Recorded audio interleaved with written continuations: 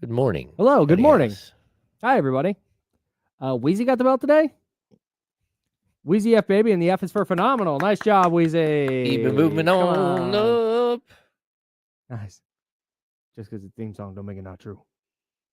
That's right. Good morning, everybody. It's one of the great theme Joe's back, songs everyone. ever. I am so back. We are so back. No, he wasn't, Polo. Just start off this. No, he wasn't. No. They got lucky. Yes. Or worked out a deal with Adam Silver. Or TBD. TBD. Good morning, something everybody. more What's up, Drew Down? Various. What's up, Lance? What's up, David Warren? We are up in here. Microwave. What's good, baby? Jayson and West Sac. What's good? Hello, hello. You already got acknowledged. Yeah. Still. Loki Trickster. Oh, Yeah. we're talking about it. Edgar today. Perez. Rolling over in his grave. Might have been making some calls from his grave. Rust Dog. Bruh, hope you're doing okay, man. That sounds like a scary incident you were involved in. Happy to hear that I missed you're, this. Still with us. And like I said, hope Best wishes, absolutely. the injuries weren't too awful. Thinking about you over here, buddy. Adam L. This is about am I wrong? Was that like the most inappropriate conversation on the radio of all time? Whoa. That's what San Antonio is known for their puffy tacos. That's what, and Damian and Kenny just kept going on. I kept throwing a flag possibly from my like house. a flour tortilla taco. A fried flour tortilla taco. Oh boy. That conversation went on for about 2.5 minutes, and I was Right. like, "This can't keep Nope. going on. We can't keep doing this." Nothing suspect about it. Love a torta, bro. What's up, Snoop Bob? Oh, pause for wait, click the mics off for 1 sec. Hi, Tyler.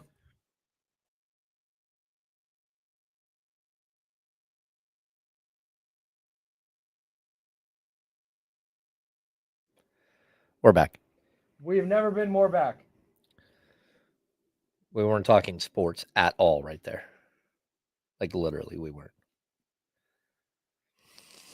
We were talking about beverages. What's up, Ash? What's up, James?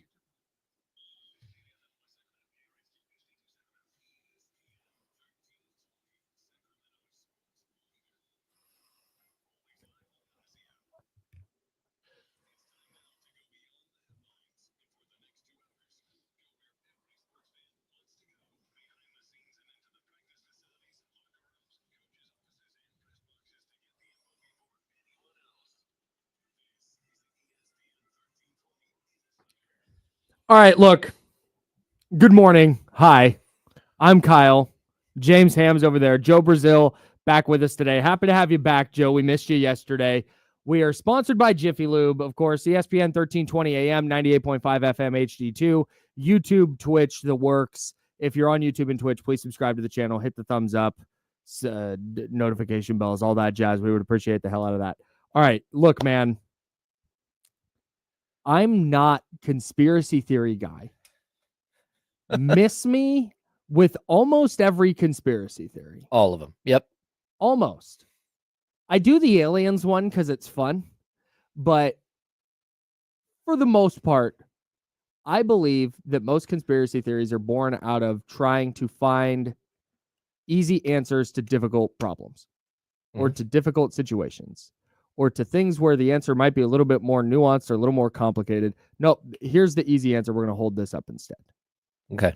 That's where I stand on conspiracy theories. And I also think that most conspiracy theories, this relates to sports, I swear to God, that most conspiracy theories are, what's the word I'm looking for? I think they are mostly, I can't think of the right word, but I think they're mostly just invalid.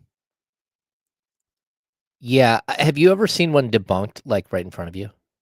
Like, Yes. like really, really debunked. Like somebody says something and somebody who has like real knowledge of the situation explains the situation. Yes. Like I find that like I've done that quite a few times with Kings fans who are like going off on Sure. some crazy conspiracy theory. And I tell them, well, actually, this is what happened. Right. And they're like, oh. And Like, they either accept it Or they reject that and go, no, see, it goes higher up. You're part of it.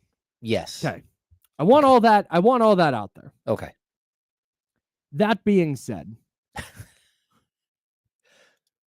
conspiracy theorists, the 2025 NBA draft lottery, which was won by the Dallas Mavericks, who had a 1.8% chance to win it after they won the first playing game, lost their second playing game, and traded Luka Doncic in the middle of the season and got fried for it to the point that fans are holding funerals for the team outside the arena and they're chanting to fire the GM while the GM is in the building and just being a general disaster franchise. For them to win the draft lottery and get the right to draft Cooper Flagg or to win the Cooper Flagg sweepstakes. A generational talent. A generational talent. A guy who was on Team USA Select and went up against Team USA in a scrimmage. This year's gold medal Team USA, LeBron, Steph, Kevin Durant, Devin Booker, Anthony Edwards, Bam Adebayo, just Derek White. Stats. loaded team. They walked out of that scrimmage and went, that dude's next. He was 17 years old. And they went, that dude is next. Yeah. That's who we're talking about. Conspiracy theorists, you win this one. I will always push back and go, there's a different answer for this. Like, you think that the NBA could pull off this or whatever organization could pull this off without anything getting leaked. This feels rigged to me. Kyle, it goes so deep too. I mean, when you start to pull back and you realize that Rick Welch took over as like the CEO of the Dallas Mavericks in January. Yes. He's also the man who literally ran, not was participating as a member of a team. As part of the NBA, he ran the initial draft lottery in 1985, which has always been the biggest conspiracy theory like ever.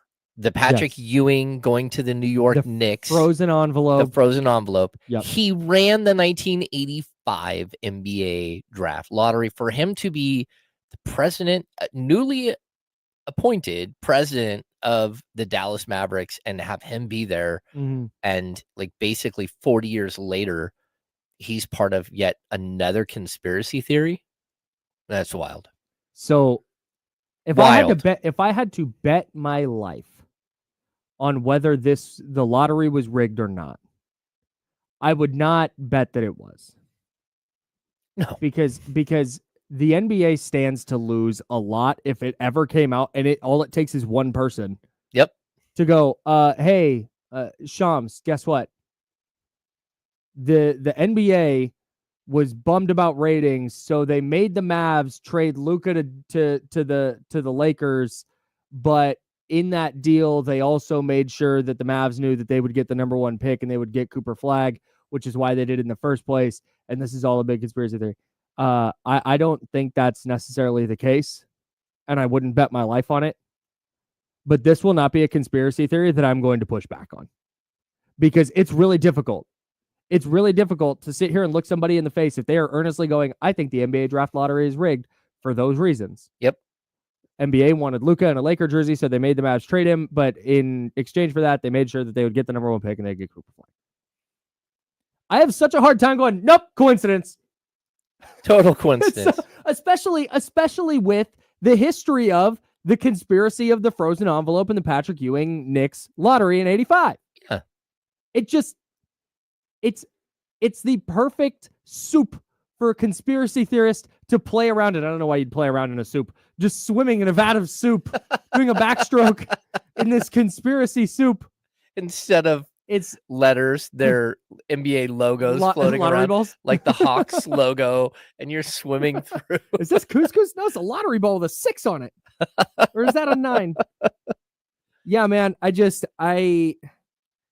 Like I said, if I'm betting my life, I don't think the NBA is rigging the draft lottery, because if it ever came out that they did that, it would be the end of the league as we know it. Of course. The league would see, Adam, so there would be jail time for people. There's so much money tied up in this. Hundreds of millions of dollars. Billions of dollars. Yeah, the Mavs just jumped in valuation a ton by landing Cooper Flagg. And by extension, all the teams, I guess it was the 13 teams that didn't get Cooper Flag, did not get that same jump. So that's the level of money at stake. And so that's where I go, hey, if I'm it's not rigged. They couldn't do that. They would take one person to be the whistleblower and the NBA ceases to exist. And there's lawsuits and there's jail. And it's just, we're talking billions and billions and billions and billions of dollars, an inconceivable amount of money. You're getting TV contracts because now if the lottery's rigged, now, okay, are the games rigged? Yeah. And now TV contracts are getting pulled. It would be a mess. So I don't think that it is so vital to the NBA that Luka goes to LA, but hey, we're going to make sure that we rig the lottery to make sure that you get Cooper Flag. I don't think it's that. I don't. But if you want to think that, I'm not going to argue with you on this one. Yeah, I'm not going to argue either. And here's from the Sacramento Kings angle, just really quickly. Like someone said, oh, thanks Kings for winning that one extra game. Just so people know, it very well could have come down to one extra game. Oof. The Kings won 40 games. The Dallas Mavericks and Chicago Bulls both won 39 games. If the Kings would have won 39 games, just one less game, or if those two teams would have won 40, then they would have had like 3 coin flips. And whoever would have won would have got that number 11 spot, which is what moved up. And we should also note that the Kings barely missed a couple of, I think it was a Wembanyama draft. They missed by one number, right. Because the way the draft works, so people know the lottery. There is a giant wall with all of thousands of little numbers all over it, right? It's like this gigantic wall. And then there's a hopper filled with ping pong balls, and there's media members in the room. There are NBA executives in the room. The hopper kicks up. It starts spitting out the lottery balls, the ping pong balls, and they go to the wall and they track what number it was. And whatever number is on the wall is associated with a specific team. And that's how they choose. And then if a team wins more than once, because that can happen, a team has 15% chance or 14.8, whatever it is, as the number 3, they could win twice. Yeah. But then you just take cross that number off and go to the next. Oh, you don't get a second pick? Yeah, just load it up. Hey, look at that. They just kept winning. There's nothing we can do about it.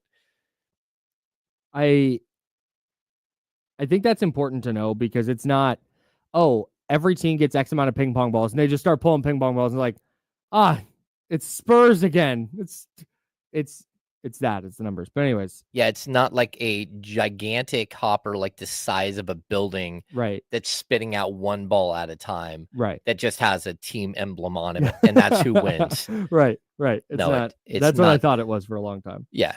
So I just got deep into the NBA conspiracy well last night, and I want to talk about the lottery, but I made the joke.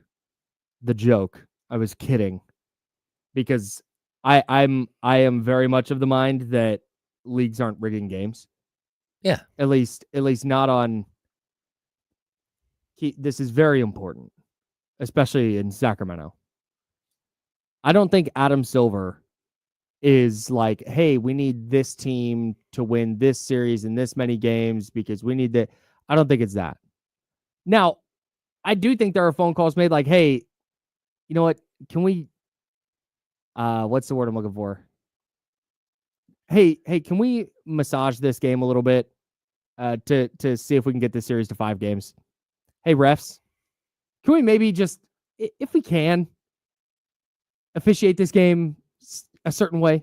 Or there could be a call that says, hey, I don't like the way that you're officiating this specific type of play with that specific type of player. Yeah, that's a yes. I don't think there that, you go. That's that the way you're officiating that is correct. Can you go through and make sure that what you're seeing is what we're seeing on tape? Right. I also think we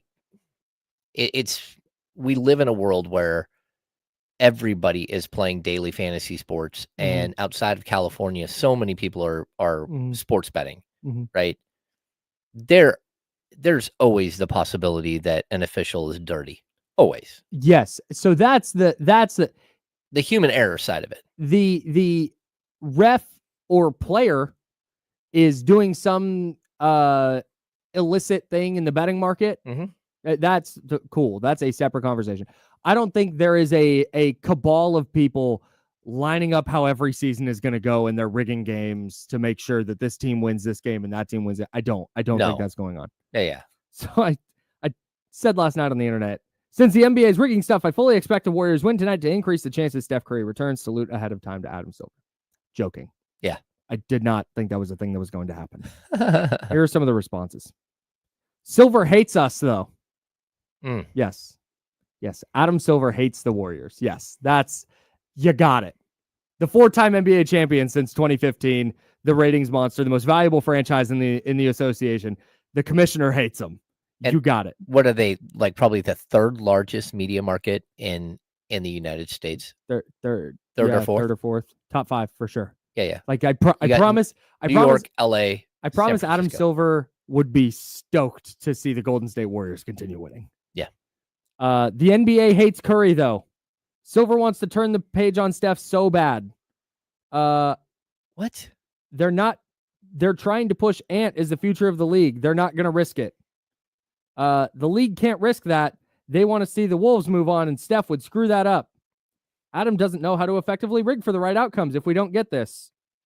It's just so many.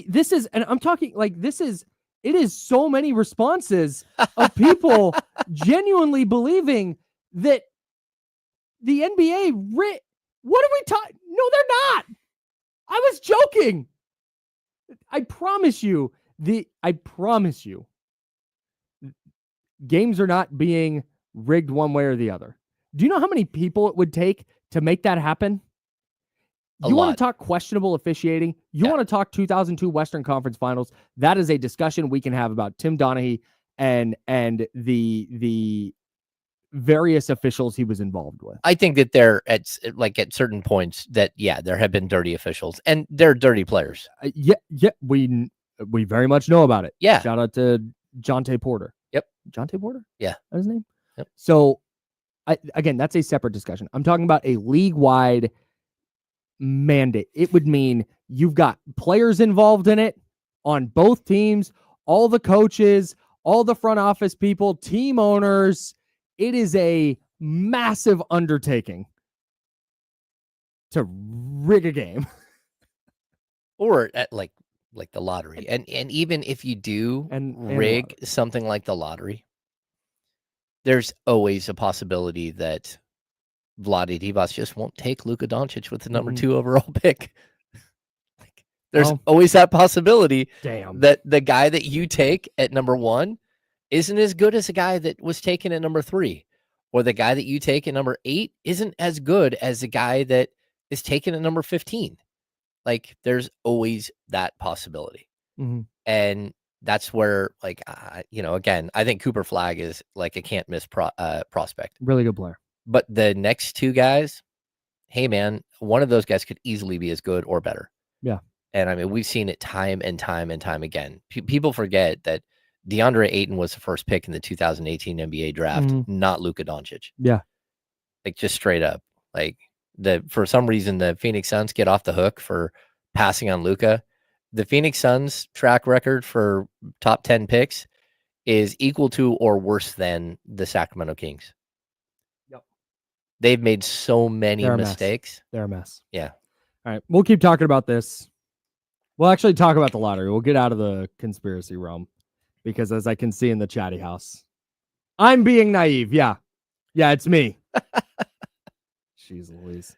All right. That's James Ham. I'm Kyle Madsen. Joe Brazil is rocking with us on the 1s and 2s. We have to step aside on the radio side momentarily, but when we get back, we'll talk about the fallout from the NBA draft lottery, what it means for the Kings, what it means for the West, and why last night was a seismic night in NBA history. We'll get to all of that on the Insiders. We're sponsored by Jiffy Lube, hanging out with you till noon on ESPN 1320 Sacramento Sports Leader.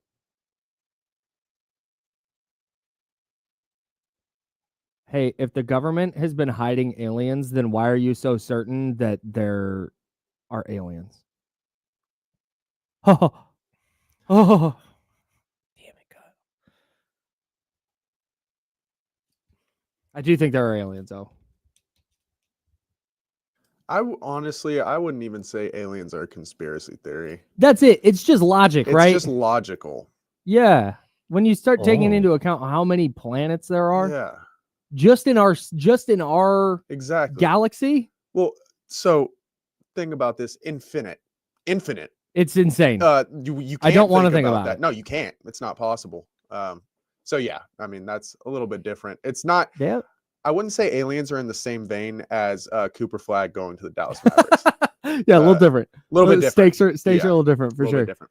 The something wild. There's a Cosmic Time Machine, I think is the name of the documentary on Netflix. If you're looking for a mind blowing thing, it's a documentary about the building of this telescope, this space telescope that they launched into space that can look basically into the past. And because of the way light travels. Yes, I've heard about this. So they send this makes my brain melt out of my ears. They send this telescope out into deep space, and then that telescope looks further out into deep space, just ungodly far away. Mhm. Like we're not talking miles, we're talking like light years. And no pun intended. And they are hoping that they will basically be able to see the creation of the universe by looking far enough back with the way light travels where they can see. Because if you were on the sun, I think it's the sun, and you were looking at Earth through a telescope, you would be watching like World War II because of the way light travels. So isn't that nuts, bros? That is nuts. And that's another reason why people think aliens aren't visiting is because they think, oh, there it is. Oh, wow. Is that what's going on? You're trying to, I'm Adam Silver's right hand man. Everyone calm down. It's not a big deal. Yeah, man. Dude, science is, man. I feel like that's a good way to put it. Just science, period. Like it's just crazy. It scares me.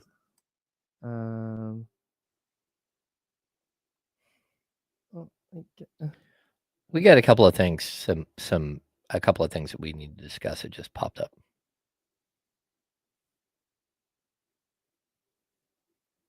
What's that?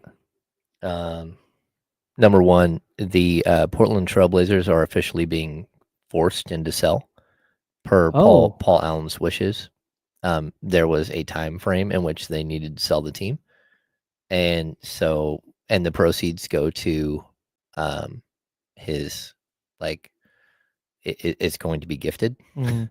And his wife was like putting off selling it, but now they've started to sell the Portland Trailblazers, which Phil Knight has tried to buy multiple times. Right, the Nike guy. Yep. Hey, we're having fun with this. Do not turn this into a weird political thing, guys. Yeah, we don't do politics at all in the chat either. We are just trying to talk about aliens.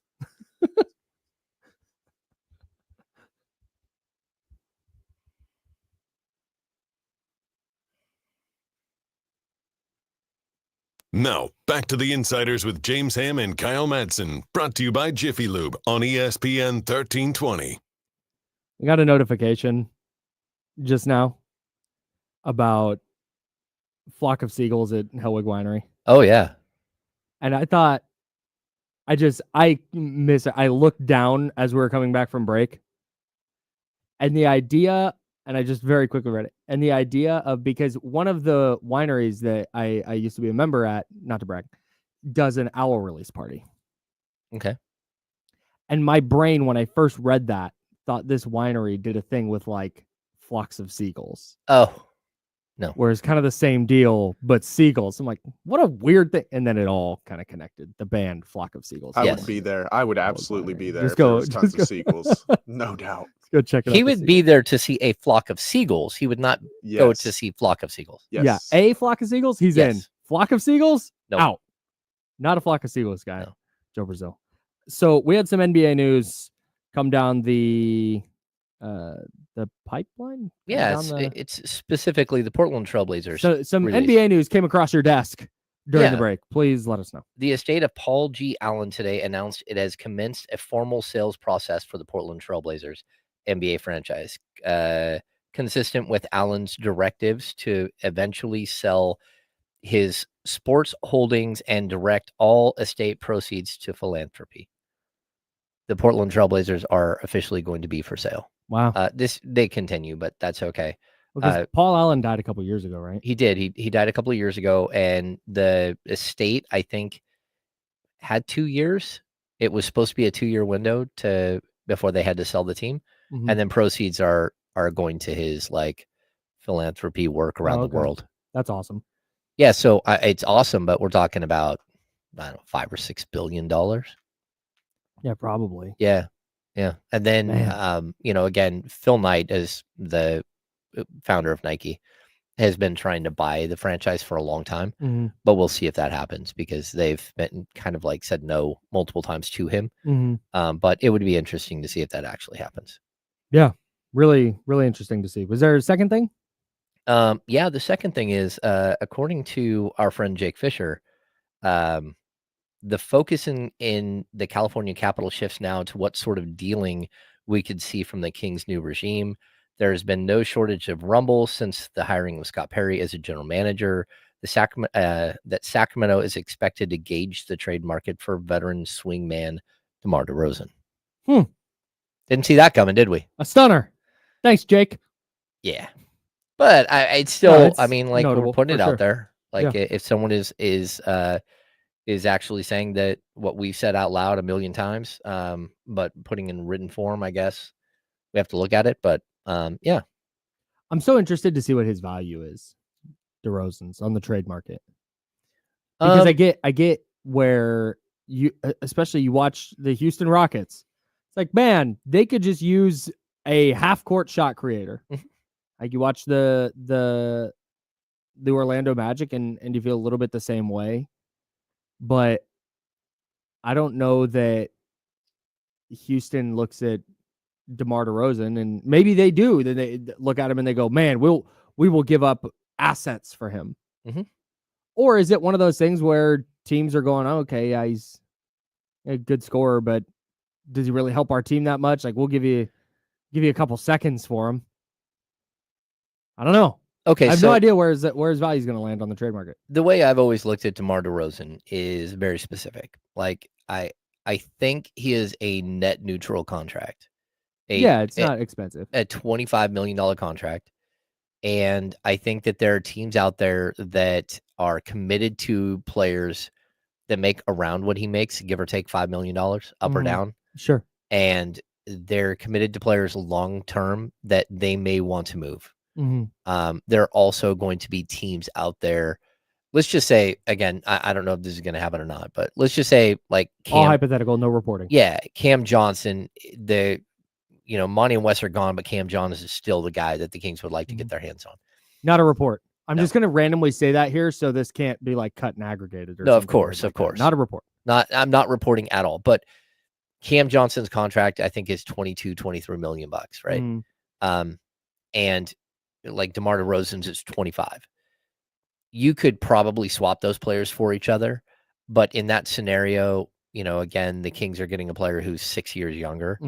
You're going to have to give up at least a first-round pick. Yeah. And the reason why a team might do that is, number one, the draft pick. But number two, the reason why you would do that is because you might have multiple years of Cam Johnson that you're like, okay, like he just doesn't fit our timeline.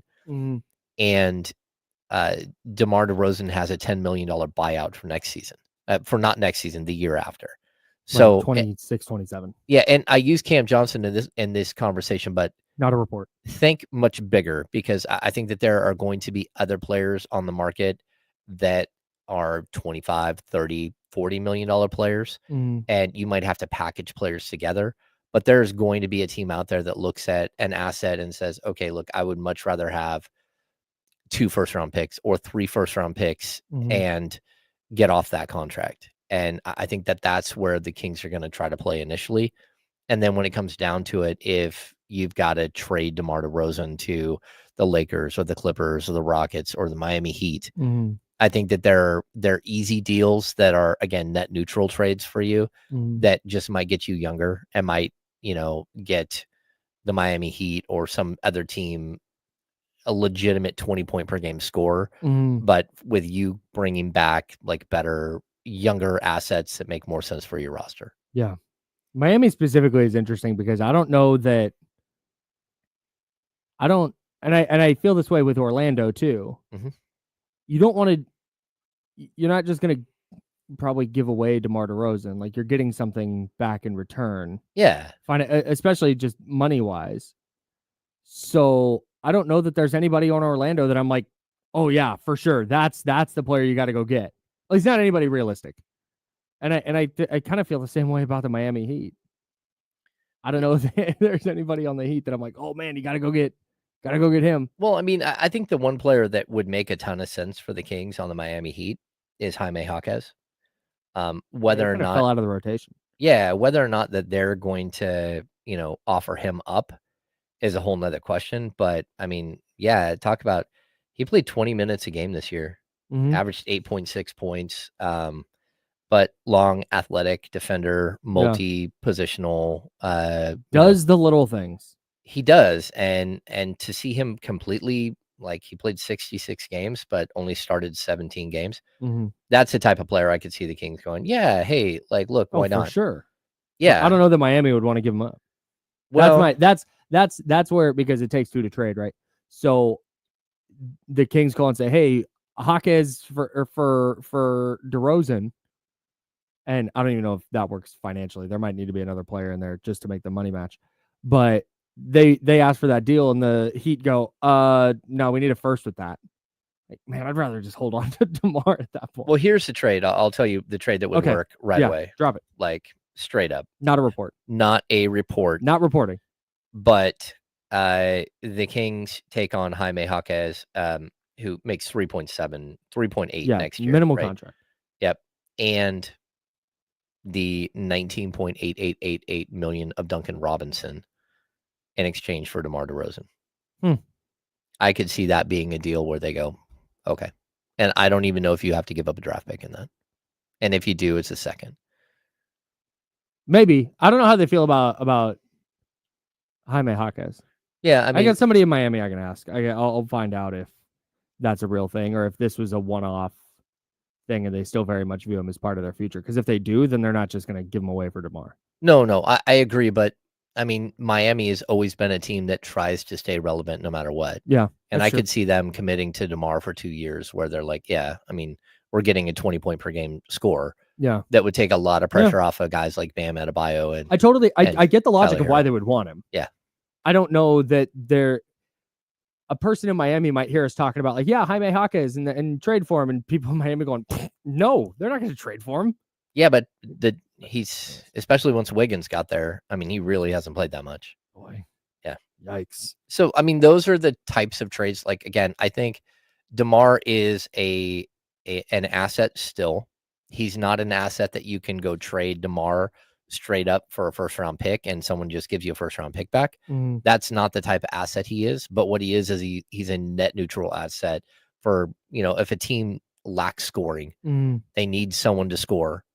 He's a guy that walks in the door and instantly knows what he's doing. And, without giving up, additional assets, you might be able to address your small forward position in a different way.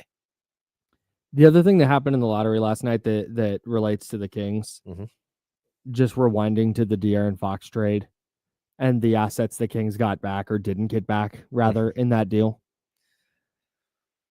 Had the Kings just gotten the Spurs first-round pick this year, there probably would have been protections on it. But maybe had the Spurs been like, no, we're going to get De'Aaron Fox and we're going to be awesome. So, yeah, here, take that unprotected first. We think it's going to be in the late 20s. And remember, the Kings did get an unprotected 2027 pick from the Spurs. They did.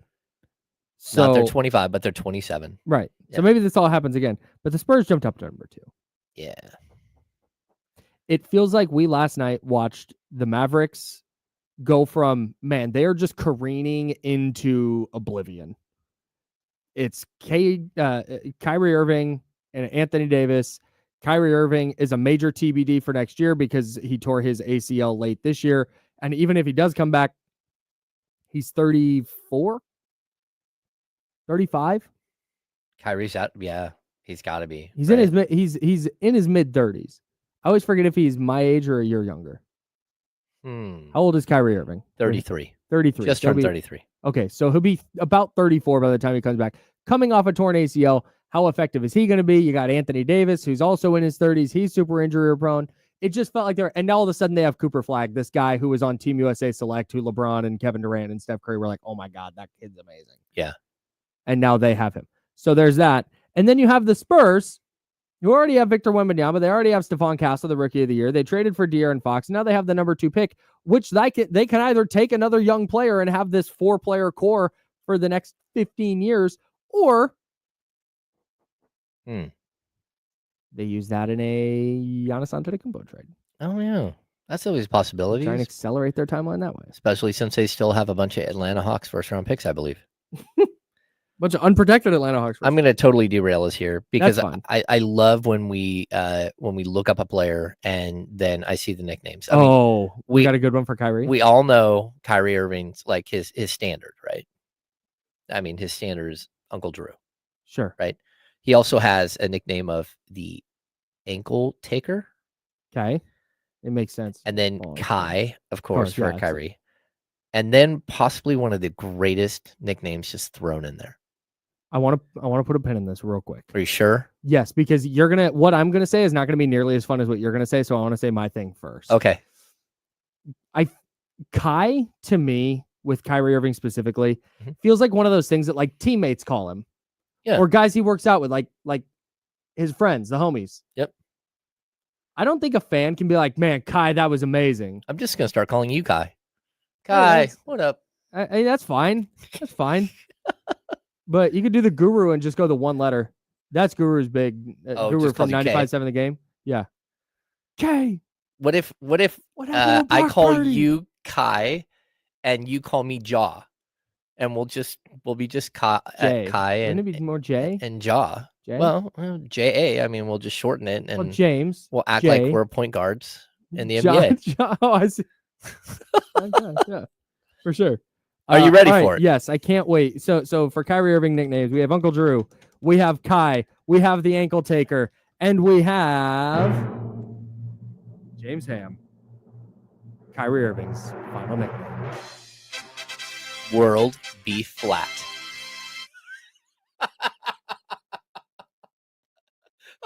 So spectacular. Oh, man.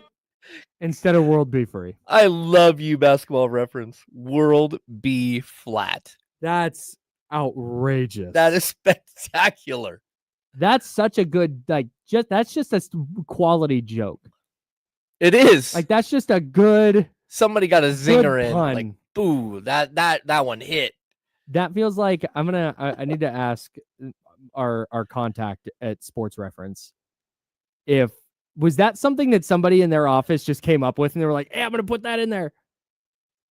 Or because no one actually calls Kyrie that. No, I can't imagine someone calling that. He goes, hey, world be flat. Like, what? World be flat. Hey, can you sign this for me? Speaking of conspiracy theories. Man, the thing I'm not here for, and somebody in the chatty house said this earlier today, and this isn't a shot at them directly because I saw this a lot. They just also produce that sentiment. And if you're unfamiliar with the chatty house, it's at youtube.com/ESPN1320 and twitch.tv/ESPN1320 if you'd like to watch this program on YouTube and Twitch. Okay, so the idea that this was some masterstroke by Nico Harrison. Mm-hmm. No, it wasn't. Let's go. You can be the biggest conspiracy theorist and you can think that the NBA rigged the lottery. Okay, that's fine. Like I said, on that, I'm not going to argue with you. But let's put that over in the cabinet for a second, and let's just act like and we're in the world right now where everything's on the up and up. Nothing, we know for a fact there was a massive investigation, all this stuff, everything was on the up and up. It wasn't rigged. That's just lucky. Mm-hmm. Nico Harrison did not do some brilliant GMing to put his team in position to wind up with Cooper Flagg. He had a 1.8% He had chance. a 1.8% chance. Only a 1% chance higher than the Sacramento Kings had of moving from 13 to 1. 1%. There was a higher likelihood of the Kings moving into the top 4, 3.8%, than there was of the Dallas Mavericks moving from 11 to 1. Almost, no, more than twice. More than twice as high. That's crazy. That's so crazy. So that's where they got lucky. The Mavericks got lucky last night. Nico Harrison did not do anything that absolves him of the disaster that is the Luka Doncic trade. Does this help the Mavs organization, theoretically, assuming that Cooper Flagg reaches his ceiling? Mm-hmm. Does this help the Mavs organization perhaps get back to relevance quicker? Like, yeah, no doubt. No, without question. It saves Nico's job. Very likely saves Nico's job. Yeah. This wasn't some brilliant, wow, hey, exec of the year on the way for Nico. They got super duper lucky. Lucky. Yeah. That's all. Nico Harrison is not a good GM now because this happened. Anyways. I agree, Kyle. I do want to say, just real quick, I shouldn't have said that because Nico Harrison made some really quality moves a couple of years ago. Yeah, to help the Mavs get to the final. Like he did a nice job. He does not get absolved of the Luka trade for this. No. Rockets, Mavs, Spurs, Thunder. Everybody in the West is cooking. And the Kings don't have their first round pick. It's fine. It's fine. Everything's fine, Kyle. Everything's totally fine. We'll talk about the NBA playoffs. Last night, a possible turning point in NBA history. We'll talk about it. James Ham, I'm Kyle Madsen. That's Joe Brazil. We're the Insider, sponsored by Jiffy Lube on ESPN 1320. It's Sacramento Sports Leader. Why haven't they announced the Chargers' opponent for week 1? Friday? What? Yeah, they do the Brazil game on Friday after the season opener on Thursday. Oh, that's weird. But it's weird they haven't announced the Chargers' opponent yet. All right, I'll be right back. Okay. Oh. Oof. This would, bro, if this is how this all shakes out, if this is how this all ends, it would be so difficult to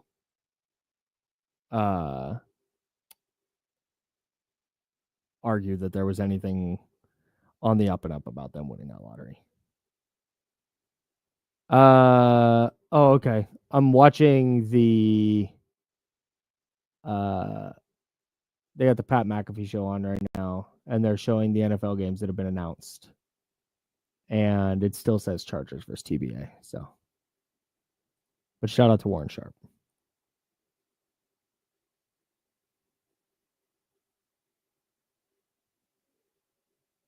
Yeah. Can you do me a favor?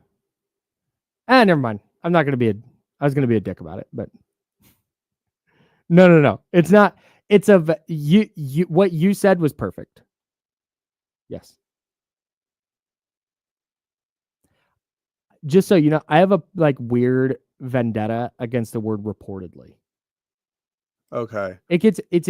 You're good. You didn't do anything wrong. I will tell you, this is a me thing. I am now more offended the fact that you pulled your punch back. I'm way more offended now. So I just want that to be known. What I was gonna, the way I would do that if I was writing it on Niners Wire, it's easier to work around that word. The way you're doing it is thumbs up. You're doing great. Nah. At least not that I've seen. Although it doesn't sound like anybody is super concerned that it's going to be a knockdown, drag out type of deal. Oh, no. Our guy, Ty Windich. Kuzma for DeRozan as a framework saves Sac a few $1 million and gets the Bucks a much better half-court initiator than they'd otherwise have next season. Ooh. Yeah. Ooh. Also, he adds, and selfishly, I've always loved DeMar and would enjoy rooting for him. That's what you think. Drew, I think you spelled Colombia wrong. It took me a second to get the joke. Or is that how we spell it? Isn't it COLO?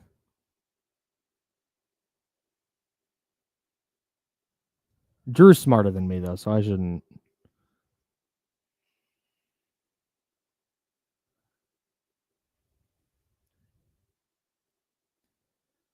Bro, I would. Okay, yeah. The Kings will take Kyle Kuzma and a first-round pick. Actually, I could work a deal that would work for that. Again, Bobby Portis has a player option, but this is a fun question. We're gonna answer this. I'm starring that. I've been starring stuff earlier too. Oh yeah, you did. Jeez Louise.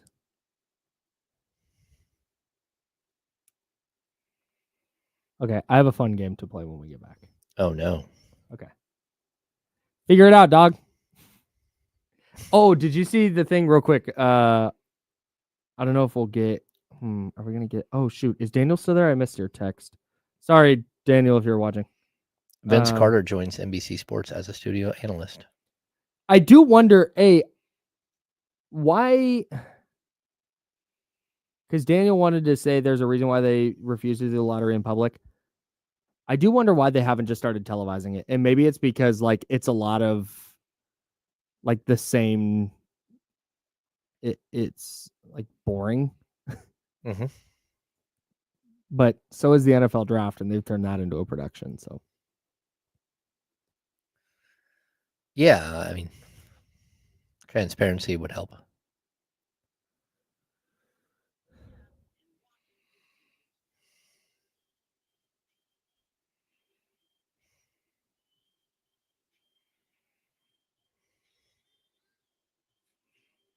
Now, back to the Insiders with James Ham and Kyle Madsen, brought to you by Jiffy Lube on ESPN 1320. James is over there. I'm Kyle. That's Joe. We're talking about the NBA draft lottery. Won suspiciously by the Dallas Mavericks last night. 916-909-1320, 916-909-1320. That is the Elk Grove Kia talk line. If you'd like to jump in on the program and join the conversation. Of course, you can also join the conversation in the chatty house at youtube.com/ESPN1320 or twitch.tv/ESPN1320. And while you're there, please subscribe to our channel. We would appreciate the heck out of that. Hit the little notification bell. That way you get notified when we go live, which we do every day at 9:57 a.m.-ish right here on ESPN 1320. But we've got some questions there as well that I want to run through because you've started a few and we have some really good ones. Let's start with our guy. Jim Garfinkel asks, does this lottery change the direction of the Kings? Not the identity, the direction. I don't think. Can I start here? Yeah. I don't think it changes their direction because their direction was, okay, they're not going to have their pick this year. So they're going to, Scott Perry in the front office are going to start whatever path they're going to take, whatever direction they're going to go down. They're going to start it without a first round pick. Had the Kings jumped into the top 4, I think it changes their direction. Oh, I agree. That changes the calculus dramatically. Yeah. But by even Dallas jumping up and the Spurs jumping up and those two teams being in the West and possibly building, juggernauts here over the next couple of years, that doesn't change anything for me of what the Kings should be doing. No. Okay, so, when you get sushi, right? It always comes with like the sliced ginger, right? Yeah. This was a full-on palate cleanser for the Kings. That's like they just like, okay, it's over, it's done with. We ripped the Band-Aid off. Yes. We no longer have our 2025 pick, but July 1st is like the biggest day for Scott Perry ever, because now he starts with a completely clean slate with a 2026, 27, 28, 29, 30, 31, and 32 first round picks that are his own. And just real quick, and none of those are like, but this might go to this team, and if it doesn't convey, nope, it is. They all belong to the Kings. Yeah, their 2031 does have that little asterisk. It's a potential pick swap with the San Antonio Spurs. Yes. On top of that, they have the Spurs unprotected 2027 pick and the Timberwolves unprotected 2031 pick. Keep an eye on those. Those are two of the most valuable pieces the Kings can have, because what they do is they free you up to trade your own picks, but also to make blockbuster trades with unprotected picks that aren't yours. Yes. So it does not matter what you do and what you don't do. They are other teams' unprotected first-round picks, which could be so incredibly valuable. It's ridiculous. 2 unprotected firsts in a deal is crazy. You're getting an star level player. You're not throwing an unprotected first at somebody for Kyle Kuzma. You're throwing unprotected firsts for John Morant, like that type of that type of deal. I don't know if I'd do that for Josh specifically, but that type of player. Yeah, and there's always a potential that like a team you're dealing with may have a player that's so good that you have to throw in 1 or 2 of your own picks. Sure. But you can give a team a 26 and a 27 and a 28 and a 31 or a 30. Like, you have so many options now. A lot of draft capital. Yeah, and the fact that they're staggered is really brilliant. The other thing it does is the way the Kevin Huerter trade worked out is that if you didn't give up your pick next season, it converted into 2 second-round picks, a 26 and a 27 second-round pick. Because the Kevin Huerter trade is now over and done with, the Kings also get those 2 picks back. They could not, they were basically held in a bank. Right. You could not use your 26 or 27 second-round pick. So now the Kings have a 25, 26, 27. Now check this out. They don't have a 28, 29, 30, or 31 second-round pick. They've got a 32. So they're back up to 4 second-round picks total over the next 7 years. Charlotte's first this year conveys as a 26 and 27 second. Yeah, but they already traded that pick for Jake LaRavia. Oh, that's right. Yes, that's right. Yeah. Yes. Okay. Yeah, I think they traded one of those picks for LaRavia and one pick for Valanciunas. Okay. Yeah, so like, look, this was, to me, it's that moment where Scott Perry goes, okay, I now know what I have to work with. Completely. Yes. There are no more question marks. I know exactly what I have to work with, and can I plot out a pathway? And that's where, again, a guy like DeMar DeRozan, you might be able to trade him in a deal like what we talked about, just a not even reporting, a speculative. Not a report. Like, this would work financially deal of Duncan Robinson and Jaime Jaquez. Not a report. For DeMar DeRozan. So there's that type of deal, right?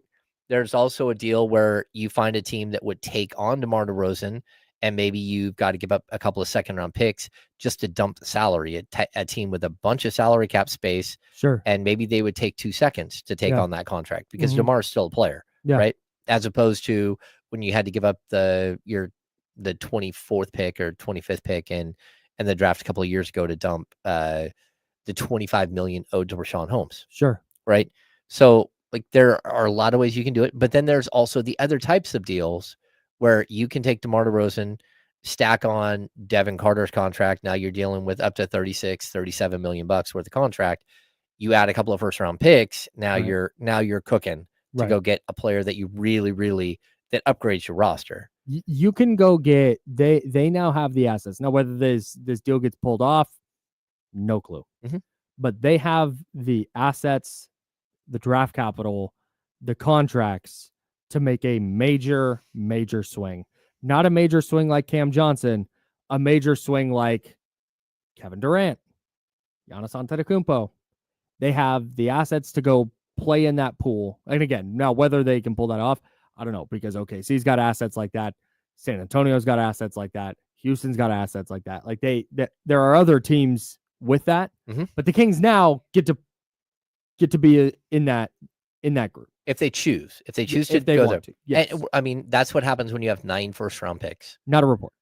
No. Yeah. We're not we are reporting they do have 9 first-round picks. That's it. Yes. They do have 9 first-round picks and 4 second-round that. picks over the next 7 years. But over the next 7 years they have 9 first-round picks. Sure. That's a lot. It's a lot.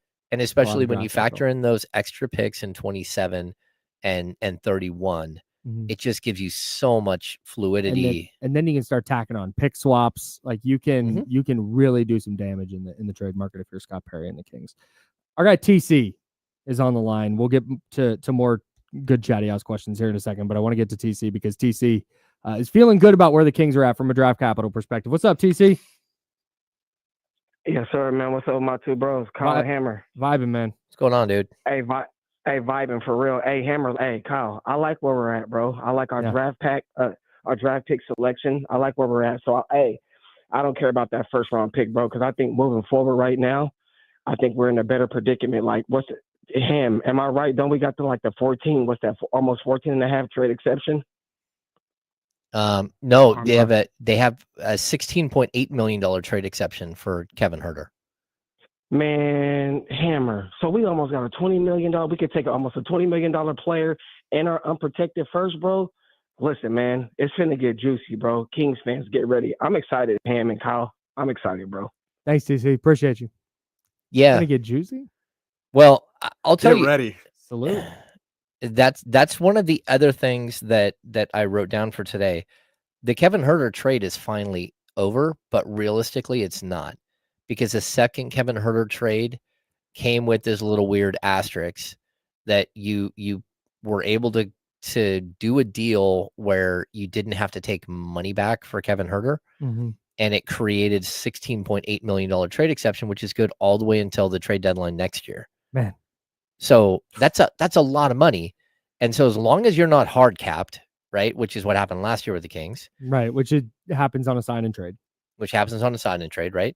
As long as you don't hard cap you don't, again, this summer hard cap yourself, that means you could get all the way up to the trade deadline and you could already be close to the luxury tax. You could blow right over the top of the luxury tax and take on a $15 million player from another team. Another fascinating aspect of all this. Yeah. Will they do that?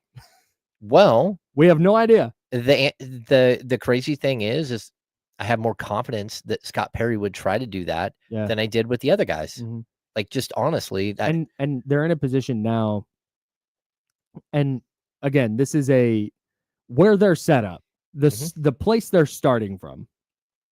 This does not mean they're going to get to this ultimate finish line, this pie in the sky finish line that we're talking about. But they are starting from a position where they can go get players where you would be very well justified to go over the luxury tax. It wouldn't be just doing it to just have guys. No, you know what I'm saying? You take one big swing, you take a second big swing, all of a sudden you've got your small forward, you've got your point guard locked up, and that's in your rotation, and you see a way that you can go get another big time player that you think can really push you like over the top. That's when you do it. Yeah. Like we've talked about this forever, and RIP Rory, we used to fight all the time about the fact whether the Kings were willing to, spend and go into the luxury tax. To be honest, when have they been in the position? And they should have been in the position 2 years ago where they did. They went in the luxury tax to improve the roster, but they didn't. And so you're always left with that. Well, maybe they won't. But it's a big difference between being an NBA luxury tax paying team and basically being an NBA, like the equivalent of a welfare team. Yeah. You get a lot more money back from the league. I mean, we're talking about 13, 14 million bucks that they're going to get, and all the money that you save by not going over the tax. Yeah. So we'll see. Plenty more coming up for what the NBA draft lottery means for the Kings. We're taking your calls at 916-909-1320, 916-909-1320. That's the Elk Grove Kia talk line. And then we got some more questions in the chatty house that we want to get to as well. All that coming up in the second hour. That's James Ham. I'm Kyle Madsen. We're the Insider, sponsored by Jiffy Lube on ESPN 1320. It is Sacramento Sports Leader.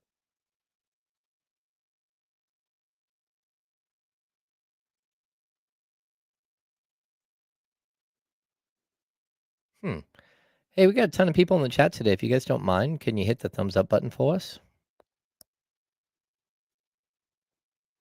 Have you guys gotten those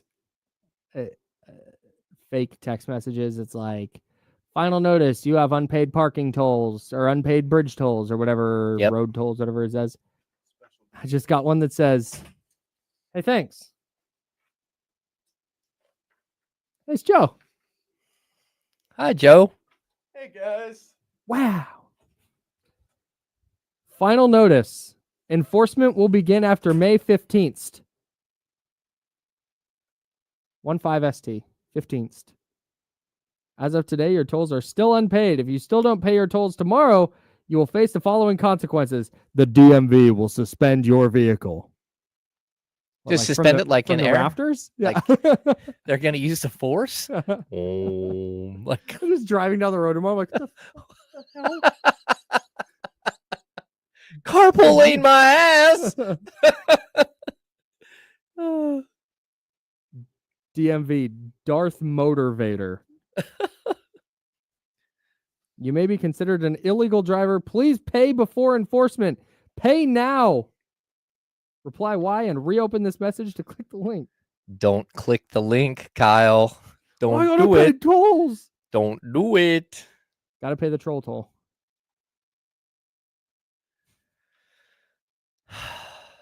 Yeah, they're gonna suspend my vehicle. That's weird.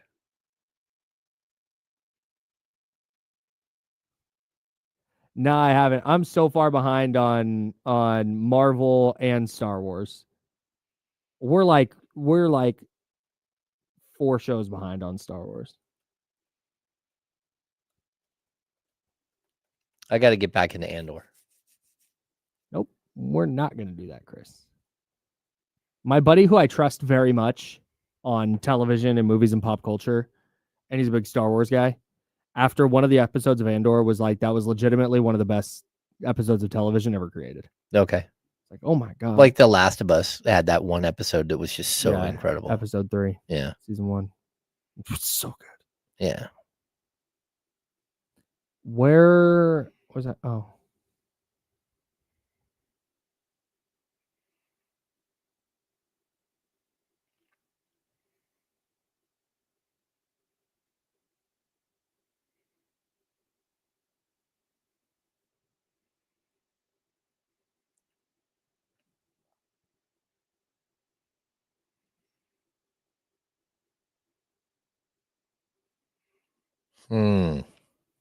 Man, I hope they don't do something crazy like let the Trailblazers get sold and move to Seattle or something. No way.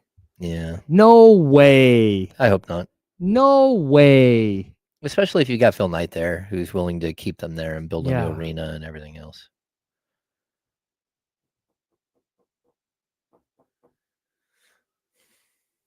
No way. Yep. Driving around without a suspension. Facts. This season was crazy.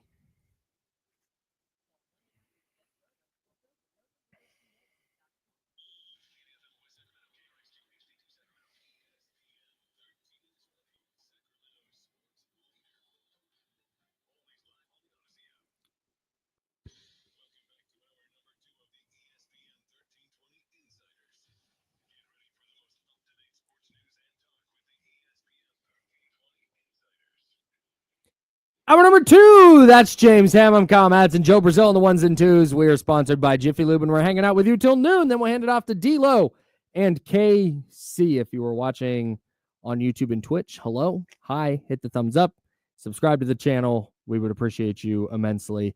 We appreciate that immensely. If you are listening on ESPN 1320 AM or maybe 98.5 FM HD2, hello to you as well. After you get out of the car, make sure to subscribe to our YouTube channel. Yeah. Just while you're doing that. Also, the James Ham and Kyle Madsen Show podcast. That's this show in podcast form. We upload each hour and each full show, so you can catch up on anything you missed. And the free Odyssey app. Search ESPN 1320, and you open the free Odyssey app, and you favorite ESPN 1320, and then we just show up. You can listen to us live anywhere around the world. Okay, So we're getting to some questions about the NBA draft lottery, and Mark Souza and Adam Lane in the chatty house had similar questions. So I'll read them both, and then we can hash it out. And if you'd like to participate in the show, you can participate in the chatty house or call the Oak Grove Kia Talk on 916-909-1320. That's 916-909-1320. Okay. Mark Souza says, realistically, what teams in the West have a worse 3-year outlook than the Kings? And then Adam Lane says, list the teams in the West that are worse off than the Kings right now. The teams in the West that are worse off than the Kings right now are the Jazz for sure. Yep. Jazz are in a bad spot. I think you can make the argument that Golden State is in a worse spot just with their age and the fact that Jonathan Kuminga seems to be their brightest future star, and he may not be a player that they want to keep. Or he may be a player they can't keep because he's a restricted free agent this offseason, and some team could pay him more than what the Golden State Warriors can match. It's a great point. Yep. So I think you could make the argument that Golden State's in a worse spot. Phoenix is in a bad spot. Phoenix is not in a good spot. Phoenix is in a dark spot because they ran that team out there this last year and even fortified that team at the deadline and still came up empty. Still, again, wasn't even a play-in team. No, I think there's people who would argue, okay, well, they have Kevin Durant. That's a great trade asset. If they want to trade Devin Booker, that's a great trade asset. Yep. I understand all that, but they also have Bradley Beal, which they cannot trade. No one will take that contract. Right. That's it. So that's kind of a mess. They don't have any other picks, though. It's not like they have this treasure trove of picks that they would be adding to. They're going to need to trade guys just to get some draft capital. They have nothing. Yeah, that's the crazy part about their situation. Yes. And I don't have my NBA futures. Well, I do now. But we have the technology to find that quickly. Yeah, I mean, I think that has to be considered when you're going to gauge like who's in a better spot, who's in a worse spot. Like again, Phoenix could pop up next year and win 48 games, and no one would be shocked if they were to win that with that team. But it's very, very limited. Like their window is nearly closed. They have an incoming first-round pick from Cleveland, and then in 2025, they have a 2027 first-round pick from Utah or Cleveland or Minnesota. But it's the worst of those. The three. least favorite, favorable. And then outgoing, their 2025 is gone. Their 2026 is gone.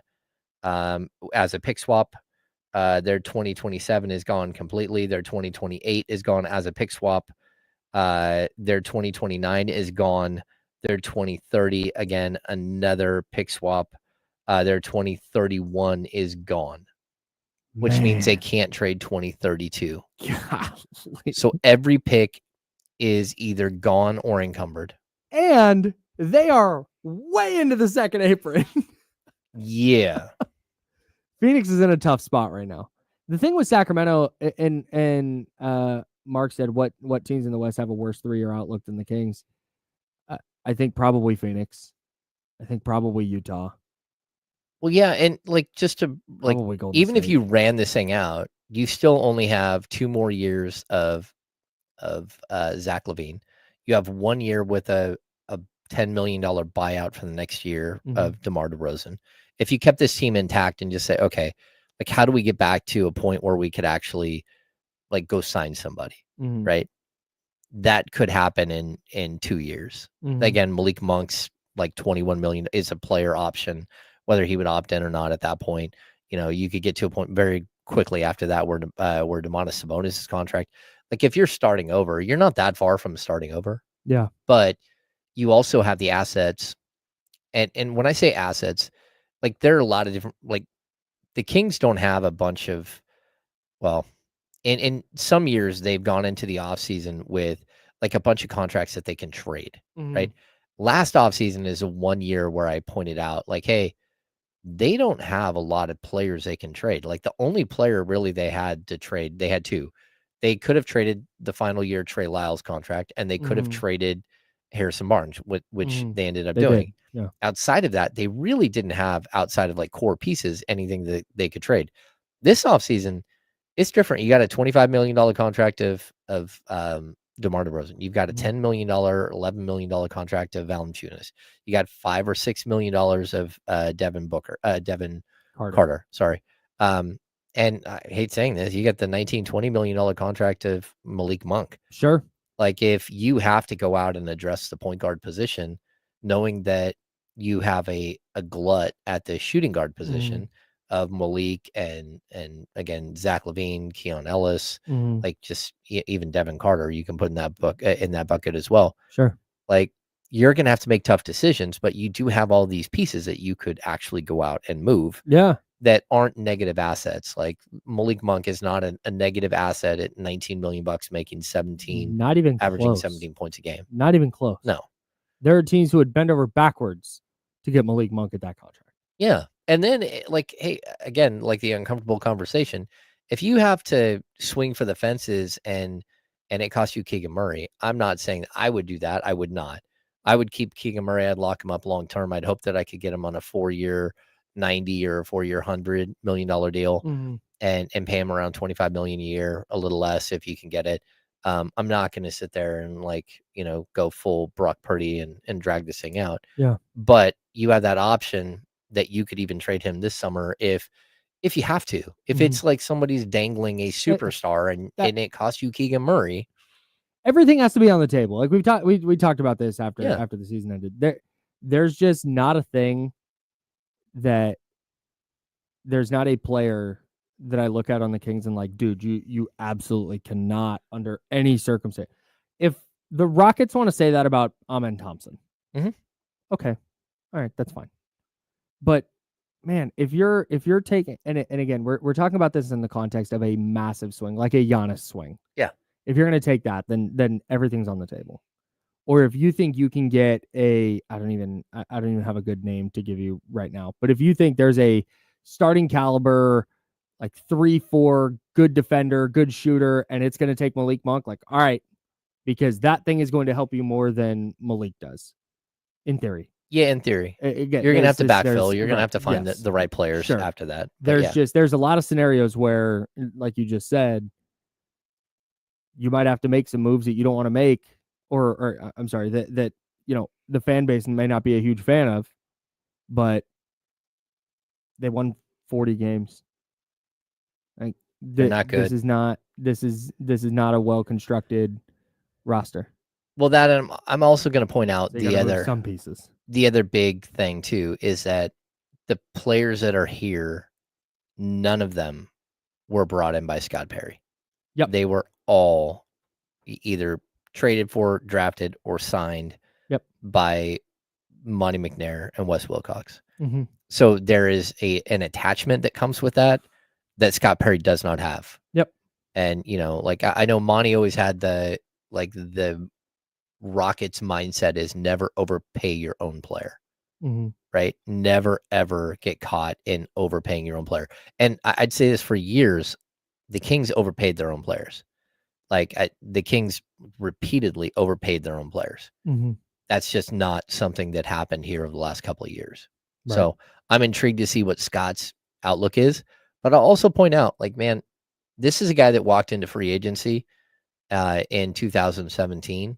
And I know it doesn't matter whether they worked out or not, but was able to somehow get George Hill coming off a career year to sign a 3-year, $59 million deal. He's able to get Vince Carter to sign a 1-year, $8 million deal. He's able to get Zach Randolph to sign a 2-year, $25 million deal.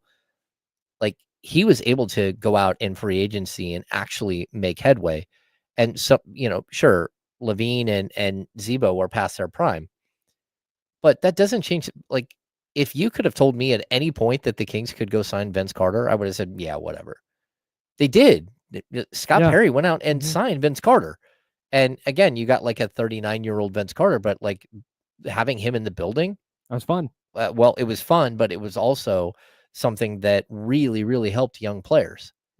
And, they got it. They got why he was there. He was there to, like, lead them through some rough times. And so, look, I'm intrigued to see what Scott Perry can do. Yeah. And we talked about, the $16.8 million trade exception that they have for Kevin Huerter. They also, just so people keep an eye on these two deals, right? They have a $6.3 million trade exception for Sasha Vezenkov. It has to be used by June 28th. Oh. So it has to be used or it goes away. They have a $5.9 million trade exception for Chris Duarte. It has to be used by the 8th of July. So June 28th and July 8th, but July 1 is when they have access to all of their picks. Yes. Oh. Yeah, but there is a possibility, although, like, realistically, no, the day after the draft, they have access to their 2026 because technically speaking. July 1 is when they get to their 32. Yeah, that's when they add their 32 pick. Yes, but but as soon as the draft happens, you now can trade your 2026, right? So I'm not saying that they're going to take that contract and go use it to go trade for a player. But it's also a possibility, right? And so even on draft night, it's a possibility the Kings could go out and trade their second round pick and a $6.3 million trade exception and come away with a really nice $5 or $6 million player that makes sense for their roster. So there's all these possibilities there built in because of these trade exceptions, but just know that those trade exceptions go away very quickly. Yeah. Like in a month and a half. Yeah. For one of them. Go ahead. What other questions do we have there? I think there was one more, right? Yeah, I want to pause that for a second though, because KD55 in the chat, where did it go? Said, would we be in a better position if we hadn't traded Fox? Would we be in a better position after this lottery if we hadn't traded Fox yet? Yeah, having De'Aaron Fox right now as a trade asset would be better than not, especially knowing what they gave up or what they didn't get back, what they got back, what they didn't get back in the original Fox trade. Well, yeah, but doing that deal when they did it was silly. I agree, but I'm going to make a crazy statement here that people are going to look. Can't wait. I don't think if the San Antonio Spurs knew they were moving to the number 2 pick in the draft and knowing the Cooper Flag is the number 1 pick, but the number 2 pick in this year's draft is probably Dylan Harper, who is a point guard / shooting guard out of Rutgers, maybe Ace Bailey, a small forward, who is the 3rd pick, but that number 2 pick, do you think when you've got Stephon Castle and you've got the number 2 pick in the draft that looks like it's probably a point guard or a combo guard, do you think they would still want to do the De'Aaron Fox deal? Because now all of a sudden they're looking at a roster with like a 22-year-old Wembanyama, a 20-year-old Stephon Castle. They've got some veterans around them right now. Would they be like, are they going to draft a point guard here at number 2? Sure. And does that mean that De'Aaron Fox may or may not get his full-fledged extension? Could they trade De'Aaron Fox this offseason? Could De'Aaron Fox be the piece that they throw in a deal to go get a big-name player that plays a different position? That would be wild. It'd be wild, but at the same time, I mean, I think that the Spurs, we always look at it from the Kings' point of view. It would be pretty brutal if they traded De'Aaron Fox for more than they gave up for De'Aaron Fox. Of course. Oof. Yeah. I just don't understand the logic of letting a front office make that deal when you knew you were firing. Never.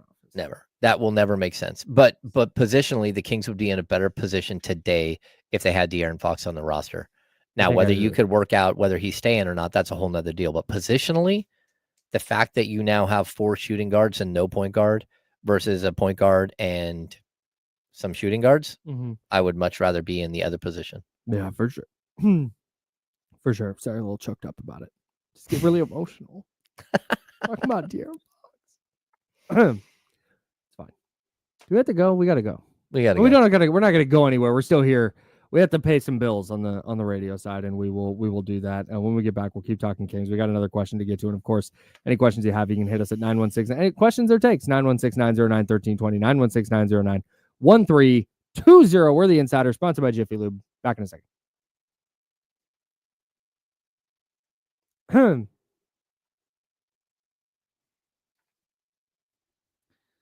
You can put me in a mansion. Somewhere in Wisconsin. Good question. Man, He meant Fox. yeah. Fox on the roster with Lillard. Lillard's out for a year. Oh God, we haven't even talked about Tatum yet. Son of a gun. No, we haven't even talked. We don't even know anything yet, do we? No. No, we don't have breaking news yet. Which is insane. It's 2025. The injury happened 19 hours ago.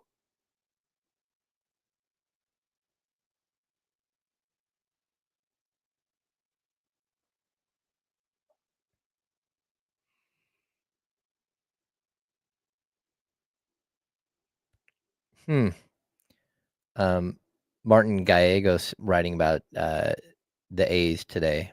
Luis Morales is a young pitching prospect. He's drawing comparisons to El Duque. Okay.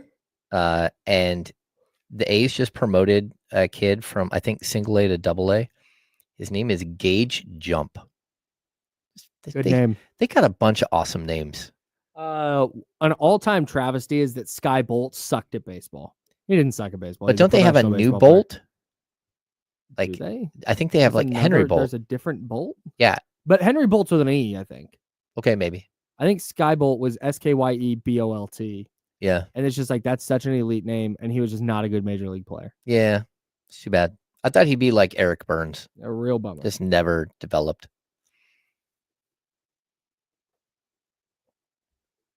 Yeah, Gauge Jump sounds like something that happens in Skibbity Toilet, am I right? Joe, is that a thing? I heard my name. I need a young person's help with this. I'm here. I said Gauge Jump sounds like something from Skibbity Toilet. Am I right? No, not right. Okay, that's fine. I tried. Can I preface by saying Please. I am young, but I am not Skibbity Toilet young. Oh, is Skibbity Toilet like way like? I'm old. What is that? Gen Alpha? Yeah. I don't even think my 17-year-old uses that term. Yeah, no, I think it's younger. I'm old to the Skibbity Toilet folk. Can you when hey, come here real quick. Come here. Yeah, you, come here. Who do we got? Justine. Oh, Justine knows Skibbity all the time. Yeah. Hey, I was trying to. How old is? We're not on the radio right now. We are on the stream. Everybody say hi to Justine. What's the age range for Skibbity Toilet?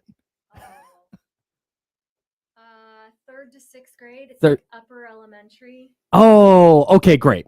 Okay, 3rd to 6th grade. Very good. It's for nobody. Nobody should use this for no grade.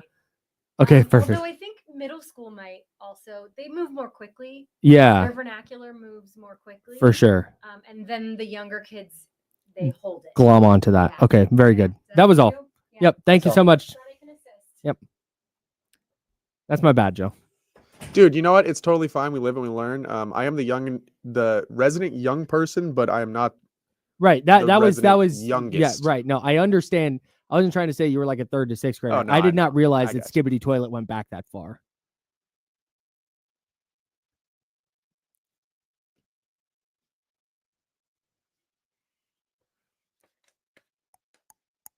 Now, back to the Insiders with James Ham and Kyle Madsen, brought to you by Jiffy Lube on ESPN 1320. Yeah, you're dang right. I'm Kyle. That's James. We're hanging out till noon. Then D'Lo and Casey will take over. Joe Brazil, our producer, is here as well. We had another question in the chatty house. If you'd like to join the chatty house, please do. YouTube.com/ESPN 1320. The only thing we ask is that while you're there, hit the little thumbs up and subscribe to the channel. We would appreciate the heck out of that. Our guy Chris asks in the chatty house, I don't care about losing the 13th pick. Just the Mavs and Spurs being 1 and 2 feels brutal for the future of the West. That's one of the underlying things to all of this. And it's one of the decisions Scott Perry kind of has to make. Because, okay, so the Kings have all of their picks through 30-32 now. 2032 now. Well, technically 30-32, but through 2032. Okay. He has to make that decision where we've been talking about that as assets for now. You can take a big swing with these picks because you have so many of them, and then you've got an unprotected Spurs 2027 and an unprotected Timberwolves 2031. Scott Perry has to make the determination whether, okay, going to ride this out, move whatever contracts we can, and then those picks are going to be our path forward in 2026 and 2027 in some form of a rebuild, or is he going to make all those picks available to take swings to add players to try and win more in the immediate around Zach LaVine, around Domantas Sabonis, around Malik Monk and Keegan Murray? That's, I think, the two paths he has to take. So to me, the Mavs and Spurs being 1 and 2, I think it depends a little bit. If the Spurs go get Giannis, obviously they're a more immediate threat. Mm-hmm. But if the Spurs wind up sitting at number 2 and picking, they're still probably a couple of years away from being really dangerous. And again, they'll be competitive and they'll be better next year and the year after, but they're probably a couple of years away from being like, okay, that's a bona fide playoff team. And then the Mavs too, they're adding Cooper Flag, but Anthony Davis is still a huge question mark. Kyrie Irving's a huge question mark. Like they have plenty of questions of their own. I get that having two teams in the West that feel like they're set up better for the future is tough, but it doesn't move me in any way on what the Kings should be doing or how they should be proceeding forward. No, I mean, I think when you're looking at the Dallas Mavericks over the next 2 seasons are going to be really good. Like, you think? Yeah, I think they'll be perfectly fine. Okay. Like, I like the roster that they have, right? Like when you add Cooper Flag, because I do think Cooper Flag is going to walk right in and be a 18 to 20 point per game scorer. Wow. Like, I think that guy is like the real deal. And I think he's going to walk in like Luka walked in and just be way better than anyone thought he was going to be. Mm-hmm. Right. So I think that they're going to be okay. Again, they have PJ Washington. They've got Klay Thompson for another couple of seasons. They've got Anthony Davis for another couple of seasons, who is exceptional when healthy. Eventually they'll get Kyrie back. I think they'll be okay. The thing that they're going to have that other teams won't is they're going to have a superstar moving forward. Mm-hmm. And so they're going to be able to say, okay, like this is who we are today, but in 2-3 years, when all of these other players are gone, right, we're going to easily build around Cooper Flag because we think we have a superstar, right? Sure. I think when you look at the Spurs, it's a little different because Victor Wembanyama is going to be incredible. Stephon Castle is probably going to be a solid NBA player. Rookie of the year, I don't really care about. Mm-hmm. That doesn't matter. He was on, he put up stats on a really horrible team in the second half of the season. He improved dramatically over the course of the season. No, I get that. I totally agree that he improved and that he looks like a solid NBA player, probably a really good two-way. I don't know that guard. He's an all-NBA guy. I don't know if he's an all-NBA. I don't know if he's an all-star level guy. I don't know. And then when you get to the number 2 pick, like we have no idea what the 2 kids out of Rutgers are going to be at the NBA level. Mm-hmm. We don't. I mean, you can speculate. They've been guys that are coming up through the, everyone knows who they are and all that stuff. Mm-hmm. But at the same time, I don't think that we can guarantee, like, even if they are going to be good, are they going to be like Brandon Williams good, right? Are they going to be like superstars? Are they going to be star level? Like, we have no idea. And so, like, projecting what we think the Spurs are going to be is tough because if you have Castle, you've got, we like Devin Vassell, but then it's Victor Wembanyama and maybe De'Aaron Fox, right? Mm-hmm. That's still a really young and a team that you're looking at like 4 years from now could be a title contender, not a year from now. Mm-hmm. And so I don't think that you worry about what the Spurs are doing. Okay, if you're the Kings. Okay. Go ahead. Yeah, because I mean, like if you're the Kings, you got to worry about what the Mavericks are doing, because I think the Mavericks are instantly going to take a jump way above you. Okay, that's interesting. I'm not ready to just say like, oh yeah, healthy Kyrie, like it's fine. Kyrie's coming off an ACL. He's going to be in his mid-30s. Oh yeah. I'm not super ready to just be like, oh yeah, Kyrie's going to come back and he's going to be amazing. I can't get there. I will say though, if I'm Scott Perry and I'm looking at what you just said, I'm going, okay, the Mavericks are probably going to be pretty good right away, even if they're not great, even if they're not what they would be with Pete Kyrie. Like, they still have a really good foundation to just be a rock solid basketball team. Mm-hmm. If anything, a hard to beat team on a night to night basis. The Spurs aspect of this, if you think, okay, they're 4 years away from contending for a title. Next year, they might be in that kind of play-in mix. Maybe they're following the Oklahoma City path. Like, next year, they're in the play-in mix, but then the next year they make the play-in, and next year they make the playoffs, and then the next year it's like, okay, they've arrived. Okay, fine. Then I think you're looking at your what's the word I'm looking for? Your war chest of picks. I almost said treasure chest of picks. Your war chest of picks, and you're doing everything you can to be competitive now. Yeah, I mean, that's where the Kings are. Yeah, because if it's all right, let's save those picks because we're going to need to rebuild. Like, no, man, because you're going to be running into a rebuild of up against the prime Rockets. Oklahoma City's probably not going anywhere. San Antonio, by the time you start this rebuild, is going to be awesome. Like, you're going to be way behind the 8 ball in the West. So to me, I am fully on board unless Scott Perry looks at the roster and goes, this isn't it, we got to tear it down. Okay, then that's different. But I don't think that's going to be the case. I think you're moving whatever picks you can to try and get whatever players you can that you think make your roster better and help your team try to win now. And follow what we talked about yesterday. Follow that Pacers model. Be that team that doesn't have a super mega first team All NBA guy. Maybe not even a second team All NBA guy. But you know what? Going to have a third team guy and another guy who's on the fringe, and we're gonna have a bunch of great role players. Maybe follow that model. Yeah, I think it's really difficult to look at where the Kings are and say, hey, look, you have 9 first-round picks over the next 7 years. Mm-hmm. You should probably just dump whatever star-level players you have if you can get picks for them right now. Because could you get up to 13 picks over the next 7 years and rebuild like some of these teams have? The problem is you're starting so far behind.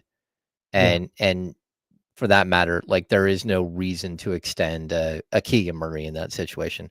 By the time you get good, Keegan Murray's going to be 28, 29. Or by the time you get all of your picks sort of like figured out and who you have on your team, he's going to kind of age out. It's the same situation that, like, right now the Brooklyn Nets are in, right? They've got Cam Johnson. Cam Johnson doesn't fit their timeline at all. No, he is a fish out of water there. Yeah, and they've held on to him like at their own detriment because his value, they've been trying to get 2 first-round picks for him. Like, his value now just went down because he has a year. He's a year older, but also his contract is a year less, and so he's just this great deal, but he's only got, I think, a year left now, and there's a lot more value to a guy with a year and a half left, or with 2.5 years left than just 2 years. And so they're going to run into, hey, like, whatever market value you thought he had last season, you kept pushing for. Number one, you never got that. You never got someone to say yes. But number two, you can't keep asking for more when the player got older, the contract got less, and he may not be a long-term fit for anyone. That's where I think if Scott Perry is going to go all in using draft picks to go out and get players that he thinks can impact winning now, he needs to look at 24, 25-year-old players and get back to where they were 2 years ago, that 24 to 26-year-old player range, and try to build that way. Yeah. And let a Domantas Sabonis be the oldest player on your roster outside of like an outlier, like Valanciunas at 32 or 33. Right. Like, try to move your timeline. Guy. Yeah. Try to move your timeline back to where you're competing age-wise with teams like OKC and Houston. You're not going to be able to go all the way back to like 21, 22-year-olds, but you do need to reset your timeline a little bit.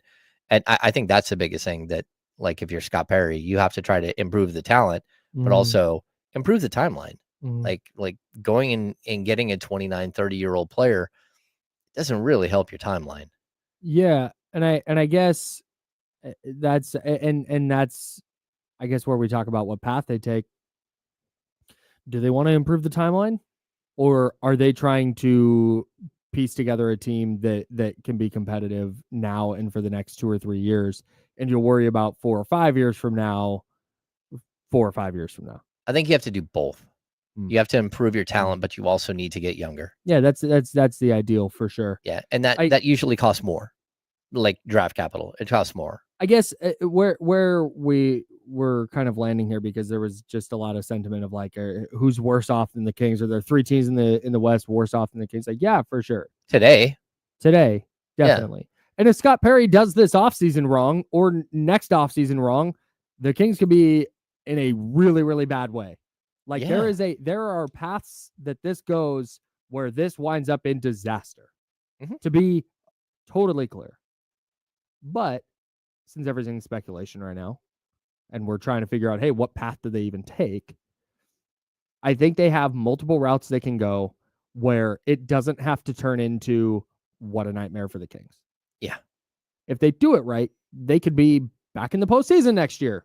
Like, that's the thing, is they're starting from this baseline of, hey man, they had a messy ass year last year and they won 40. Again, that's not like it's not anything good to write home about. They were sub 500, but they were sub 500 after firing a coach, and he had some injuries, and then you traded De'Aaron Fox mid-season, and like, okay, like there's a good foundation of talent in a way that, like, man, Utah doesn't have that. Charlotte doesn't have that. Washington doesn't have that. I know we're talking about the West. I don't know that if we're talking about over the next 3 to 5 years, I don't know that Golden State has that. So you're not in a terrible spot. You could get there if you do the offseason wrong. Yep. But you're in an okay spot where if you make the right moves, you could be a pretty damn good team next year and the year after that and the year after that. So whether you're a contender or not, that's a whole nother story. No, sure. Yeah. Sure. Yeah. And again, we can cross that bridge when we get to it. But I think I'd rather be where the Kings are, with the players they have, the contracts they have, the picks they have, instead of, like, do you really want to be the Jazz right now? Do you really want to be? Do you want to be Memphis right now? No. Is Memphis in a good spot? Well, at least I'm not even asking that in comparison to the Kings. I just brought up Memphis, and now I'm. Well, I would say Memphis. The one thing about Memphis is most of their players are around 26. Yeah, like whether you're talking about Ja or Desmond Bain or Jaren Jackson. Sure. Zach Edey, can throw in that mix as well. Yeah. Like that group of players are around 26 years old. I'd rather be in that position than having, again, a 30-year-old Zach LaVine and a 35-year-old DeMar DeRozan going on 36. That's a little more difficult to deal with. And it's one thing if DeMar DeRozan is 36 years old and, playing the Zebo role or the Vince Carter role. But when you're going out there and he's taking 17 shots a game, that just puts you in a different position. That's James Ham. I'm Kyle Madsen. Joe Brazil is on the ones and twos. We're sponsored by Jiffy Lube. When I say on the ones and twos for Joe, by the way, he produces this show. He does a bunch of stuff behind the scenes, and we appreciate it very much. We had a couple NBA playoff games last night. Any major takeaways from the Timberwolves beating the Warriors 117-110? I felt about last night's game the way I felt about game 3, the way I felt about game 2. Yeah, I think the like bold proclamation I would make from that game after watching it is it was really interesting to me to see how much Jimmy Butler's appearance on the scene helped Steph Curry and how much Steph Curry being gone just makes Jimmy Butler null and void. Yeah, at least on a consistent basis. Yeah, he gave it. He was awesome in game 3. Yeah. But it felt like that was his one, like, all right, we need this one. I have one game in this series that I can do this. Here's your 35 or 33 or whatever he finished with. Yeah, and then last night it just looked like he didn't have it. That's the problem, though, when you're dealing with players that hit a certain age. They can bring it, and especially if they have another player like themselves that draws so much attention, like how good they are. But again, like Buddy Hield turned into a pumpkin over the last couple of games. He had more turnovers than he had made threes last night. Yeah. Actually, and there was twice as many in there too. There was some bad turnovers in there too. Yeah, man. It's just the Timberwolves have the 2 best players on the court. It's Anthony Edwards, who took over in the third quarter. He was outstanding. Julius Randle was he's been awesome all series, but he was particularly very, very good in the first half. And the Warriors just don't have any answers.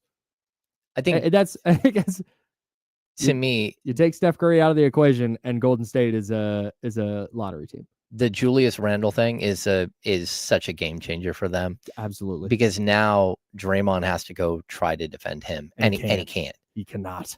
And so that's the problem. So you're looking at, okay, and Gobert has not gotten loose at all, but it's because he doesn't have to. Because Nope. Julius Randle's just been awesome. Yeah.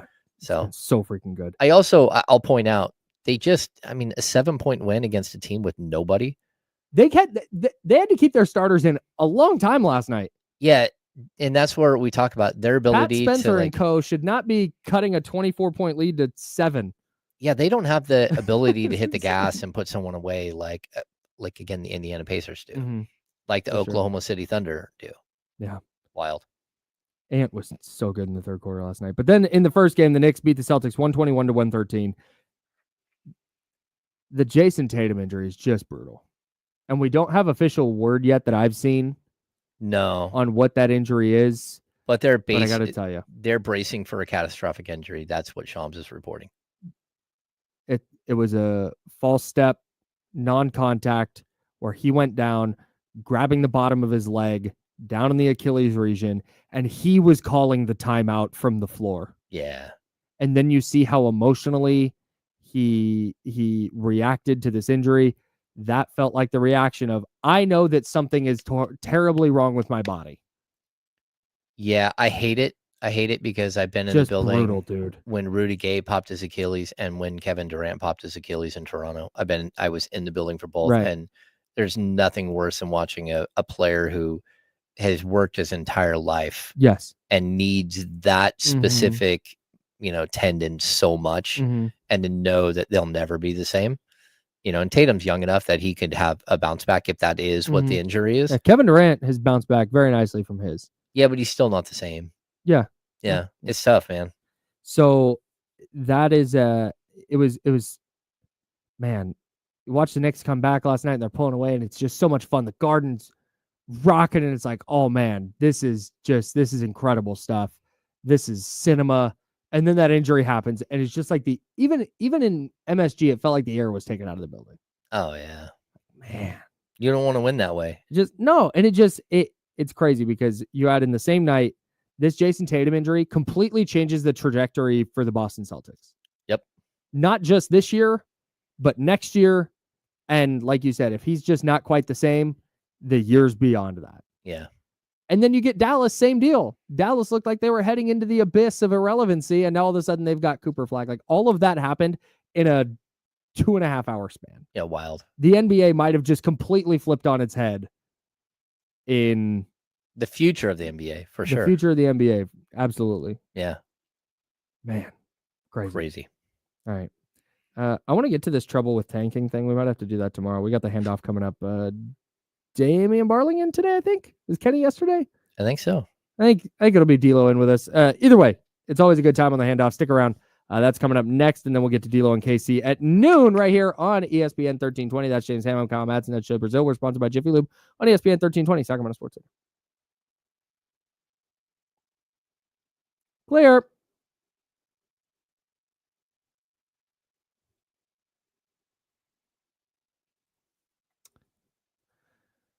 I don't know that I agree with this. With which? That load management is making players more brittle. Jayson Tatum hasn't played. Well, there was the pandemic year he played 66. The year after that truncated season he played 64, but then 76, 74, 74, 72. He played 36 minutes a night this year. 36 minutes a night last year, 37 the year before that, 36 the year before that, 30. I don't know. I don't think I necessarily agree with that. Especially when there's been like whole exposés written about how AAU and the amount of youth basketball guys are playing has 19 and 20-year-olds coming into the league with tendons of 30-year-olds. Yeah, I also don't think tendons and ligaments. They're lifting weights a lot more. I personally they should be doing yoga like nonstop. There's NBA players Yeah. If you couldn't hear that, James said that he thinks NBA players should be doing more yoga and lifting fewer weights. I think lifting weights is a good thing. Yeah. But Kings would have lost the last game of the season. They would have pulled even with the Mavs, and it could have been Kings in there. Yeah. it's the Mavs and the Bulls. Yeah, the Bulls lost the coin toss. Mm-hmm. They would have been the number 1 pick. That's crazy. Yeah, but I mean that's like a what if.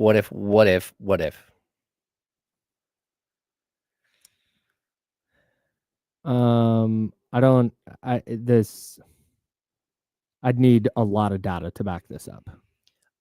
Because I would argue that the fact that LeBron James is playing at 40 and Steph Curry is playing at a high level at 37 and Chris Paul is playing 82 games at age 38, or James Harden, James Harden. Yeah, Russell Westbrook. Yeah, you've like, got look so at all many these guys 35 plus playing deep into their careers. I don't know. I load management is based on like a lot of factors and data and like doctors and science. So I'm going to just defer to them on that instead of going Jayson Tatum tore his ACL, ergo load management doesn't work. Well, I'll say this. The Kings have like players go onto the court. When they come off the court, they have these metal plates that the players jump off of. And like it's this whole setup they have, and it's all hooked to a computer. They're being able to like measure acceleration, like force, all of these things. They will tell you that while they've been collecting data for years like this, it's only like a mild predictor of potential injury. Like there's like the science, it just takes so much more data than what you have to show any kind of difference, and whether you're in a gray area or not. Like I can my ring, my Aura ring, right? It tells me like, hey, you probably need to relax today. Like your body's not like something's off with your body. Correctly. Yeah, you need to, or hey, you're in like you got a bunch of energy today. Go ahead and get out there and do some extra exercising.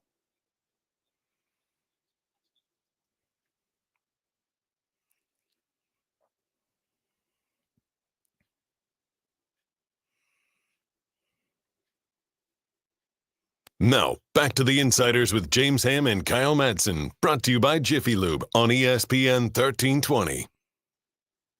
James is there. I'm Kyle. Joe Brazil on the ones and twos. Game 5, Knicks Celtics is tomorrow. Oof. Just brutal. Yeah.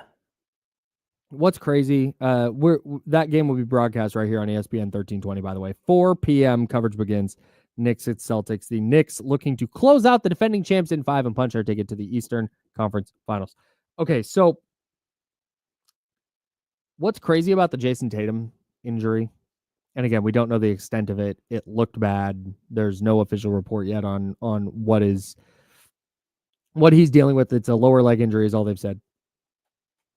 The Celtics still have enough talent that it's like it wouldn't be crazy if they won Game 5. No, I mean, you're just going to restructure your team and have Jaylen Brown be the guy. Sure.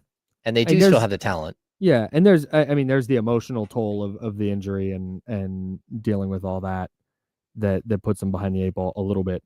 Before you jump in, before we get to what we have next, I got to tell everybody that even though Jayson Tatum will likely miss that Game 5, it's going to be broadcast here on ESPN 1320. I still got to make an underdog lineup. I've been rocking with Jayson Tatum all postseason. Now I'm going to have to completely change my strategy for Celtics games, but that's fine. Fingers crossed that the injury is not as bad as it looked. Underdog, one of the best places to make picks during playoff basketball. And while they score buckets, you could score cash on Underdog. You know how you don't score cash on Underdog is following my lineups. I had another loser last night. And here's my losing lineup today if you'd like to fade it. Andrew Nembhard higher than 11.5 points. Mm. This is Pacers at Cavaliers. The Pacers looking to eliminate the Cavaliers in 5 games, the number 1 seed Cavs. Darius Garland going higher than 18.5 points. I'm not sure Donovan Mitchell is going to play. And if he is, I'm not sure how effective he's going to be with the ankle injury. So I'm going to go Darius Garland higher than 18.5 points. Miles Turner's been really good in that series. I'm going 23.5 points, rebounds, and assists. I'm going higher for Miles Turner. And then Max Strus shooting the ball well. I'm going higher than 2.5 3-pointers made for Max Strus. I would love for you to play along with me. Download the Underdog app and sign up with promo code KYLEM. That's KYLEM. To unlock a special offer of up to $1,000 in bonus cash when you make your first deposit.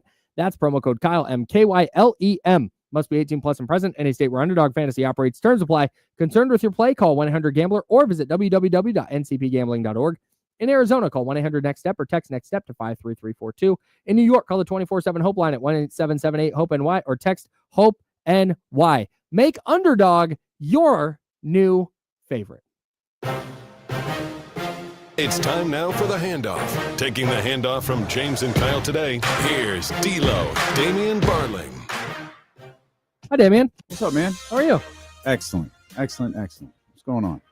We're talking a lot of Kings today after the draft lottery last night. Is the draft lottery rigged? We had a big conspiracy theory chat today. It's really tough for the NBA to shake these accusations. Dude. Like, this is one of the most next to the Anthony Davis New Orleans Pelicans one. This is one of the most egregious ones I've ever seen. Even if, look, this is so egregious that, let's say it's not rigged. Okay, let's just say we all know for a fact, 100% it's not. If I'm Adam Silver, I'm rigging it so Dallas doesn't win it. I mean, yeah, for real. Like hey, let's make sure this doesn't happen because this is a bad look. I mean, and there's so many like. So Sacramento. So when I say win the lottery, I mean move up, right? Move up into the top 4. Like maybe not necessarily number 1. Sure. So San Antonio just keeps winning, huh? It's insane. San Antonio can just, I got so. I can't wait. I'm so glad we got for it. So there's a real possibility De'Aaron Fox doesn't play another game for San Antonio. Yes. Like a very, very real possibility that dude never steps on the floor again in San Antonio. Yes.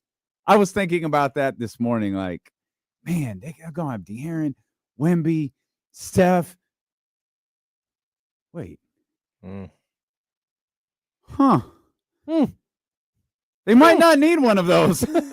If you're able to take that contract, package it, and go, really, you could do whatever you want to if you're the San Antonio Spurs right now. But this idea, Yikes. like, I'm sorry, Daryl Morey's punk ass wins the lottery, huh? Really?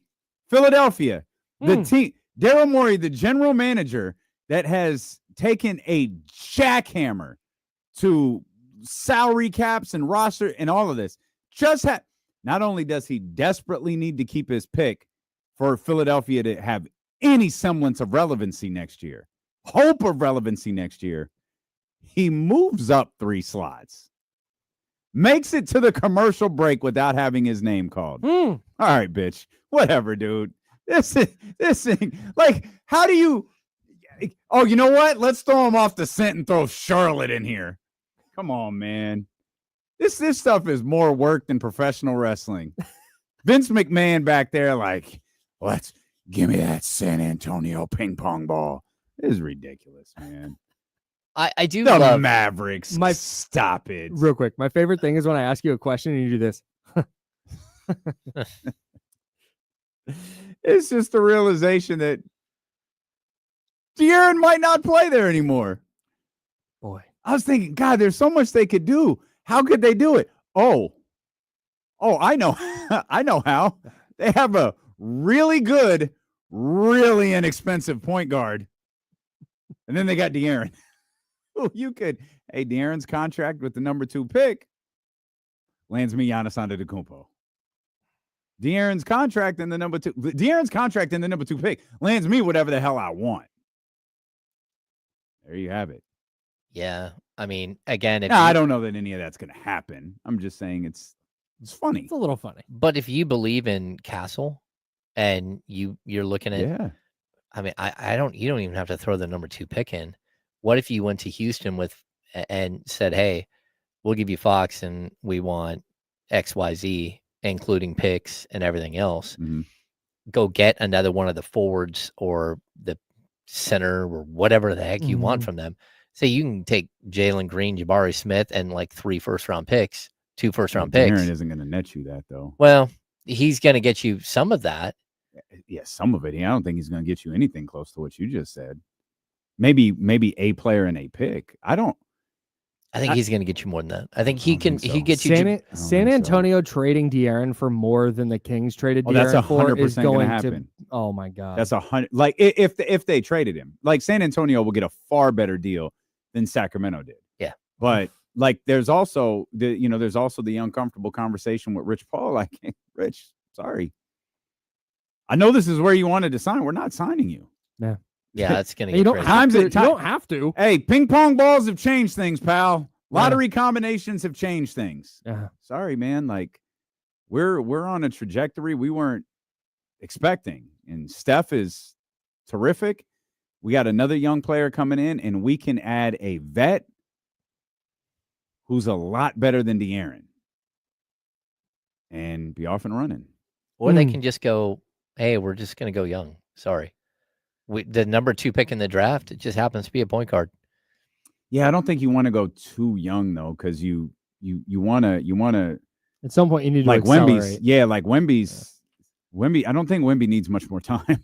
Like Wemby, like you get Wemby the right guy. Like they can legitimately compete. Especially you look at the way the West looks. Like I don't know that Dallas is necessarily going to be good next year, but I know you're watching Dallas next year, and I know that Kyrie might be one of the biggest winners of the night last night. Why? You land Cooper Flag because Kyrie has that. I think it's a player option. And I've asked, if you're Kyrie, do you opt out and force Dallas to? I mean, obviously, you'll know when you opt out what Dallas wants to do. But do you opt out and say, "Hey, I'm Cooper Flag's point guard. I'm Anthony Davis's point guard. You think you could get better than me on the market? Hey, salute. Maybe you go get De'Aaron." But he opts out and signs a multi-year contract and sits out next year. He comes back, Cooper Flag sophomore year. You're praying Anthony Davis is still upright, and all of a sudden, Dallas is a contender. Wild. Yeah, I don't hate Dallas. Sacramento's vying for the 10th seed. Yeah. Not if they trade for Giannis. Yeah, which is totally feasible. Why wouldn't it be? What do you guys got coming up on D-Lo and Casey? Well, out of this, I can't wait to hear what Trista has to say. And then, man, I almost cried on the way home after the Tatum injury. Like that was just brutal. I was like, man, we lost Tatum and Dame in the same postseason. Brutal. Like for all of next year, like I was gutted for Tatum. I'm gutted for the Celtics. So there'll be a lot of that, and I still think the Timberwolves are trash, so that's all next. I don't feel great about the Timberwolves after this series. Oh, should you? I feel significantly worse about it. I say go to the Western Conference Finals. I just don't feel great about them. No, they are. They absolutely are. They lose this series in 5 if we're looking down on Indiana getting to the conference finals because of the teams that they're playing not being healthy, you're etching by the Steph-less Golden State Warriors where Jimmy looks like he might not have a pulse. Yeah, man. I'm not bigging you up, dude. Tough. For James Hammond, Joe Brazil, I'm Kyle Madsen. We're the Insiders, sponsored by Jiffy Lube. Back tomorrow at 10 a.m. right here on ESPN 1320. That is Sacramento Sports Leader. Until then, drink water. Be nice, people. See you. Chatty House, really good show today, guys. Thank you so much for your discussion and questions. Hopping in here today. Appreciate y'all. Awesome. We'll see everybody tomorrow. Yeah, see you tomorrow. 10 a.m. See you guys. Joe gonna get that last word. Y'all shut up and let Joe shine. Go ahead, Joe. Get the last word. Joe, say the last word, Joe. I hope everyone has an amazing day. Yeah, my man.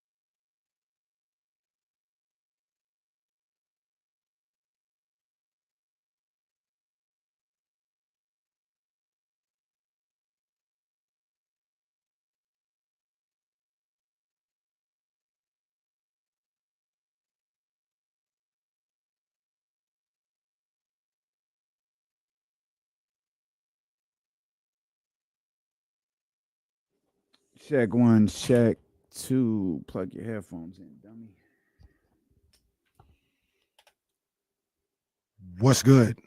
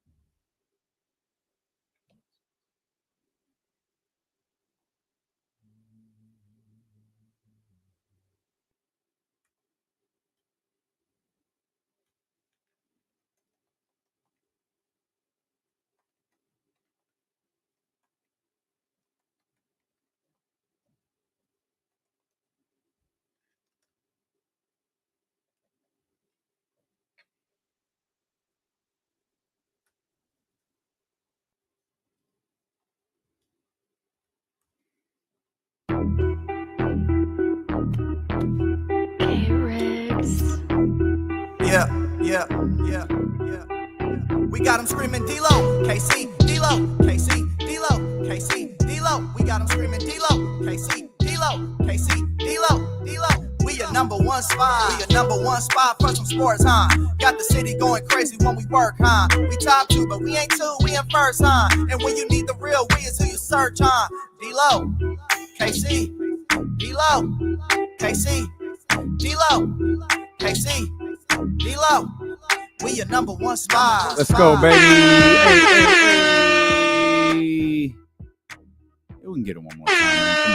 Come on. We welcome you in here to the Tuesday, May 13th edition of D-Lo and KC. I'm Damian Barling. The ultimate needle mover in God mode himself. He's Kenny Caraway. Yes, sir. Acknowledge me. And we are live. The worst slums of Sacramento. Oh my goodness. Well, What are you doing with him? We're still here. yeah. You wanna still standing, still strong. you wanna address everyone's worried about you. I'm good. I love that the 106.5 banner is like directly behind you as if it's strategically placed there. Yeah, no, we're Yeah. good. Yeah. Like Nick's probably got this. Like, I don't know. Like, I'm more worried about Tatum and that, I guess. Like Celtics say whatever playoffs is over. That's why I can't even like come in here and be like hyped and happy or anything like that, because that's Losing Tatum is tough, my dog, man. I'm serious. It's not even a bit. Like Tatum is one of my favorite players in the game today. Top 5 favorite player for me. I love his game.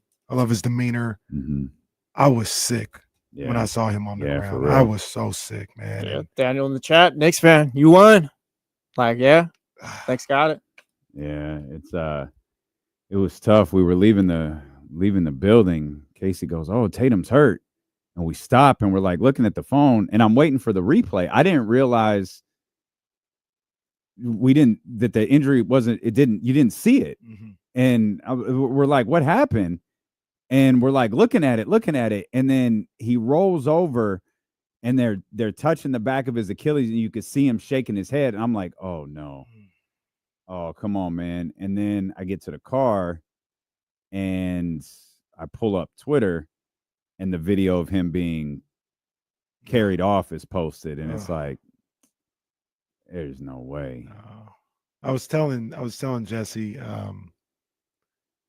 usually from what I've heard with the Achilles tears, it's one or two things. It's either really painful or you don't feel anything.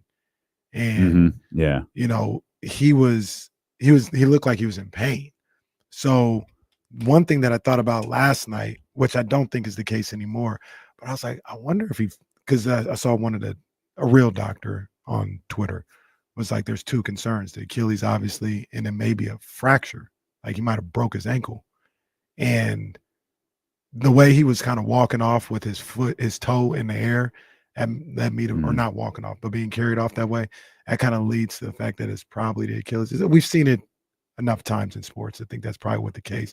But him being in pain the way he was, it ironically made me think of Derek Carr, because Derek Carr broke his ankle and he was just in pain. I can't remember. I think somebody kind of rolled into him, but he couldn't move. His leg was on the side. He couldn't move it. And that's kind of how Tatum was. Like, his leg was on the side. And when somebody brought up a possible fracture, I was like, I wonder if he did break his ankle, but I think it's the Achilles. Hopefully we're all just wrong, but we've seen it a lot. The two things, the way he rolled over, and then I hate doing it. Like, when someone rolls their ankle, they almost universally grab the front. They never grab the back. And he hits the ground and he's holding. I remember Tamika Catchings curled up in a ball on the floor. Almost. I mean, if you pull up Tamika's injury, it's almost identical to Tatum in the, like, on the ground, hand side and holding the back of holding the Achilles essentially. And that to me is always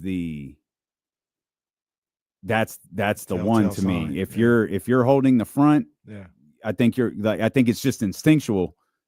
If you're holding the back, you felt something. And clearly, I still haven't actually. I don't even know if there's a camera. I still haven't seen him go down. It's Tatum. Yeah, I haven't seen it. Because the camera didn't catch it live, right? He was on the other end of the floor. No, I saw the replay. He kind of not like exactly, kind of like sprinter stance, and then boom, pop. Yeah, and he just collapses. And Yeah, he was running towards the ball. I saw it. I can't watch that. I don't want to watch it anymore. Like, they haven't even announced it yet, right? No, I didn't watch it multiple times because it's like I'm not gonna watch someone pop their Achilles. But someone said too, like, you see it kind of shoot up his calf or something like that. Yeah, You know what that is. Yeah.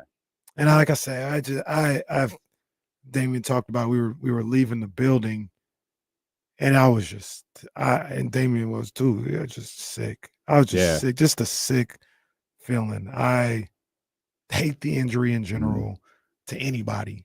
But like I said, I'm so fond of Tatum, and he's in the prime of his career.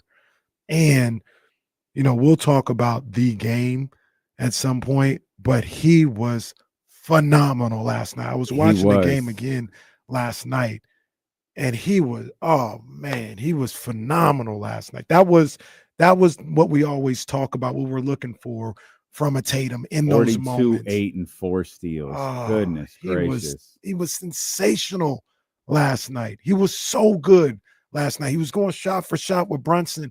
He was hitting threes, fall away. It was so damn good last night. But wow. Here's the uncomfortable part, because I know the first, like, my nephew's favorite, my nephew's favorite player is Tatum. Kara's favorite player is Tatum. I'm like texting with them. This is all before driving away. Like, that's like their season, like this year, their future. Oh, for sure. Is the story. The Knicks played a hell of a basketball game last night and were in position to win that game when Tatum went down. Yeah. Shout out Michael Bridges. That's by 1,000 cuts with that mid range. It is. Oh, he went back to Jersey or Brooklyn. It's so trivial to discuss the outcome of the game, but this is the playoffs, and this is the playoffs. And the once you weed through the really unfortunate reality that is Tatum's injury, and when you can have weeks, months long discussions on what the Boston Celtics will look like moving forward. Like, we'll have a discussion. Is this it? Like, is the window closed? Is it done? It's a real question. The Knicks were in position to win that game when Tatum went down. Like, they were winning. Like, they're not up because of injuries. Yeah, like Jaylen was phenomenal. Jesse just mentioned Mikal. Like, they were playing. I think I can make. I won't. I would let you do it. If I asked you to make the argument that the Knicks are playing their best basketball of the year right now, could you make it? For sure. They had that one stretch in the middle of the year where I think they won like maybe 12 or 14 or 13 or 15 or something like that, and played played really well, but it didn't look like this. It didn't look like this. I feel like they've gotten better. I feel like they've gotten better in the 3 games. Obviously, they got, roughed up in game 3, but to be down 20 in game 1, not waver. Get that win. You think you're entering game 2 with confidence. You immediately go down 20 again. Don't waver. Come back. Get your ass kicked. And then come back in game 4 unfazed. To me, that's man. It's championship basketball. Like that's high. That's high end basketball right there from the New York Knicks. One of the things that I looked at this Knicks team at the beginning of this series and kind of, I'm not the only one, but I'm just saying I kind of sniffed out. I kind of recognized for myself. It's like, this team is tough. This team is tough. This is the moment they had been waiting for, going up against Boston. Not saying they were like just kind of being cavalier up until this point, but they believed they were built to beat the Celtics, regardless of what happened in the regular season or anything else like that. And they were ready for this moment. And I think the Boston Celtics are champions, are obviously champions, but championship caliber team this year. Obviously, they were the favorites. But one of the things that I look at with them versus the Knicks is the Knicks are just tougher than the Celtics. When it gets down to crunch time, I think one of their strategies was, let's just get close in crunch time. Yeah. Don't like the game on Saturday. We didn't have a chance. Like, we got blown out. If I'm in the Knicks locker room, we got blown out. We didn't have a chance. They played a great game. But if we can, for a lack of a better term, take them into them deep waters late in the games, we believe that we're tougher than the Boston Celtics. Yeah. And we'll be able to gut out a victory. And in 3 of these games, that was almost a strategy. You don't want to get down by 20, but when they were down 20, let's just get close. Because if we get close late in the games, we're tougher than them. Yeah. And so far, that's what it looks like. This Knicks team reminds me a lot of, in this series, reminds me a lot of those early 90s Pat Riley Knicks teams, where they weren't more talented than the Bulls, but obviously one of the toughest group of individuals the NBA's ever seen, with Oakley, Mason, Gerald Wilkins, Xavier McDaniel, Pat Riley, John Starks. Like, they weren't this super talented team, but they got to conference finals and they pushed the Bulls to 7 because they just weren't going back down. I don't want to undermine the spirit of what you're saying. I feel like this Knicks team is better, though, right? No, they're more talented. Okay, Jalen Brunson's you're more talented. You're just equating the toughness. The I toughness. got you. Jalen Brunson, Cat, Michael, OG. I think they're all better than that roster of Knicks, but they bring that same type of grit that those teams brought as well. Jalen. Jalen's becoming a legendary playoff performer. Like, what Jalen's doing is kind of crazy. Like, it's kind of nuts. Man, but still gutted for Tatum, gutted for the Celtics, gutted for Celtics fans. I think it's one thing to just go out there. You go out there, you lose to New York, even you lose 4-1. You lost 4-1. It is what it is. Losing Tatum, though, man, losing a player. Maybe the Bucks feel the same way. You lose a player and you're left with that what if feeling in the pit of your stomach. Man, Kings fans are familiar with that. Lived that many years ago. We'll talk more about the Celtics. We'll talk more about Tatum. We'll talk more about their future as the day progresses. And unbelievably, one of the league's biggest stars goes down with a brutal injury that will take him out next year. And it still was the second biggest story of the night. This was one of the most memorable days in NBA history last night. Yeah, memorable for all the wrong goddamn reasons. We'll talk about it. You know where we're going. This league is rigged. Stilo and KC on Sacramento Sports Leader, ESPN 1320.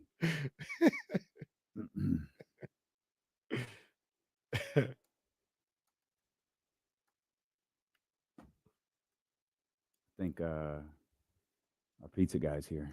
Yeah. I was talking to him and Pamela Love. Pamela Love. Pamela was telling me about them cookies. I said, Pamela, Oh, those are Pamela- good, but I Pamela- need some pizza. Okay. Well, okay. Well, all right. You speak for yourself. Pamela knows what time it is. Yeah, by the way, in real life, I'm okay, guys. Yeah. Did you see that tweet? No. No, the tweet's pretty funny.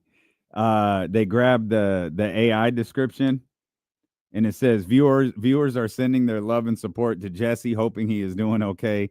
They appreciate his content and want him to know they are there for him.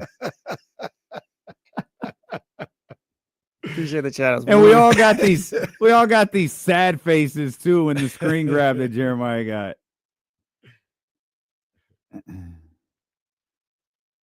No, we were doing wedding stuff this morning, hotels and stuff. So life's going pretty good. There you go. There you go.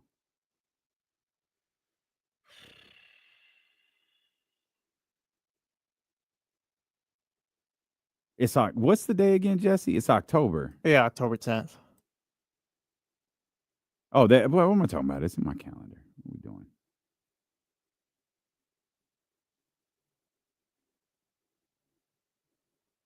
Shout out to everyone who hasn't sent me their address yet. I'll be hitting you guys up for your invitations. Did I send you my address? No, you guys are good. Don't worry. You guys are good. I was trying to think if I did. So I was like, I'm sure I did.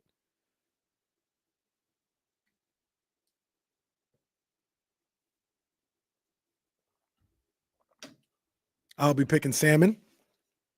Oh, the salmon's fire, by the way. That might be the best option. Salmon. I'm already going there. This is like I had never seen you eat salmon until we did, I think, the Super Bowl. Yeah. Now I feel like you were all about the I like the seafood. I love fish. Mm. I need to Tracy go down Tucker, there. this is facts. The Dolphins have pretty much got me prepared for any situation. And No. Scout, you got it right there too, pal. Oh, at least you got that one. All right, Soren.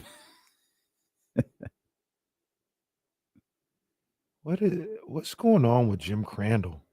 Cousin Pete, I woke. Great question. I woke him up. I woke her up yesterday. She was sleeping from her 13-hour shift. I woke her up. Hey, Tatum just blew his Achilles. Oh. Hey, she's like, huh? She went back to sleep right after that. Oh, I reminded her more. I was like, hey, did you remember I told you Tatum tore his Achilles? She's like, no clue. Yeah, I gotta send this to you guys, man. Somebody check on your boy, man. Was the lottery in Chicago last night? Yeah. Oh, okay. I don't know why I thought it was in Secaucus or wherever that building is. That's where it used to be. Oh, is it? Come on, man. Somebody get your boy, man. Oh, there you go in my Coach Christie era. Yeah, right there. That's good stuff. Bro. It's getting ridiculous, man. Uh-oh.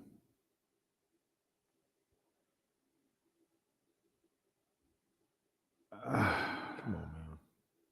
What is that? What are we doing?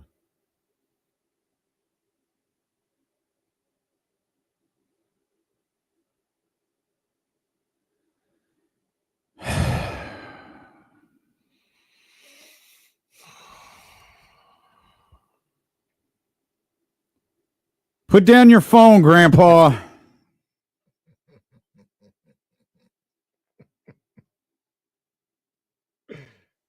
I don't even know what to say.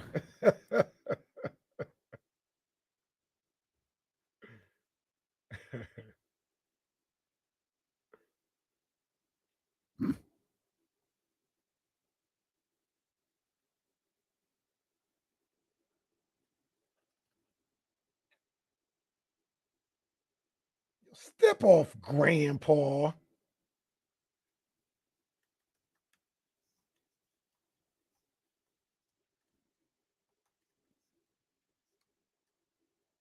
Trista Crick coming on later on in the show. Jayson Jones, final hour. I know Jayson Jones will have plenty to say if our text thread was any indication. You know, because we got a lot to talk about, but I didn't want to forget this. You know what this Tatum situation reminds me of a little bit, Jesse? I could empathize, sympathize with you. Is when Buster Posey broke his leg. Buster Posey had jumped on the scene as a rookie. You got a little more history with Tatum than we had with Posey at the time, but he had jumped on the scene, won Rookie of the Year, was the day one leader of that franchise. They win a World Series in 2010, led by him and what he was able to do. And this is a rookie. Like we found the Hall of Famer. He just led us to a World Series. That's what we're gonna do. And I think it was maybe around this time in 2011. Forgot the guy's name. His last name was Cousins. Goes barreling into him at home plate. He snaps his ankle at home plate, and I'll never forget that night. I couldn't believe what I was seeing. Didn't know what you were going to have now. You had this guy that you thought was going to be one of your franchise greats, and in his second year, he breaks his leg. Luckily, he was out for the year. Came back 2012, comeback player of the year. I think he won MVP. They won another World Series and another one in 14. But just that feeling of you thought you had someone's whole career in front of you to be great, and then at that moment, it's all in question. It's all like, I don't know what's going to happen now. And I think Tatum will come back from whatever it is, but it still doesn't alleviate being nervous or scared. And the Achilles injury is the one that does pose question marks more than ACLs and all of that stuff. The one thing there's no condolences in this, like there's no there's no right side to any of this. But for me, like when you tear something, rupture something, even the Achilles, which is such a long, tedious rehab, I still feel like, hey, you go in there, it's an Achilles tear. You go in there, you repair it, you rehab. Everything that happens after that, I mean, there's physical stuff involved. There's an ungodly amount of mental stuff involved. Yeah, give me that over like whatever's happening with Joel. Oh man. You know what I mean? Like, give me that with whatever, the Kawhi Leonard San Antonio end, where you just can't quite pinpoint what's going. Like this, that's why I was so infuriated with the Joel Embiid. Yeah, we're gonna go get a scope. We're gonna shut him down for the season and get a scope. You're not fixing anything. Like you don't know what's going on. You're going in there and look. If I'm a 76ers fan and I don't know if Joel's ever going to be Joel again. I don't know if Joel's ever going to be back again. As scary as that Achilles is, especially because of the time frame and the way our brains move now, they just move at such a rapid pace. Thinking about Jayson Tatum being gone all next season is insane to think about. But I know he's coming back. And that's and if I'm trying to find a bright side, that's it. I'll take think about Lonzo Ball. Think about those doctors in Chicago, or those doctors all over the country going, I don't know what's going on with him. We can't figure this out. Yeah. They did trial and error for a year to get that man back on the back. They did trial and error in terms of operations for a year. Then had him rehab damn near a year to get him back on the floor. That's the one plus I got for that Achilles. Brandon Roy, Chris Webber. Oh my God, Brandon Roy. Penny Hardaway, the microfracture was damn near an experiment. Right. Yeah. I mean, I'm kind of using Kevin Durant kind of as the silver lining. Kevin Durant tore his at an older age and came back just as good, if not just better. Good. They're just as good or whatever. Yeah. So it's like it's not impossible. Tatum isn't the exact measurables of Kevin Durant, but Tatum is 6'9", has a good shot, has that type of game where he can have that similar type of bounce back that a Kevin Durant had when he came back. So still no official word. Like we're all, I guess, technically speculating, but we watched a lot of sports and it looks similar to some of the things we've seen. So prayers up, man, to Jayson Tatum, man, for sure. Before we move on, if you're out, Look at that boy staring at his dad like this dummy. This kid. That's how Reese would look at you if he was sitting at the podium. Shut up, Dad. If you have been an advocate for coaches wearing suits on the sidelines. I've sat across from you in this studio with sunglasses on. Are we out on sunglasses at the podium? No, that don't. Like full on dark sunglasses? No, that don't bother me. I wish they would dress a little better, but sunglasses don't bother me. All right. Jayson Tatum with a Ant-Man hat. I mean, it's cool. Like he look good. Yeah, he looked good, but I don't know. I like when people dress up. He was casual though. I like when people dress up. Jayson Tatum, top 3, 4, 5 basketball player in the league. Last night ruptures his Achilles. Almost certainly. We don't know. You're right. Almost certainly ruptured his Achilles and will almost certainly be out all of next year. And yet somehow the reaction to that pales in comparison to what happened about 2 hours prior when the NBA once again took a step to never beating the allegations that they're rigged. After trading Luka Doncic, a talent that most basketball fans believe is generational, to the Los Angeles Lakers in a move that's probably only equivalent to the Colts moving to Baltimore in the middle of the night. Somehow, that franchise winds up with the number 1 overall pick in the draft. We're watching this thing like, oh, there's stuff. Of course, we're 2 seconds into it. The Atlanta Hawks, get out of here. This garbage. And now it's like, all right, let's see what happens. And I think Dallas was the first one, right? Like, oh, Dallas moved up. And then I think it was Portland's. When Portland went to 11, I think that put Dallas. That put Dallas up. We saw Philadelphia move up. We saw San Antonio move up.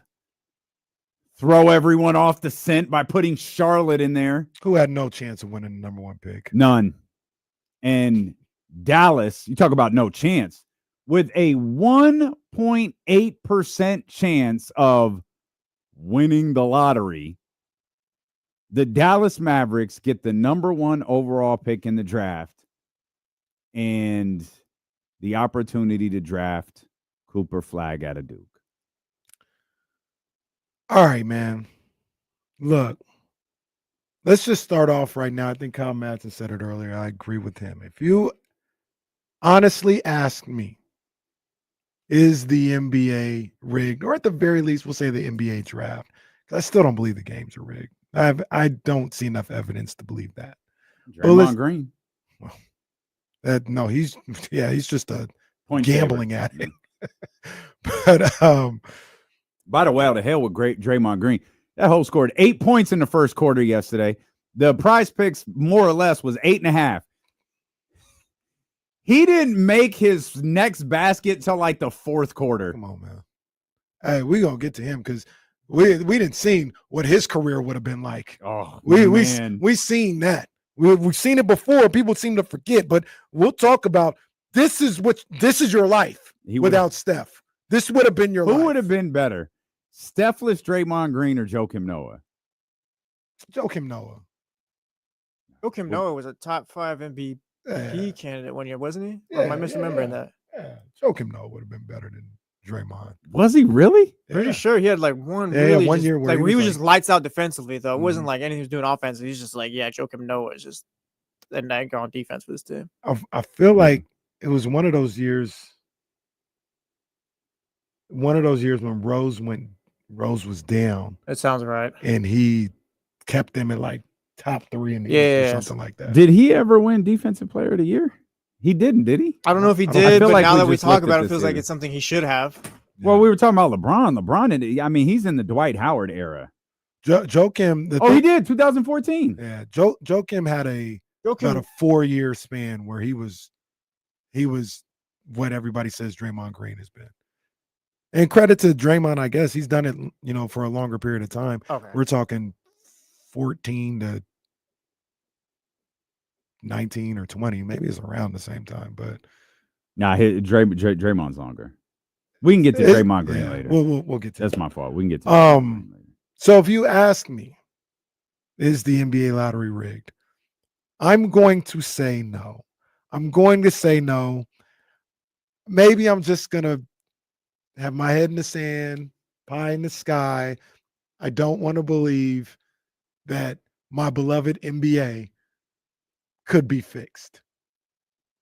But let's lay out this scenario specifically. Okay. We won't even go into the history just yet. We'll get to the history, but let's lay out this scenario specifically. Okay. In the middle of the night, the Mavericks general manager trades one of the best player and probably would end up being the best player in the franchise's history in the prime of his career out of nowhere. Just trades him out of nowhere.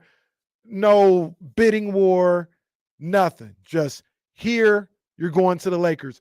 For, with all due respect, Anthony Davis, at this point in his career, that's how I'm saying Anthony Davis, right? Like if this was a 25-year-old Anthony Davis, maybe it would make a little more sense. But right now, Anthony Davis, really? Max Christie, no picks, just makes the deal out of nowhere. All right. Very, very strange. No real explanation for it. Just why did you do that with Luka? And defense wins championships. Okay, that doesn't explain why he wasn't on the trade market. Defense wins championships. All right, Nico. We asked you why you didn't have a bidding war or anything, and you're just saying defense wins championships. Couldn't have gotten Jaylen Brown and 3 first-round picks for him. Defense wins championships. No, I hear you, Nico, but I'm saying there's other great defensive players in the league that play more than 60 games a year. We just believe that defense wins championships. Nico, what did you have for dinner today? Well, when you talk about dinner, you got to start with defense. Defense wins championships. Thank you. It's all the man said for months. And defending himself against the hamburger. It's all the man says for months. And then they don't tank. They try to win. They win their first playing game, beating the hell out of the Sacramento Kings. Then they get beat up by the Memphis Grizzlies. Then you get to lottery day. They've got a 1.8 chance of winning the lottery. I believe I have this right. It wasn't the 4th lowest odds in this draft. It was the 4th lowest odds ever. Yes. Ever. And all of a sudden, they get the number 1 pick. Once again, everything that I believe in, just, hey, man, it's just coincidence. It's a coincidence. But much like injuries like that, we've seen enough movies. We've read enough books. We've heard enough back channel stuff where what seems probably more conceivable is the fix was in and we'll get you the number 1 pick. Guy couldn't even explain himself. He decided to trade Luka, didn't even have didn't put him on the open market. One of the only things that makes sense is the fix was in. Now, I don't believe that. Once again, I'll put my head in the sand, put my pie in the sky, all this other stuff. I don't believe it. I don't want to believe it. I'm not going to believe it. You put your pie in the sky like you actually pick up the pie off the table and put it up to the heavens. Like, what type of pie is it? In the sky. Okay. It Is it is apple pie? Is it cherry pie? Wu-Tang Oh, pie. I don't think you could say that. I dumped that actually. Because I don't know if you can. You could say it on USA. I don't know. Like 30 years ago. Yeah, don't Hey, spike. this isn't the Attitude Era, pal. Clean it up. All you need is just one mom to be like, no, little Johnny heard that. We're calling the FCC. Yeah. Man. I appreciate Like, you for taking that you shot, even, though. what would you even tell the FCC? Yeah, what would you tell them? What? I didn't curse. To be honest, my thing is just like I'm just gonna ignore them and they won't talk to me. That's a good point. Do what That's you gotta do. It's like, That's are a you good Jesse point. Tapia? No. no, I- I'm not. I choose not to believe the evidence that's right in front of me. Well, specifically, the latest Yes, evidence that's is in once front again, of you. I just talked about the latest stuff. The New Orleans Pelicans go from a league-owned team to a freshly sold team. And what do they get with that? I'm sure it's a coincidence. The number 1 overall pick in the draft. I'm sure it's a coincidence, though. Let's go down the list. LeBron James is from Ohio. Mm. Cleveland has the number 1 pick Mm-hmm. out of nowhere Mm-hmm. the year he is in the draft. I'm glad. I'm glad you said that. I didn't even think of this till you said that. Think about that for a second. Cleveland lands the lottery to get LeBron James. Subsequently, they win it again When did they win it again? to draft Kyrie Irving after LeBron left. Then they win it again to get Anthony. Well, it doesn't matter who they got. They won it again is the point. You can say his name. Shout out Anthony Bennett. Well, When was that? 2013. It was the next year, wasn't it? Oh, I'm sorry. There was another one in there. My bad. So they won it 3 times. So I'm thinking of the last time. When was the last time they won it? When LeBron came back. Oh, Andrew Wiggins. Oh Yeah, my when gosh. LeBron came back. Or specifically, right before LeBron James came back, they land the number 1 overall pick.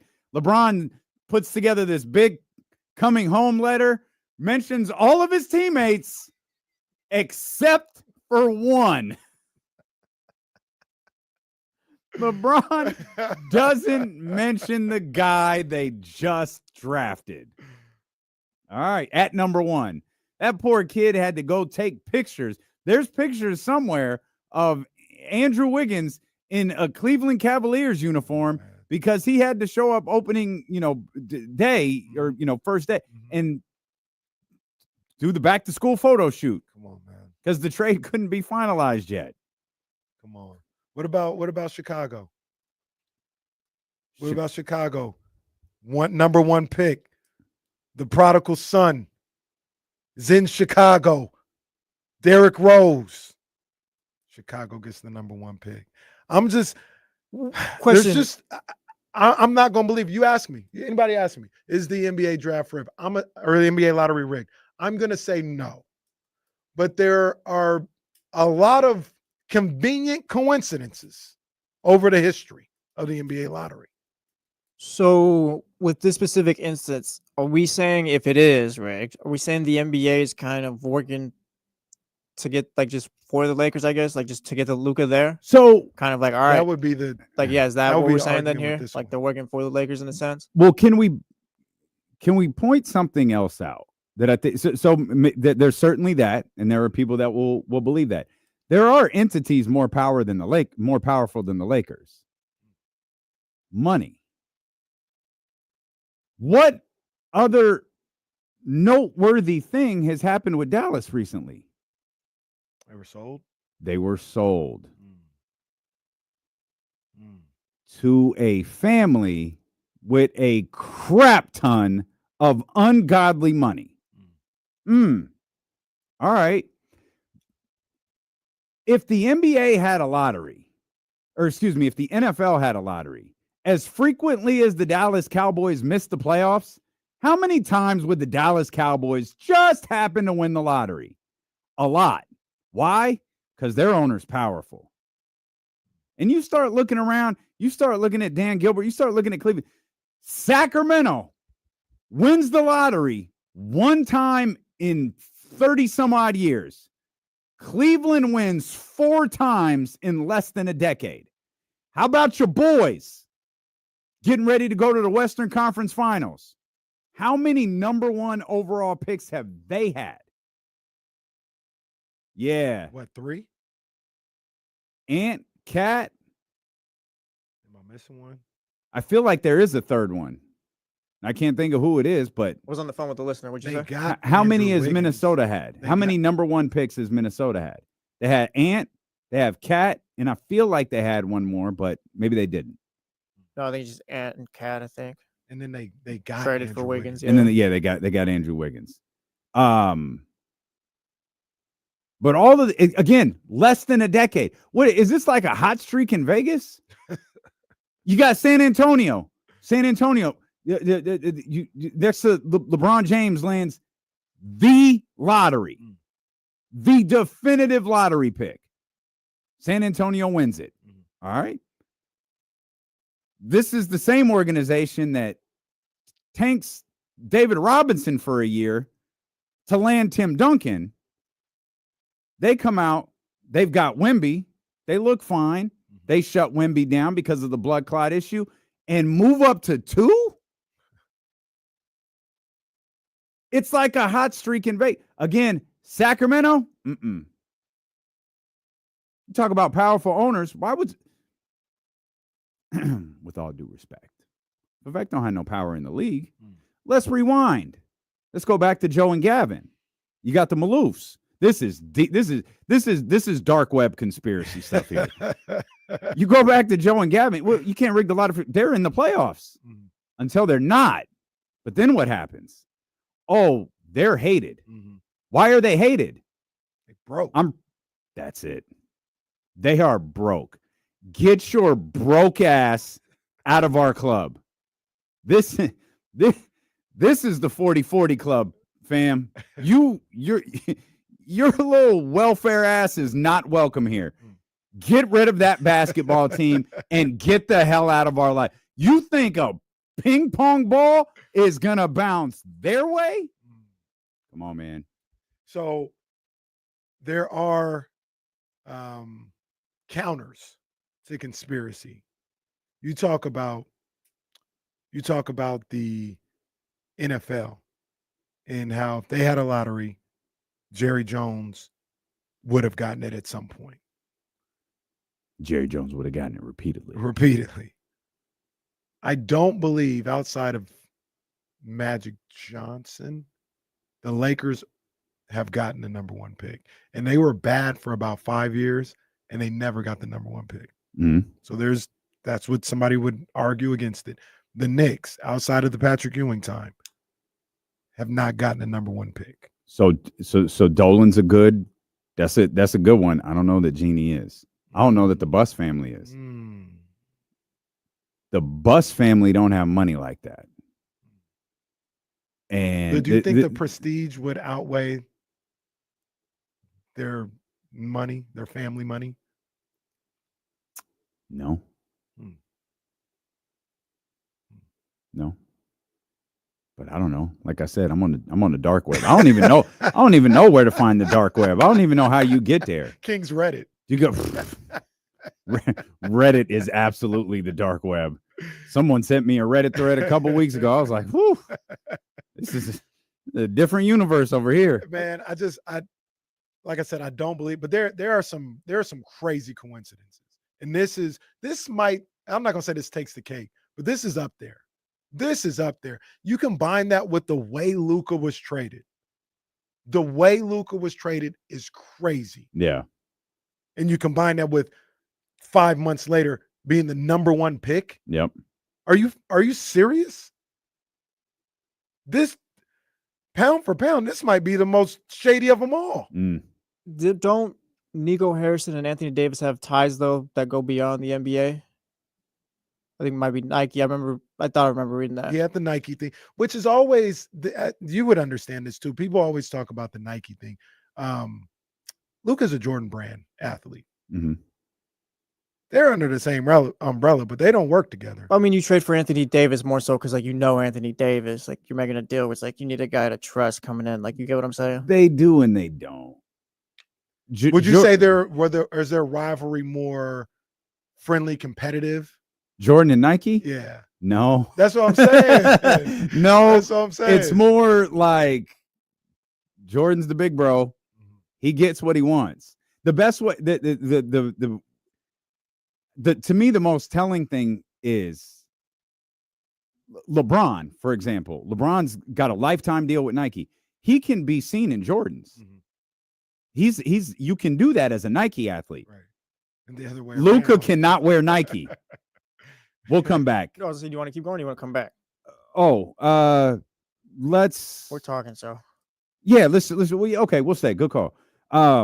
Yeah, that's how I would describe it. Like, Jordan ultimately has like the power. If Nike wants an athlete and Jordan wants an athlete, Jordan gets the first pitch. He gets the right. Hold on there, little brother. Player. Yeah, hold on. And he gets to pitch Luka or Maya Moore or whoever. He gets to pitch them first, and then Nike is next. But that's how it works. If Jordan says this is who I want, then he gets. Now Luka can say no, Maya can say no, whatever. But there's They get first dibs. there's belief, there's a prestige, because from what I understand, Jordan pays less. But you're Jordan, but there's a lot of perks. There are a lot of perks, and by all outward appearances, you appear to be Jordan brand for life. Yeah. Like I think the NWO took that slogan from the Jordan brand. Mike still rocks nothing but Jordan brand. Mike told us. Yeah, flat out. Flat out. Mike Bibby told us. My other question would be too, like, didn't the NBA kind of warn us about the new lottery system and like not necessarily going to be beneficial to teams who are tanking? Because last year, that was the whole point. Hawks landed the #1 pick. They only had a 3% chance at that. No team. So now we're on 5 years. 6 straight years. 19, 20, 21, 22. 5 years. Okay. 5 years straight. Okay. It's either 5 or 6. It started in 2019. So it 5 or 6 straight years, whatever it is. The worst team has not landed the #1 pick. Here's another one that. So the idea that the Kings won one more game than Dallas, I wish people would stop saying. Doesn't quite. I really wish it doesn't quite work that way. They're making that correlation, and just stop. Here's another thought or fact that flies in the face of the conspiracy. We talk about the power and the money, power, respect, all this other stuff. Would you say that Michael Jordan is in that club or that side of the line where he's got the money, he's got the respect? The NBA probably wants to see him do well. When he was the Hornets owner. No. I don't. We're talking about different levels of money. But once again, just like with Jeannie, the prestige of Michael Jordan being successful, don't you think the NBA might want that? No. Like, I don't know. Like, what's the benefit of it? You could just to say Jordan's look at team. Look at our athlete, our greatest player, arguably our greatest player, now is successful as an owner. This is what happens in the NBA. It's legacy, all this other. Maybe drafting Kwame Brown destroyed the NBA's idea of Michael Jordan. He drafted him and ruined it's just like he didn't play for the Wizards. He didn't GM the Washington Wizards, and didn't happen. I mean, you don't have to eliminate his time as the Hornets / Bobcats owner. I don't know if he owned the Bobcats or just the Hornets, but most notable moment, slapping Malik. First change. That was the first one. Name. Yeah. No, I'm just saying I don't know. Well, that was Bob Johnson's team, right? Yeah. Most notable moment, probably slapping Malik Monk in the back of the head as owner. Malik made a silly mistake. So I bring that up. To say Charlotte has landed the #2 pick in the Shaq draft. They got Zoe. The Dwight Howard draft, they got Okafor. Well, to be fair, okay, sorry, go ahead. The Anthony Davis draft, they got Michael Kidd-Gilchrist. Oops. And in the Wemby draft, they got Brandon Miller. How many? How would we feel here in Sacramento getting #2 in all those drafts? Well, great, as long as we didn't land Marvin Bagley. Yeah, but there was one. There was the one in all those drafts. It was Shaq. It was Dwight Howard. It was Anthony Davis. It was Wemby. Mm-hmm. 2, like Brandon Miller might still be good. But Okafor was cool. Zoe was cool. But Jordan they didn't. weren't one. Did Jordan own the Okafor? No. He obviously didn't own the Alonzo one. No, I think it's just the Wemby, and he might have been out by the Wemby one. I don't think he did. He never even got number 2. That's also like he never even got to 2. They always had him around 7. But that's crazy. The only one that was like, maybe it snuck up on people was Dwight. But can you imagine getting number 2 in all those drafts? Dwight was the number 1 pick, right? Huh? Dwight was number 1. And who'd you say was number 2? Okafor? You got the number 2 pick in the Shaq draft, Dwight Howard, Anthony Davis, and Wemby drafts. Man. And then they got 4, 3? They got 4 yesterday, yeah. Because I think your boy got 3. That ain't my boy. That's your boy. Hey, not my boy. Let's see what Ishmael talking about, man. Elk Grove Kid Talk Line. We're thrilled that y'all are here with us. Obviously, there's a lot to talk, or just conspiracy theory all day. 916-909-1320. Ishmael, what's up, baby? How you doing, fellas? How you doing, big dog? Good. So on the sort of draft lottery conspiracy front, I think the math is just so crazy at this point that it's a conspiracy to think it's on the up and up. They had a stat that for the 3 teams, Sixers, Spurs, and Mavs all jump into the top 3, it was like 0.01% chance. And that happens like all the time that we see the 1% team every year. So if you just extrapolate that, it starts getting crazy. And my whole thing is the lottery should be abolished. So they brought it in 2018 because there was 9 teams, 30 wins and below the year before. So they said, we have to flatten these odds. There's too much tanking. Okay. Well, in 2016, there was only 5 teams that were 30 wins and below. So it really wasn't that big of a problem. It's sort of a year-to-year issue. This year, the number was back up to 7. So it's back up to higher than it was before they introduced flattening the odds. Why do these teams tank? Because teams like the Utah Jazz, this is their only pathway to getting a tier 1 NBA superstar. They have to draft the guy, develop him, then hope and pray that the player stays with the team long term. That's their only pathway. So flattening the odds, getting teams like the Sixers, who made so many mistakes, to just be rewarded with a top 3 pick is crazy to me. And in terms of the sort of fraudulence of the lottery itself, everyone today had their company lines at ESPN. It's Ernst & Young. It's Ernst & Young. They could never do this. Listen, the NBA is a multi-billion-dollar organization with 30 different billionaire CEOs involved, okay? Ernst & Young, a quick search of Ernst & Young, you've seen they've been in different fraud cases. They've had breaches multiple times. That's what happens in every walk of life. People look the other way. A billionaire gets this. You scratch my back, I do this. There's no way the Dumont family bought the Mavericks, had this insane trade that everyone said wiped away $1 billion from their team, losing Luka Doncic, without already knowing that the NBA is like, listen, if you can just get this guy to the Lakers, we don't even advertise the trade, which is, by the way, insane and unsportsmanlike for that to even happen. Listen, you make this trade happen, you can get your Anthony Davis, who we know you like, and we'll throw you Cooper Flag. Just, go ahead and don't advertise this, and we'll hook you up in the summer. And Nico Harrison has to eat crap for several months. But when you put the trade down on paper like that, because I believe Nico honestly did not believe in Luka long term, did believe defense and championships, all that. I believe that's true. But the trade being a non-negotiated trade across the league, a non-competitive trade, that shows you that clearly he was expecting something in return.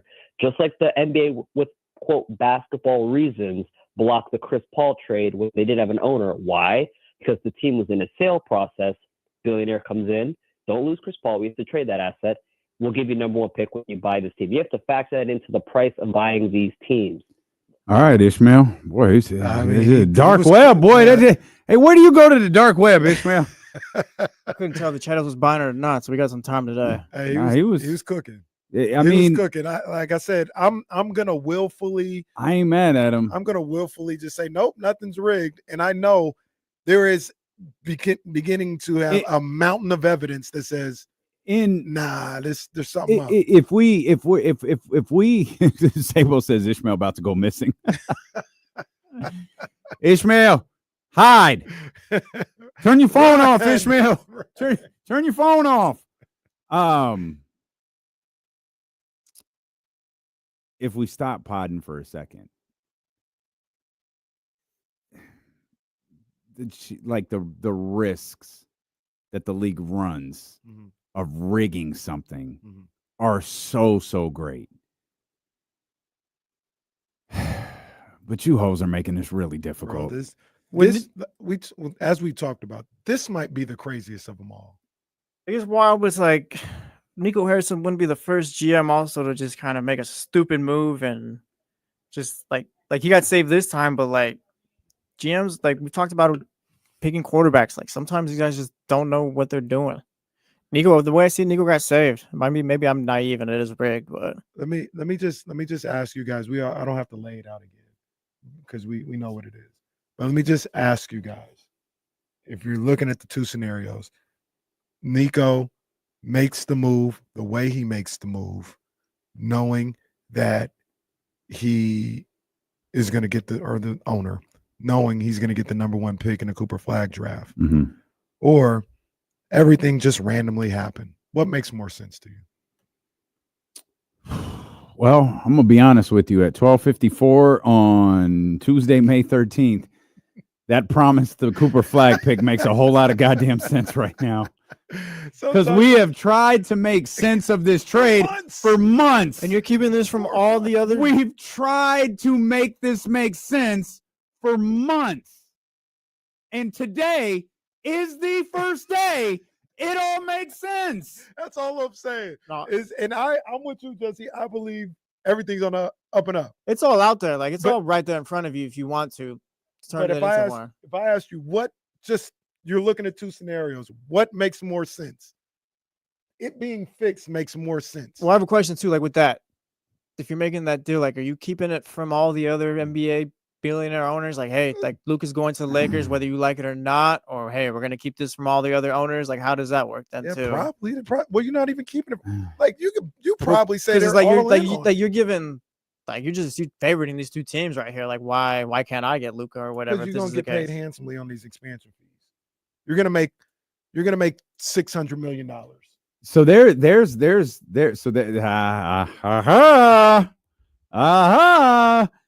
the other part of this. Again, this is darker than the dark web.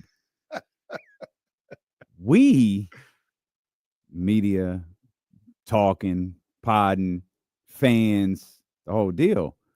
We look at this from a competitive nature. I want my favorite team to win. Jesse's favorite player gets hurt. His favorite team has less of a chance to win. The Knicks go on. They do what they do. We look at it from Jalen Brunson. He's having a postseason for the ages. He's becoming a postseason player for the ages. That's us. That's Jalen. That's Jayson Tatum. That's Ime Udoka and Joe Mazzulla. That's Tom Thibodeau. That's what those guys do. But what do the owners do? The owners are in this for the money. The owners are running a business. Now, for most of them, there are exceptions. The Buss family, Jeannie, specifically, being one. This is a business, not their business. Their business earned them enough money to get into this business, which is fun. And you get a lot of perks out of being there's. You talk about the exclusive of exclusive clubs. A sports owner, that's as exclusive as you can get. But that don't mean they don't want to make money. And what you just talk about, hey, we got an idea. LeBron's going to retire soon. We're gonna get Luka over to LA, and we're gonna make Dallas whole again by getting them Cooper Flag. Now, Vivek, Joe Lacob. First of all, Joe, shut up. You got 4 championship rings. Get out of my face. You signed Draymond Green. Go sit down. The rest of you, we got billions of dollars in expansion fees coming in over the next couple of years. Y'all just might want to earn this money. Put together your teams. Do what you got to do. Y'all might want to earn this money and just keep it moving. I know we're about to again, go. dark web. We're about to go, and I'm going to go. It's an even darker web, and I'm going to go even further back. Matter of fact, I'm going to do it when we come back. Oh, look at that tease, ladies and gentlemen. It's Stilo and KC on Sacramento Sports Leader, ESPN 1320.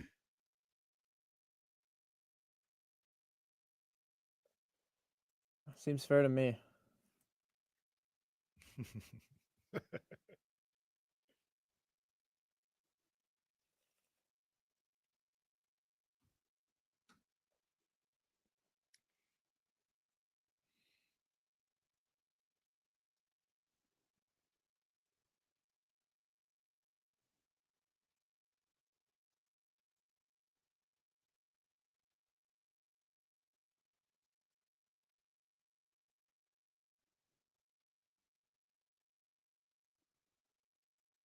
I ain't never spent so much time in the dark web in my life.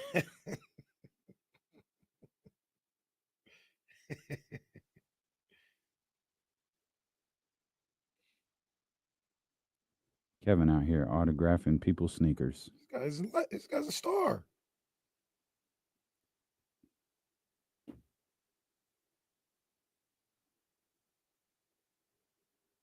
Hey, better go grab something before it's too late. Oh, Pamela got you. I think they're gone. That's staff, ain't it? Oh, they just. Man, you know how greedy staff is. Come to work for once.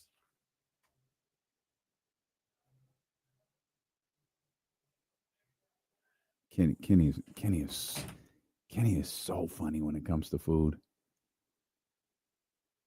That man will walk through hellfire and brimstone to get some food.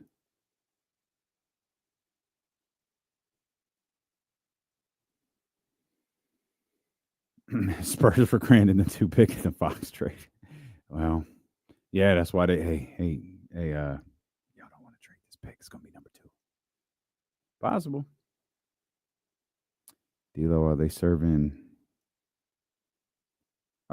what, Dr. David? Oh, is that supposed to say pie?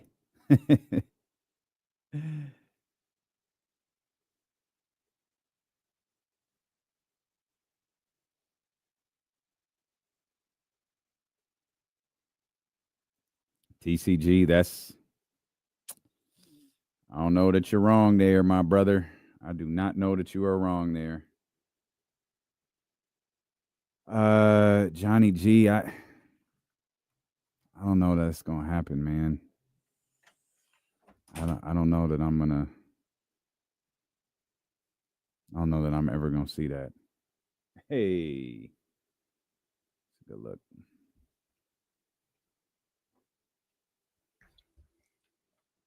I don't even know who that person you're asking me about is, Johnny G.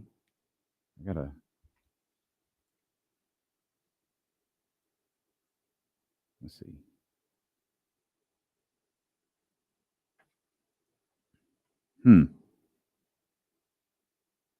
She looks great. Who's that? I'm gonna say her name wrong.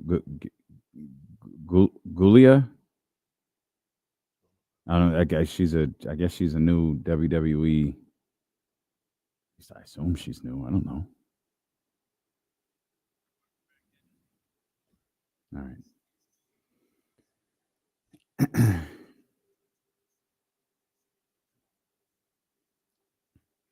This is a damn shame. You said Daniel, right? Let's get Daniel in here, man. 916-909-1320 Elk Grove Kia Talk Line. Boy, people got to talk today. Everybody on the dark web. We pod. Daniel, what's on your mind, man? What's going on, fellas? What's up, man? Hey, so you know what really ticks me off is when hosts come on any show, it doesn't matter what show it is, and tell me not to believe what my eyes are telling me is going on. And there were a few hosts, I'm not going to even say where, telling me there's no way it's rigged. Stop being dumb. That's not true, this and that. And that's insulting to me. So all I got to point to is 1 month ago, LeBron is on the Pat McAfee show. He said it's rigged. LeBron himself said it's rigged. And he gave 3 instances on where he thinks the lottery's rigged. I think one of them was him. Oh, we appreciate you, Daniel. Yeah, maybe if we engaged with him, he would have had more to say, but we just left him sitting there. Sorry, Daniel. Bad host, bro. Sorry, man. Man, I don't want. LeBron got a call after that. I'm sure he hey, did. Hey, bro. Yeah. Hey, look, man. I know you're about to be an NBA owner. You're not yet. Let's pipe down a little bit, pal. You won't find me saying it's rigged. I'm not gonna say it. I'm not gonna say it. Yeah. But I'll put it to you like this. I don't put anything past man. I've read enough history in the world, right? Like in life. I've read enough history. I've experienced things myself. I don't put anything past human beings. I mean, everybody just moral all the time. Mm-hmm. I don't put anything past human beings. I'll put it to you like that. Yep. I'm with you. I won't say, like, I'm not saying it's rigged, but I also won't tell nobody you're just crazy for thinking it's rigged. Mm-hmm. The one thing that I'll say about, like, when people say the games are rigged, which I don't believe at all, is if you're telling me the games are fixed, I know people talk about referees and all this other stuff. The players have to be involved. Mm-hmm. All of them. Mm-hmm. Because how do you make missed shots? Some people be like, they're that good. Like, they can make them. I was like, that's where I draw the line. I don't think the games are rigged. But if you do believe that, you have to say the players are involved, in my opinion. Yeah, I don't believe the games are rigged, as frustrating as some of the outcomes might be. I don't even believe officials are rigged. I think Domas just turned the ball over on his own. Yeah, so do I. Wow. No, that was a shot. That sounded like a shot at Domas. That was absolutely a shot at Domas. It was just being funny. It was just being funny because Domas is my boy. I know. I asked him to shoot 2 more times. Y'all kill me for it. This man out here trashing Domantas Sabonis, and nobody got nothing to say. Well, it's cool now. It's cool now. Oh, it's cool. Oh, okay. Because they know Domas is my boy. I'm just being funny. Wait, no. What do you mean Domas is my? What are you doing? Domas is not your boy. Domas is my boy. What you talking about? All right, now we'll switch. When has Domas not been my boy? I thought we were trying to trade him. That don't mean he's not my boy. I think you just said he sucked yesterday. No, I didn't. I just went once again. Yeah, you were like, "Hey, we're paying this guy $50 million, blah blah blah," and he's not getting the job done. Yeah, and that's fine if you want to give him grace, but why don't you give other people grace? That's the crux of my argument. When it comes to Domas, it's, oh man, he just needs more people around him. Germs does have a point. Like, whenever you say my boy, it's like the kiss of death. Hold on. If that's your boy, why do you care that he's getting grace? Well, because I'm gonna need the Kings to win. Need the Kings to win. That's all it is. And there's other people in my boy. Like I said, people didn't look at Cat when he was in Minnesota and be like, oh, they just need to put better people around him. They'd be like, no, he's a bust. He's selfish. Zach LaVine, they just need to put better people around him. Nobody said that. No. But when it's Domas, it's, they just need to put better people around him. I swear you're just talking about James and like no one else. No, you're actually not taking a shot at Domas. You're taking a shot at James. Do you have a James Ham impression? Definitely not. Oh, that's a good question. Do you James Ham impression right now? I don't have one. I got to work on one. I'll work on it right. by the end of the week. All right. But no, it's not just James. Okay. And that was my go make fun of James on his birthday. That was my Jamie Foxx doing Al Pacino. Go out there and act like you're playing in the hood. Run to the light post. Turn around. He literally looks at Jamie Foxx like he's an idiot. And turn around. Did I read that right? We got somebody else that wants to talk too before I pay off the T's. TC? Yes, TC. Oh. Yeah. What's up, TC? Yes, sir. What's up? Not a very grand introduction. My bad, TC. Don't even trip. You know it's all love. What's up with my two brothers? Not much, man. Not much. How you doing? All right, man. You know, before we get started, man, I felt like almost crying last night, man, when I seen that with Tatum, man. You know, with Kings fans, Chessie. It's just that was a sad situation to see him grab it like that. And I said, you know what? It's almost over. That was almost like that Kyrie when he knew it was over. I said, dang, JT. But he gonna bounce back though, Chessie. And you know what, Jesse? You was the first one I thought about, bro. I said, man. Then I thought about the NBA draft. I said, this is rigged. Y'all done traded Luka. Then y'all get the first overall pick, Cooper. I said, man, so listen, Kings fans, right? So everybody that like tanking, right? What if we was in that predicament like the Jazz? Like, yeah, we finna get Cooper. Yeah, it's Kings. And then we drop down. Man, we'd be livid right now on these airwaves, bro. So miss you with the tanking, big homie. We got our draft picks. We can make moves happen. We can trade 4 first-round picks for a stud if we wanted to. Listen, man, I'm happy right now. It's a good day. Hey, D-Lo, I ain't sad a bit, bro. That's all I got. Okay. I don't know. Ain't nothing to be sad I about. would just like to say again, I appreciate all the well wishes and condolences to me for Jayson Tatum tearing his Achilles. It does feel like someone in your family passed away. Yeah, Like like I said, we're all good. Well, Yeah. I felt like I couldn't. It was a I was, bummer. I was I felt going terrible, for I was yeah. going for the Knicks. They won. I couldn't even really enjoy it. I felt I was so gutted. bad for Tatum. I Yeah. can't watch the injury. I don't. Yeah. So and I'm not a Celtics fan, so I can only imagine Jesse felt 10 times worse than I. I'll be all right. You listen to Kendrick Lamar the whole way in? Yeah. We gonna be all right. I feel about as bad as I can for a professional athlete with Jayson Tatum. You know, because I don't know the guy or Mhm. nothing like that. So it's different than he's not family, nothing like that. So it's not the same as if somebody I knew got hurt. But I feel as bad as I can for somebody I don't know. I think. I mean, you don't want to I don't think any fan wants to see that stuff to anyone. Like if Draymond Green got hurt Yeah, tonight, no, I I feel don't terrible wanna see for him. Draymond. Like no one wants to see that. Hell no. But for some reason it was particularly gutting because it was Jayson Tatum, and I don't know why. Does it have to do- Kyrie was close too. Like seeing Kyrie at the foul line with the tears running down his eyes was tough. Is the JT stuff tougher because like people were talking a little crazy before? Like now he's having this game, blah Nice, blah blah, yeah. proving everyone like he's having his moment, and then Yeah. boom, Achilles just blown to bits. Yeah. And as many jokes as people make about Jayson Tatum, the way I look at him at least, he seems like a great guy. Well, see, that's the other thing. Tatum, we joke joke about this in one sense, but like, you know, basketball junkies, we know one thing about Jayson Tatum. One. The father. That's it. They did 10 hours on Jayson Tatum and his son. We still know nothing about Deuce's mom. Like they didn't mention her, show a picture of her. All we know is Tatum, his mom, meaning Jayson Tatum's mom, and Jayson Tatum's son. Like, who can't relate to that? Right. Pretty sure we all got moms. Like we can relate to that. Yeah. And so there's that moment where he goes down, you see the pain that he's in, and you realize again, we all knew what it was, where you just, man, I don't know, I feel bad for the brother. And that's what it was. And obviously there are uniquely massive basketball ramifications for this injury, given, the team that he plays for already was just clouded in rumors about what was going to happen, over the course of the next couple of months. Yeah. Yeah. No,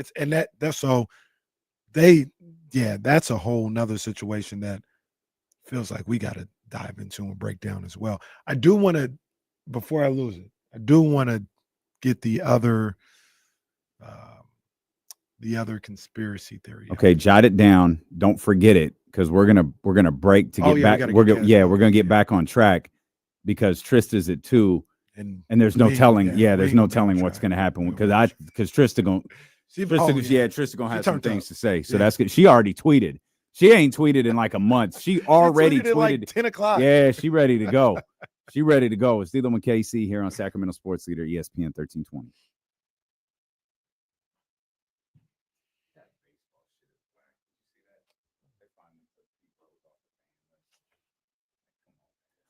They just do the wrong thing all the time, bro. The sound for $1.99 says KC's shirt looks like the ChatGPT voice prompt. LOL. Thank you. I don't understand it. I don't know. I've never used ChatGPT, so I wouldn't know. He paid for it, so he definitely gets. I've come to learn too that these little super chats help. By the way, we don't get any of it, but I guess it's another revenue stream for the company. But I guess if you want to be guaranteed to have your comment read, you pay for it to Philadelphia. But I don't. You got to expand on that. I don't understand that. I don't know.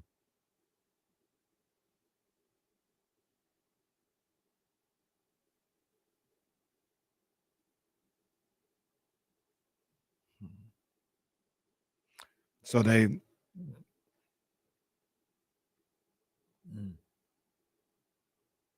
would look at here and be like, oh, they bringing in the money. Okay.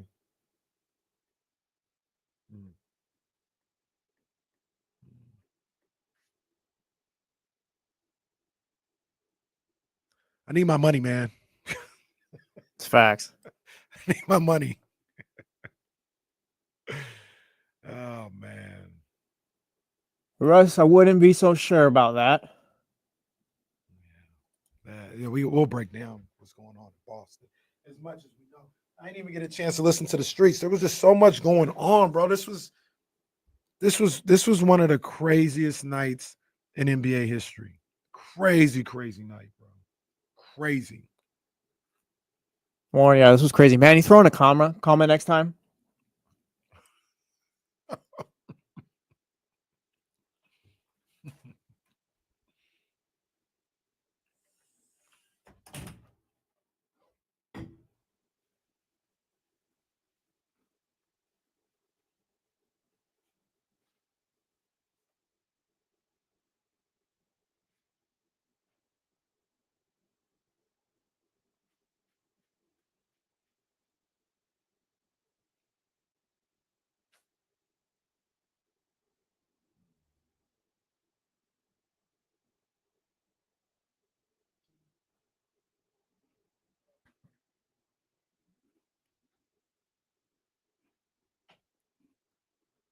Jesse, you get some cookies?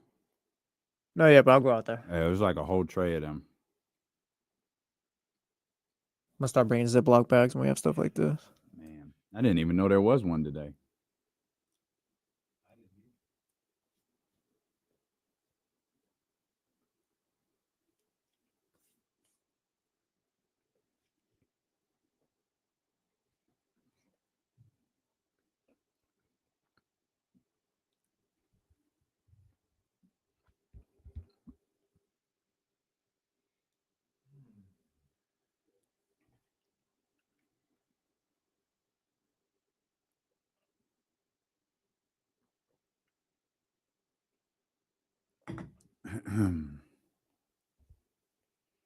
I'm not above walking about 4 chocolate chip cookies in each of my pockets. Oh yeah, we can't put the cookies in. Napoleon Dynamite did the tater tots, no? He did. Now he had the Hey, what? Hey, relax. It's fine cinema. The khaki joints, you know what I'm saying? So that's a little different. If I pull up in the cargo pants, they call them, I think I could probably put some chocolate chip cookies in those pockets. Yeah, cargo pants, yeah. Can you imagine flipping through the dials and the first thing you hear back on the radio is that sentence? Well, yeah. What do you want to hear, that or Buster Posey or insert Giants player hit a home run? Like, yeah, who cares, bro? No, leave Buster out. Well, not even Buster Posey. Like, insert baseball player. Like, yeah, wow. You know what? They had a. We can do that too, but like, we have fun. Hey, prayers up. Like, I didn't stick around for that. They had a nasty injury. The Yankees had one last night. Oh, the slide at home plate. I said, oh, let me zoom past this. No. Yeah, thankfully I saw the aftermath and not the but they had a stretcher and the cast joint. Exactly. So that usually means one thing. So prayers up to him. Yeah, salute. Yeah. Means one thing for everyone but Aiden O'Connell. Well, hey, did they bring the air cast out for Aiden O'Connell? Yeah, they put it on. Did they? Oh, hey, AC was an air cast. AC was an air cast. I'm sorry. Come on, man. Yeah, he ain't never gonna let that down. AC, come on, man. Yeah, he ain't never gonna let that down. Wanted to run this by you. So we were talking about the Mavericks. Mm-hmm. And we're going, mind you, anybody just tuning in, I don't believe the lottery is rigged. The NBA lottery is rigged. I don't believe it. I don't believe it. I'll keep saying it. I'm just getting presented with a bunch of evidence that makes me say, maybe you're the dummy. No. but I choose not to believe anything is rigged in that respect. But we were talking about the Mavericks and ownership and all this other stuff. Let's go back in time a little bit more. Okay. Mark Cuban sells the Mavericks. Mm-hmm. Think about that. Mm-hmm. Think about if there was one owner in the NBA Mm-hmm. that you would say would never sell. Mm-hmm. Mark Cuban would be a lot of people's answers. Sure. And out of nowhere. And he never really gives an explanation. I don't know what happened. I don't know what happened. The explanation was like, oh, it was the time and what. And you sell the Mavericks? What? Mm-hmm. It just don't make no sense. It don't make no. So where I come from with that, you were talking about expansion, everybody getting this money, just go along with it or whatever. From what I don't know what happened there. Once again, I don't believe the conspiracy theory. I'm just podding right now. Mm-hmm. But the new owners come from Vegas. They may want LeBron to own the Vegas team, but they had these guys in here. Get you Dallas. We'll get you Dallas. Mm-hmm. We know you got the money. You got money that we can't deny. Like we're seeing the billions that you're throwing at this situation, and you really want in. We'll get you Dallas. But you can't have Vegas because we've got some other people lined up with Vegas. Net worth of $30.1 billion. That Adelson Group. That's actually just Miriam, the one person. I don't think that's the. And Mark got out before the TV deal and expansion. Who does that? Correct. Let alone he just loves the Mavericks. So walk me. I think I'm missing. I get the strangeness of all of it, but what is the conspiracy? I don't know what the conspiracy is, but it's get darker web. it's bizarre, right? Like it's no, it was jarring when Mark sold. behavior. It was very jarring when Mark sold. Again, you're 100% right. If you made a list of groups that wouldn't sell their team, Mark Cuban, Jeannie Buss, they're probably on the top of the list. And Mark sells for no real reason. Like he's put a bunch of word salad together, or maybe I just haven't seen the right answers. But it was just I felt like this was the time to get out. And this is the time to get out. You're a Shark Tank. You get out before the two deals are done. Before the TV deal and the expansion is done. This is the founder of Shark Tank or the host. This was the right time. I don't know what. It's just bizarre. It's just strange. Well, I'm talk amongst yourselves. I'm looking for, and you can see they're talking about casinos, talking about real estate development. I don't know. Like I said, maybe I missed where he gave a real reason why, or I haven't been up on that deal. You talk so I think you said something interesting there, the Shark Tank thing, which is the buying and selling of companies that you believe in that could thrive, that could do all of this, or it's taking advantage of young business owners. It depends on how you look at the show, but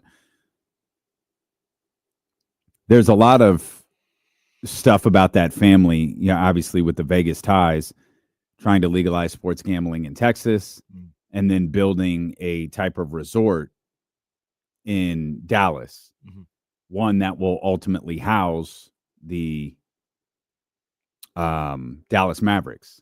Now, whether it's built around the American Airlines Center or arena, I can never remember which one, or it's just something completely new, perhaps.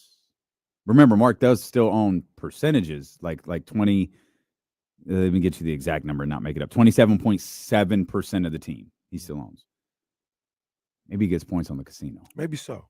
And selling the team for selling that 72% for $3.5 billion. Maybe over the next 10 to 15 years becomes a $10 to $15 billion deal. Could be. That makes money sense. But I have no idea. Yeah. If that's in the future, that makes perfect money sense. But I thought when we were talking about ownership and all this other stuff, it just came out like, hey, Mark Cuban did sell. Mm-hmm. And here's the other, the money, you're making more money with the casino stuff. But I was about to say, if that's the case, why not just wait till all these deals are done and then sell? Why not wait till the TV deal and the expansion is done? You're probably getting, it's not 10 to 15 billion, but you're probably getting all in total, maybe 1.52 billion off of the 2 deals. Yeah, he does not adequately explain why he did it. He talks about selling and this group coming in and like knowing how to, being really good at like running a casino. Like he does not explain why he sold this team at all. Not at all. Yeah. Conspiracy.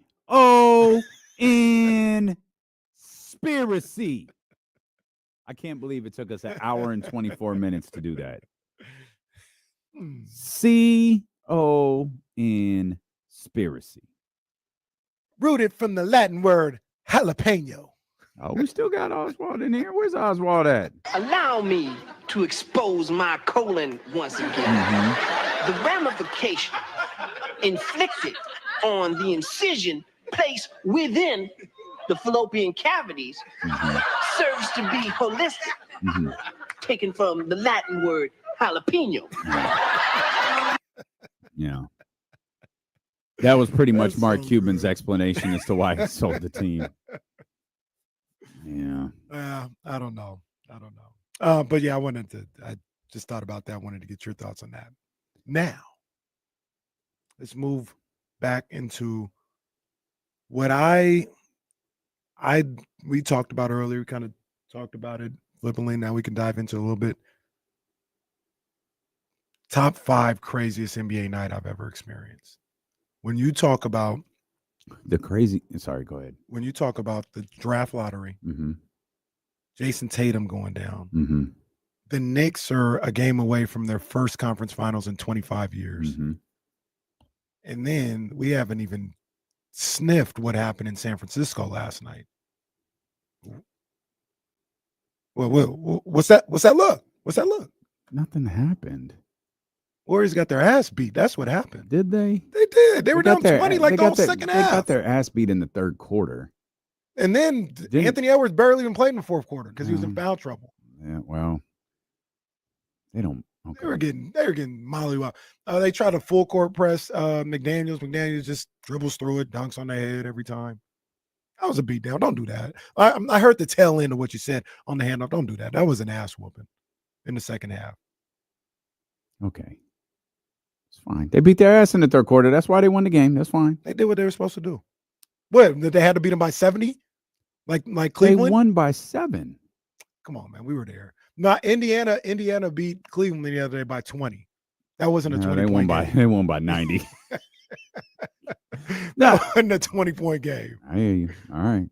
They beat the hell out of them last night. All right. That's funny. I don't care. I wish they had won by 100. The funny thing is I went and watched the game last night at Sherrill Grove's house, and I left with She's sad. Was she despondent? Yeah, she was cursing pods out left and right. Of all the people you're going to cuss out, you're going to cuss out Pods. She said Pods ain't made a shot in 3 games. So, it's not. She said, why is his ass out there? It's not terribly inaccurate. They was cussing Pods out left and right. But I left with like 6 minutes to go. It's a 20-point game. And I turned the radio coverage on the way home. And it was the Warriors feed. And they just like, oh, G. Santos makes a 3. And Kevin Knox, the dunk. Oh, and Santos with another 3. And they would never really tell me the score. And I was just like, hey, what's the score? What is this, like a 7-point game with 2 minutes? I think last I heard it was like a 10-point game with like a minute to go. But I just kept hearing the Warriors score and then like the 20 people in the crowd getting hyped. So I was like, hey, I didn't heard this a lot now. What's the score? It was only 16 people. But no, they beat the hell out of them. But last night was crazy. That was a crazy NBA night. And we'll start at the top. Well, in the middle. Okay. We talked about Tatum going down. Mm-hmm. I guess maybe we'll get into the Knicks and all this other stuff. But Boston, Mm-hmm. let's just say without Tatum, I think they lose the series. If Tatum was still there and they were down 3-1, it ain't over. It ain't over. Like they could easily win 3 in a row. I find it, even though they have that record with Tatum out, I find it hard to believe 8-2. Yeah, they'd win. Let's just say game 6 in the Garden without Tatum. Sure. I find that hard to believe. So him going down, I mean, this franchise who already had people saying they were about to like trim some fat off the roster money-wise this offseason. What the hell happens now? And you asked the question earlier, Mm-hmm. is their window closed? Mm-hmm. Because kind of feels like it might be. Yeah, I'm not doing that. But I think it's a fair question. Like it felt like, and that's but it's the uncertainty that leads you to ask that question. It felt like we don't know this. I do not. It appears this isn't going to happen. I don't think it's going to happen because I'm with you in the sense. One, I said, at the start of this, in an attempt to give the New York Knicks credit, and not. They were going to win that game no matter the condition of Jayson Tatum. Wrapped up at that point. The game was over. Now, how you look at game 5 and 6 and 7, that's altered now because Jayson Tatum won't be around. Mm-hmm. But I felt like I could have made the argument. I leaned on you because you're a bigger Knicks fan than I am. I'm just a casual observer. I'm a Knicks supporter. Feel okay. The Knicks are playing the best basketball they have all year. And I know they had some good stretches during the year, but when you sent that text over the summer, when Mikal Bridges was acquired, when it was for this. It wasn't for 12 or 14 or 13 or 15 or whatever, right? It wasn't for any regular season stretch. It was for this moment in this series against the Boston Celtics. And right now, it's working for them. It's almost like this is what we've waited all year for. And they have capitalized on it. But you move past that and we go in an alternate universe. Boston Celtics win back-to-back world titles. Boston Celtics come back. Jayson Tatum's healthy. They go back. They win the NBA championship for the second straight year.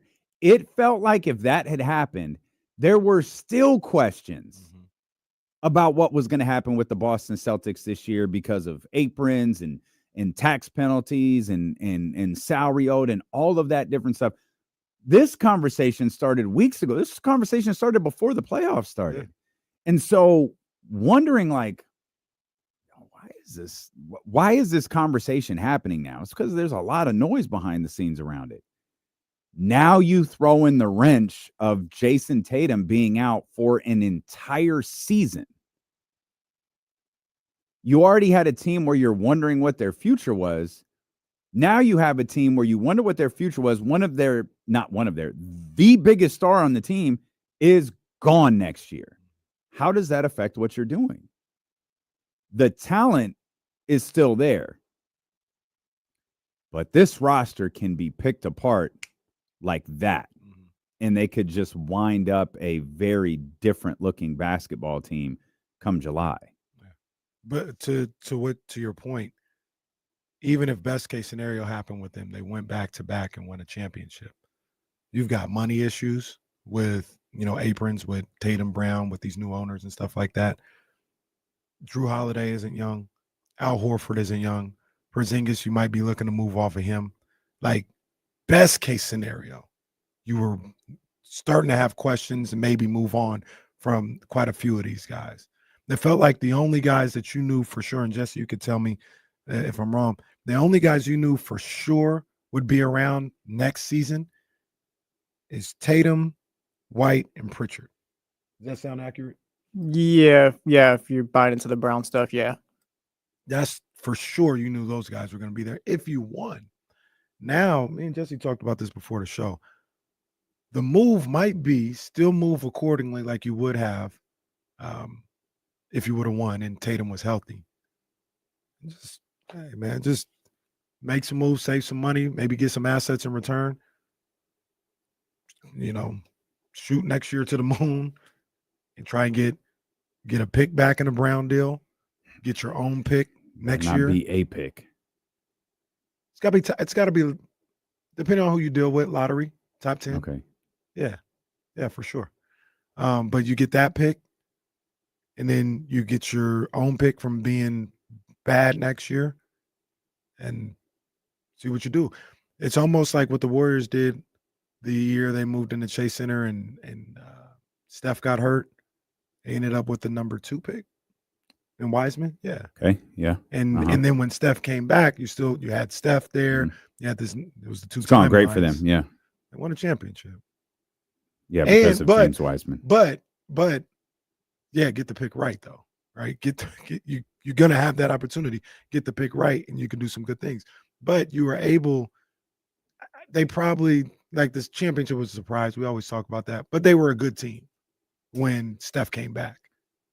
We didn't think they were a championship team, or I didn't, but they were a good team. The same format could be the same when Tatum gets back. You get some assets, get some players back in return for Brown. You got Pritchard. You find some other guys that you can get, and then you'll be good. You'll have Keon Ellis. Who we getting? Drew Holiday. I thought we established that already. 3 teams deal. We got to make it work though. Wait a minute. We didn't agree on. Well, okay. Can I just point out though? Put it out there. We didn't agree. We didn't sign the deal. Well, hold on. Let's just go back to the darker web. Troy says, Jesse, don't worry. You got a number 1 pick headed your way.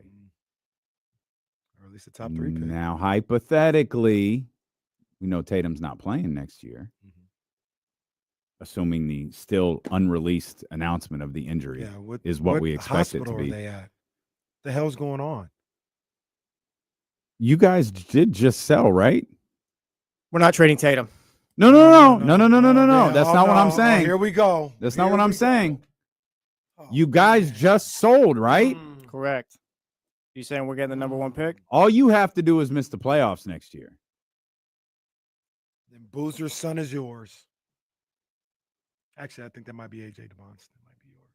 Well, you have your pick. Pick whoever you want. Then they got this other young kid that took over AJ's number 1 spot late in the spring. My son knows who he is. I hadn't heard him yet. They have some ballers. It's like a 6'5" shooting guard. How long is what's your boy's name? Wick? How long has he owned this team? Till 2026, I think. No, I mean, how long do you remember when he bought it? No, I don't remember exactly when he bought it. John Paul's is right. He plays a prolific prep. He's the number 1 player in the country. He's like 6'6" guard. He could be a Boston Celtic, teaming up with Tatum. This is crazy, man. This is crazy.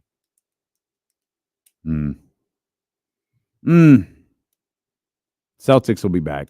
Dark web says so. Dark web says so. Would you play it that way? Would you move on from Brown, get some assets that way? Well, because it feels like, I could be wrong. Jesse knows better now. It feels like the Brown move was happening regardless. So that's if I'm Boston and I had some semblance of an idea or a plan this offseason, I execute it. The Tatum injury doesn't change anything. I if that means, I'm working to move Jaylen and Porzingis and all that, I'm not trying to stay playoff relevant next year without Jayson Tatum.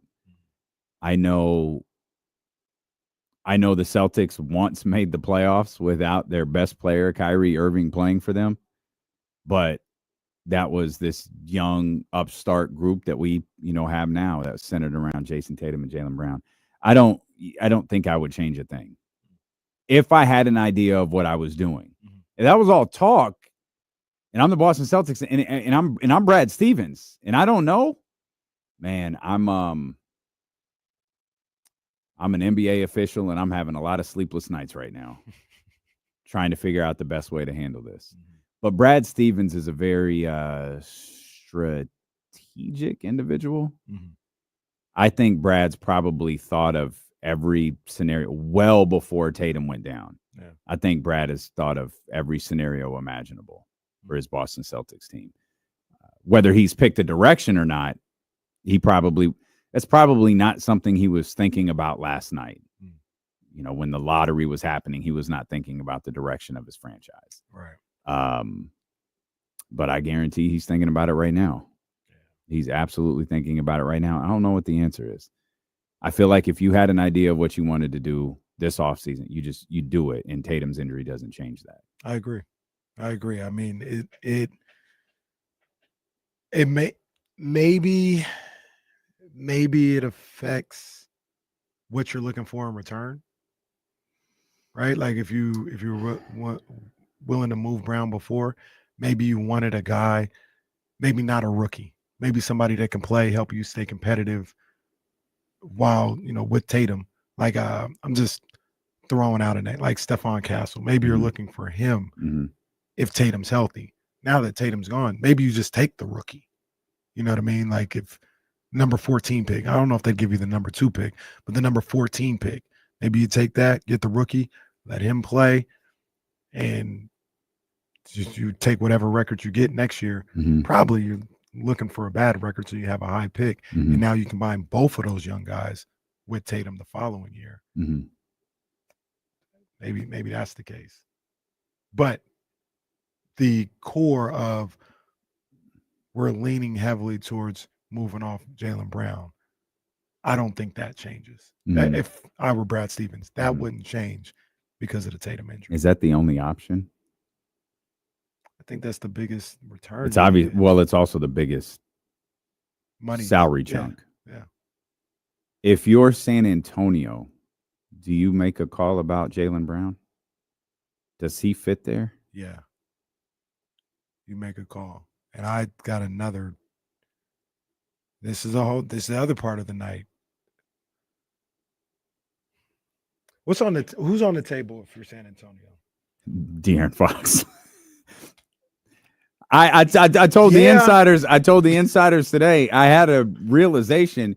De'Aaron Fox might not play another game for the San Antonio Spurs.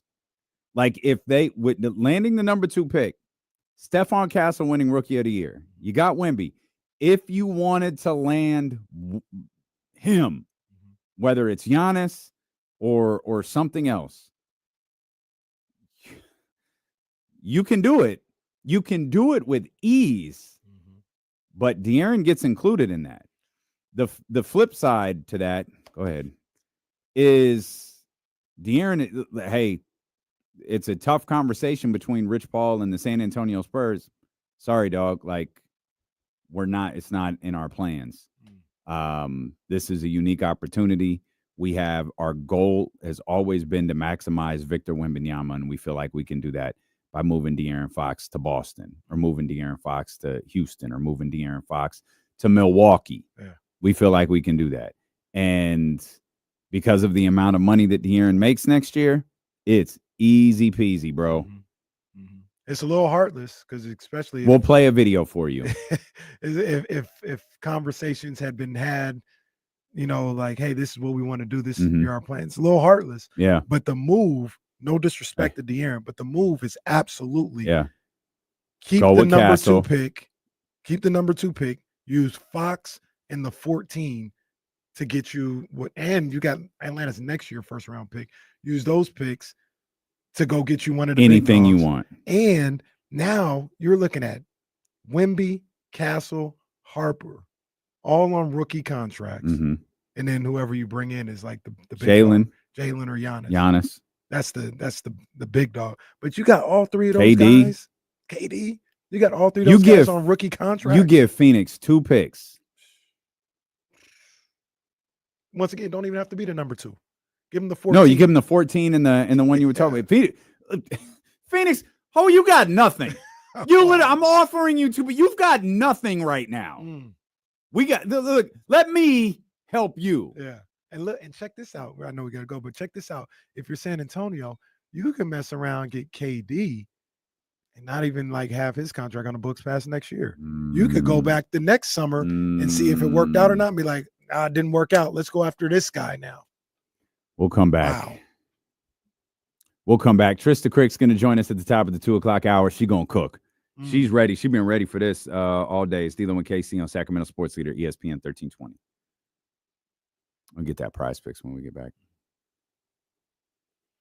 Is that me? You want me to go get some more? Is this me? Yeah, that's true. That's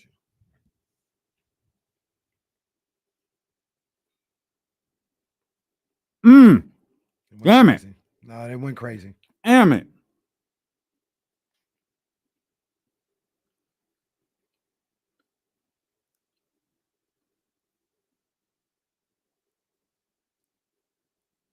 Now they finally tweeted it.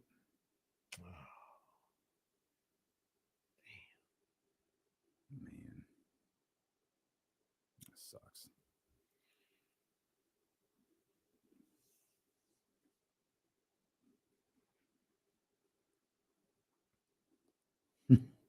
I can't lie.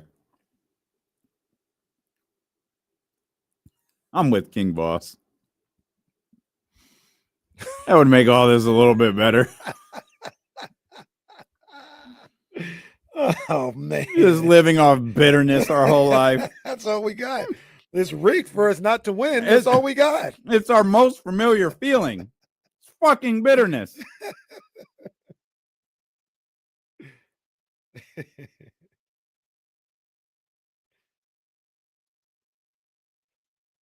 And that explains why they didn't tweet it out earlier. He already had surgery.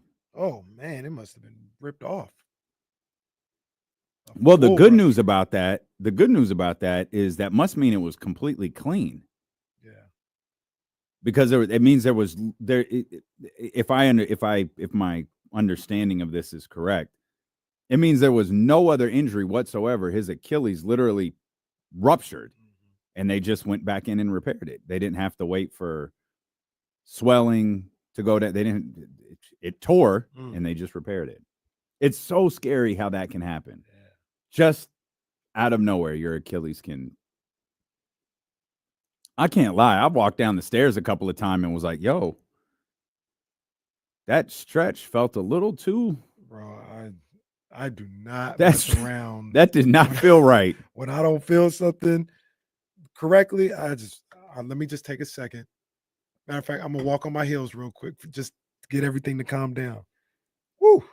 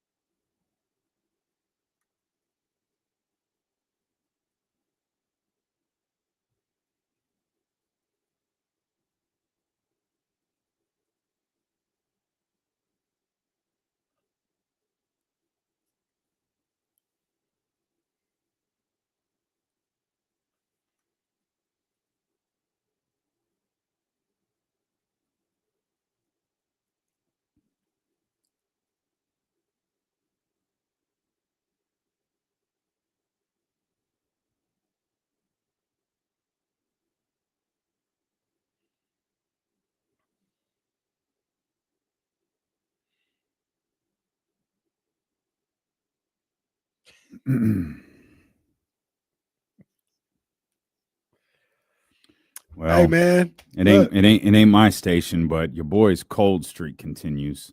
What?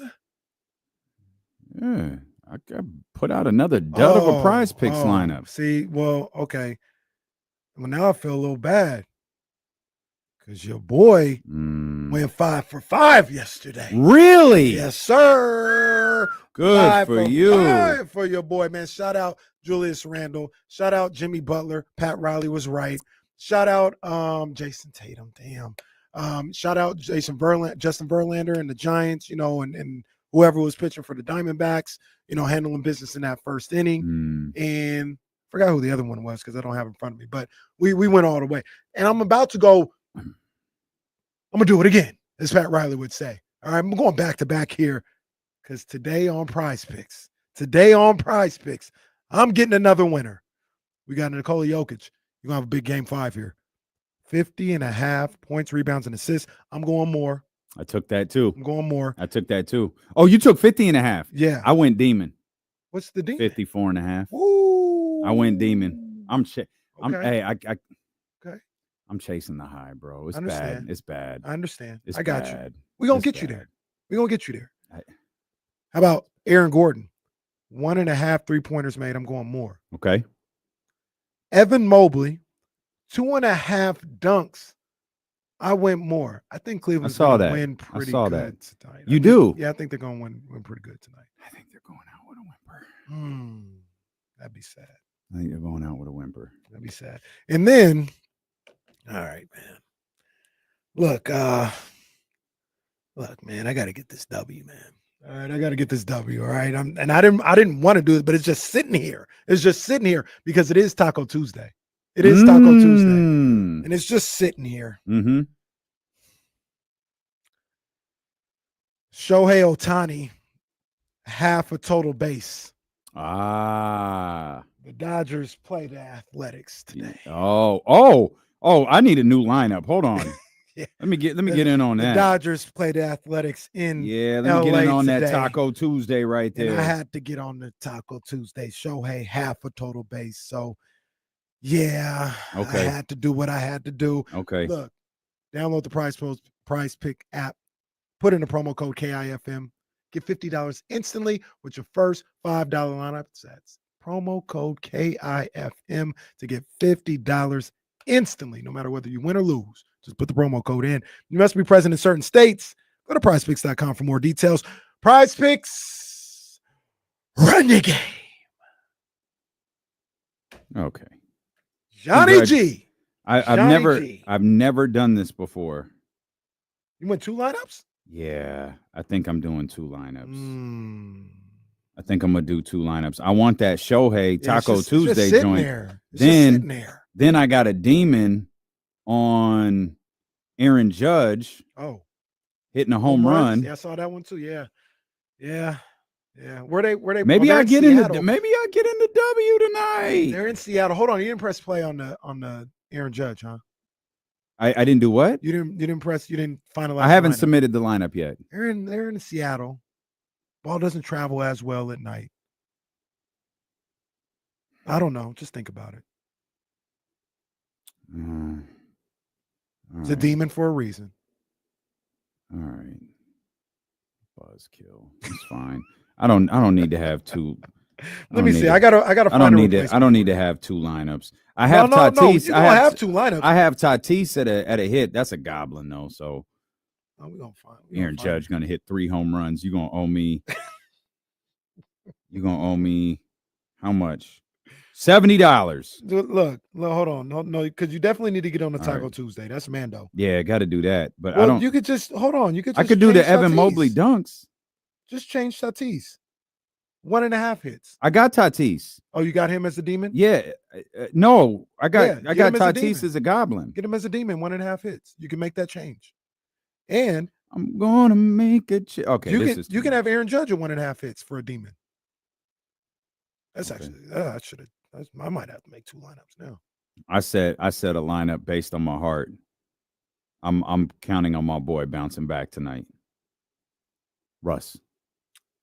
Did you see that sorry report they had out there? I shouldn't say that because I always got to be careful because that's my boy. Sam Amick reported it that anonymous people in Denver were talking about Russ was a big problem in Denver, and he was a big problem after game 2. Like, come on, bro. Let me preface this with, I love Sam Amick. My conversations with Sam leads me to believe he hates Russell Westbrook. I know, I feel like I know that because Sam knows I love Russell Westbrook. Yeah. That doesn't mean his reporting is wrong. Right. That means someone who doesn't like Russell Westbrook can run to Sam Amick and tell him something that went on. It sounds like the exact opposite in Denver. I saw Ramona's. I think it was Maybe this morning. Is that who it was? Maybe it was. Well, no, because I don't think so. Because Ramona's column was the Nuggets' chances in this series might hinge on their most volatile star.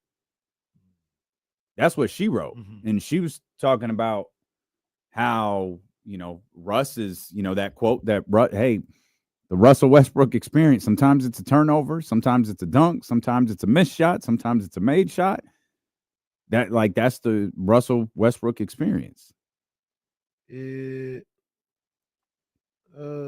is absolutely no indication that Russ has caused. No, what I saw, I did see something else from Sam Amick, but I don't know if it was Westbrook. Now it was Ramona. I feel like that I saw that quote from the Westbrook is a problem thing from Sam. That was like a week or two ago. Maybe that's what it was. Yeah, because I saw something else attributed to Sam Amick earlier today. But it wasn't this because I checked the tweet that I saw. Well, go hit that 14.5, Russ, and shut their asses up. Coach Russ. Oh, don't say that. He's coaching them up. Well, don't say that. You don't want to know that. You don't want. Come on, man. Don't let people know he's not a problem. This one doesn't get.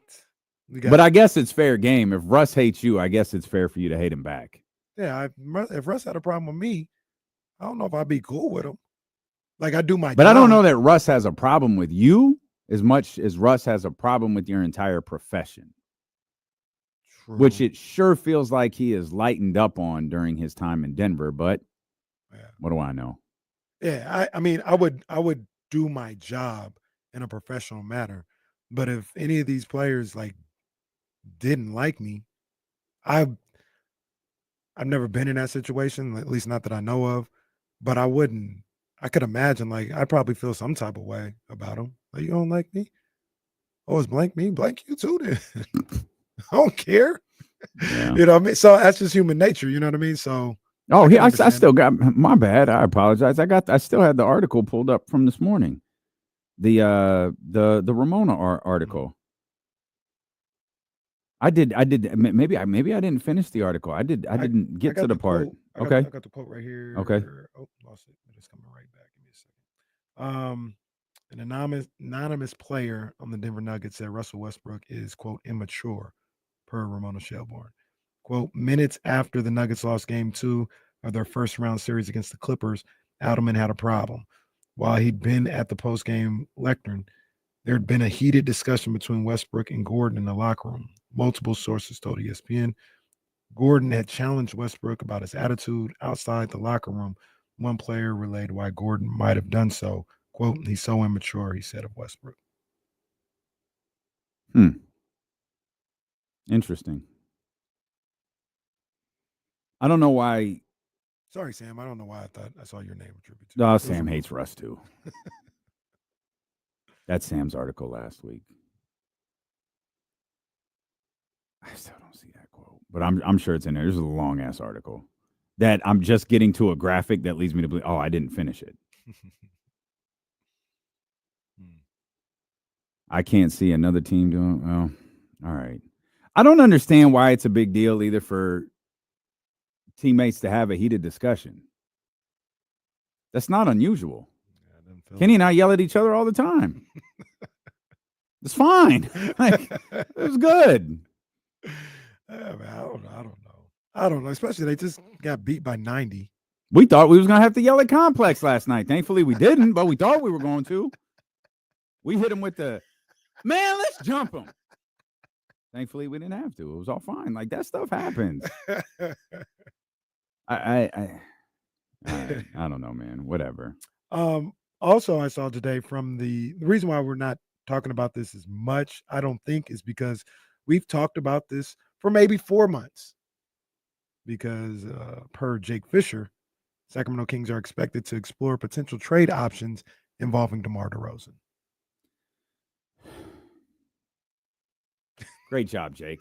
God damn it. You are a I'm not trying to be funny. Jake and Trista are really good friends. I think you are a fine reporter, sir. And mind you, we've talked about this here for months. Maybe nationally, people aren't aware that ready to move on from DeMar. Or they may be, or DeMar. Maybe they're not aware. There are some people here who never wanted DeMar here. There's that. Or DeMar may be ready to leave himself. Because after that last game. Maybe he's ready for a change. Change is good sometimes. After that last game. Oh, yeah. I'll tell you, me personally. I heard, oh, yeah, he's gone. Mm-hmm.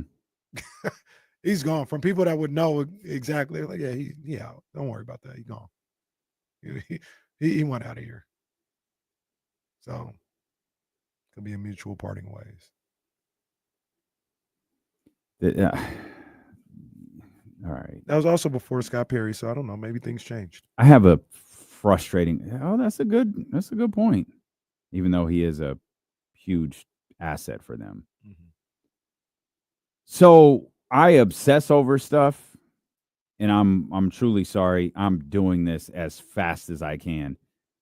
Whatever that Ramona thing is not in this article. It must have been on some sort of podcast or ESPN report. Okay. Because it is not in the article that I read. Adam and had a problem. Okay, there's the Adam and had a problem thing.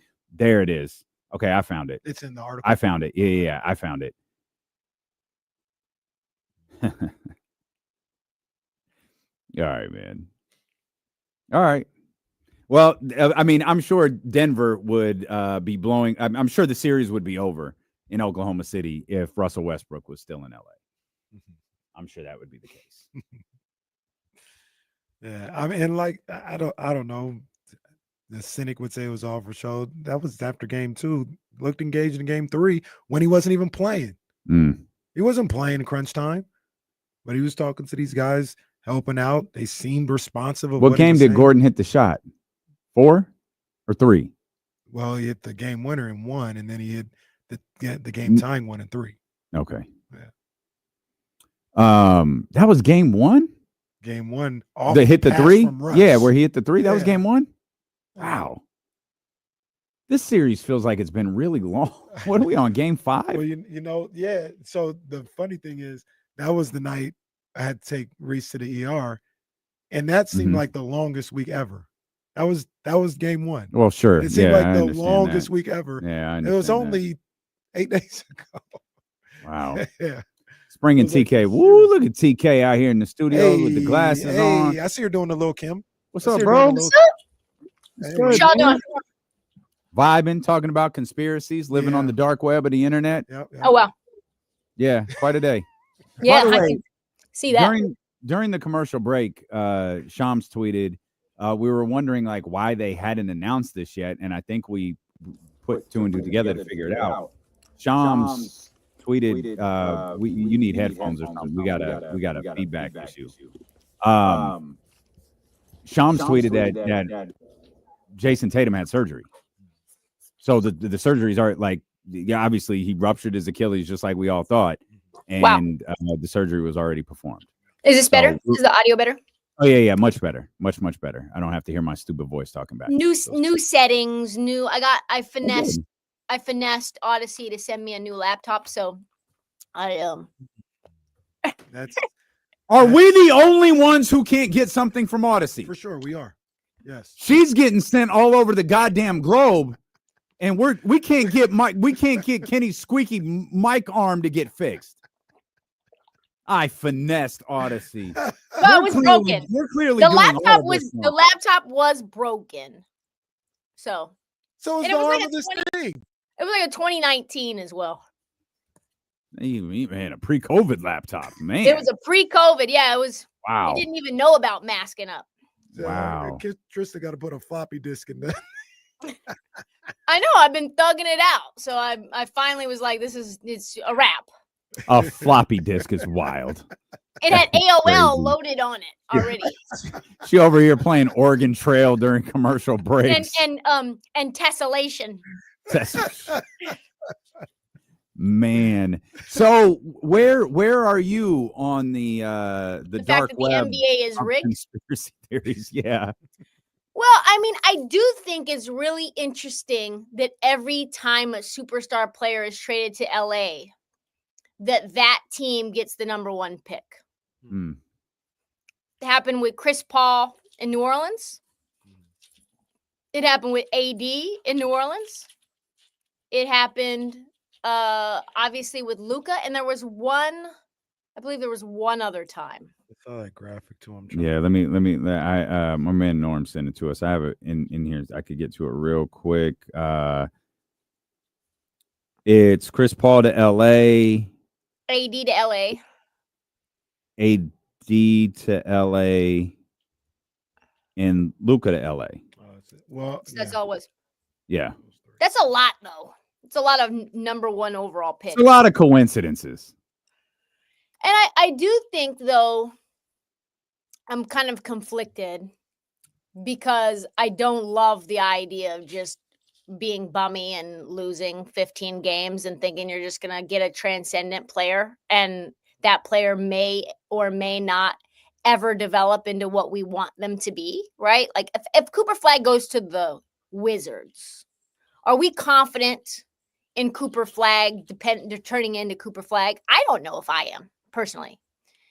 If Cooper Flag goes to Charlotte, I'm certainly not a huge believer in what they can build with him. There's just some franchises that can't get their ish together, right? That's just the case. I don't know who you could be talking about. Now, but hold on. I'll say this: they also don't get that chance to get Cooper Flag, right? Like, yeah, they didn't get Andre Blatch right. Yes, they messed that up. But Cooper Flag, Wemby, like you don't get that. We went down to number ones. They don't get those number ones. Well, what about Orlando? Why does I was just about to say that with Shaq and Penny. I don't think Paolo. But they didn't but they didn't mess those guys up because they get the number one pick. They get the number one. I see. Like Washington got the number 4 pick wrong, and we're like, you can't send them to Washington. They can't get nothing right. They might not be the only ones. Well, yeah. But I was just saying, Thomas Robinson. Okay. That was not number 5. No. Right? Like I'm not saying they but even or 7 or 8 even if Sacramento had the number 1 overall pick in the Luka year, you were either taking Ayton or Marvin Bagley. I know this. We're never taking. Well, I was talking to Kenny. I know you know this, Damien. Well, I'm just the whole thing is with the franchises that we always name, like they don't get the chance to mess up the number 1 pick, is all I'm saying. Okay. Like it's pretty difficult to mess up Wemby. Like let's not act like the Spurs are just if the Charlotte Hornets would have had the number 1 overall pick, would they have taken Ant Edwards? There was a lot of Ant or Jaylen, right? It was Ant, LaMelo, and Wiseman. Would they have taken Ant Edwards? Because there was a lot of controversy. Oh, Ant doesn't love basketball and his time at Georgia, and there was a lot of people putting a lot of shade on his name. Maybe so, but what the hell have the Timberwolves ever done before? And they took him. Timberwolves ain't done nothing until they took Ant. So the same things that we say about Charlotte or Washington, we could say the same thing about Minnesota. But they had the number 1. We believe in. We believe in Tim Connolly. I'm not here to say the organizations are ran perfectly, but the number 1 pick, usually you don't miss on number 1 picks like that. Like if it's Sar or something like that, yeah, like you might miss on that. Or who is Bayani? Like, yeah, all right, that might not work out. But when you're talking about the Wembys, the Coopers, the Ants, these guys that you know, these are special players. Yeah, you usually don't mess that up. Would Anthony? Sorry, go ahead. Would Anthony Davis be a better basketball player if he went somewhere else other than the Pelicans? Yes. No, I don't think so because he was a great basketball player with the Pelicans. Won games there, won a series, and then he moved on. So no matter where Anthony Edwards is drafted, he would have been. Anthony Davis. No matter where Anthony Davis was drafted, he would have been the same player in the same predicament. Yeah, like going to a bad team. Yeah, it would have been the same situation. Like I don't think it would have happened any quicker in San Antonio if they were bad enough to have the number 1 pick. But okay, That's what I'm talking about, though. This team went to the finals last year. They're not a bad team. They're a team that had bad injury luck, and now they have the number 1 overall pick. That should not be a thing. Well, I understand. And furthermore, this is why I'm so aggressively against teams that know they're not any good continuing at the end of seasons to push for wins. That includes Sacramento down the stretch, which you guys won 4 of your last 6 to push for the play-in spot.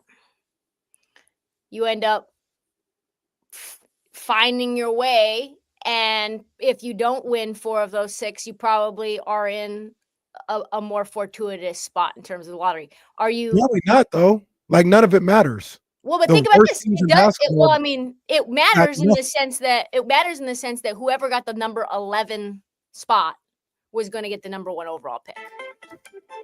Same thing with Chicago. Josh Giddey's game winner, half-court game winner.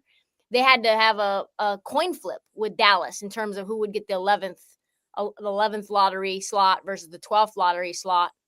And if he doesn't hit that half-court game winner, the number 1 overall pick goes to Chicago. Unless you just think that, like, just them owning that pick means something different. Unless the league really, truly, factually is rigged. It would have to factually be rigged. It's a crazy coincidence, though, isn't it? It's insane. Like, for the second time in February, 4 months, the Dallas Mavericks have been the center of the basketball. One of the best players on the planet, his Achilles exploded last night on one of the marquee franchises of the league. And it was still the second biggest story of the night. Correct. And you talk about just Dallas as a whole. And the one thing that makes me feel very like Spidey sense is Nico's calm demeanor over and over and over again saying defense wins championships. Yeah. And I'm like, okay, his 2-way American white player who's obviously offensively skilled, but really known for his defense. And you just end up trading him. You get Anthony Davis, one of the better defenders in the league in terms of a big. You already have Daniel Gafford. You already have Derek Lively. You have Kyrie, obviously, with his injury. But then now you add a wing who can create. And they need a creator. They need a creator that can defend. They need a 3-and-D wing.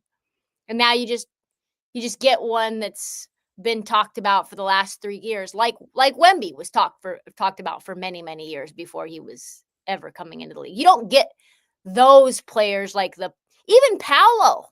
When Paolo was 17, no one was talking about Paolo. It's we talked about it earlier, and I'm Trista. I love my NBA, so maybe I'll be naive, and I'll be naive until the day I die. It's not rigged. The draft lottery isn't rigged or anything else like that. That's just how I feel about it, right?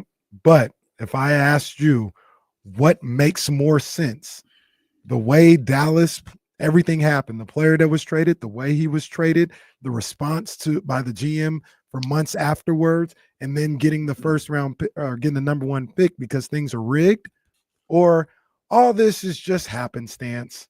Like, what makes more sense to you?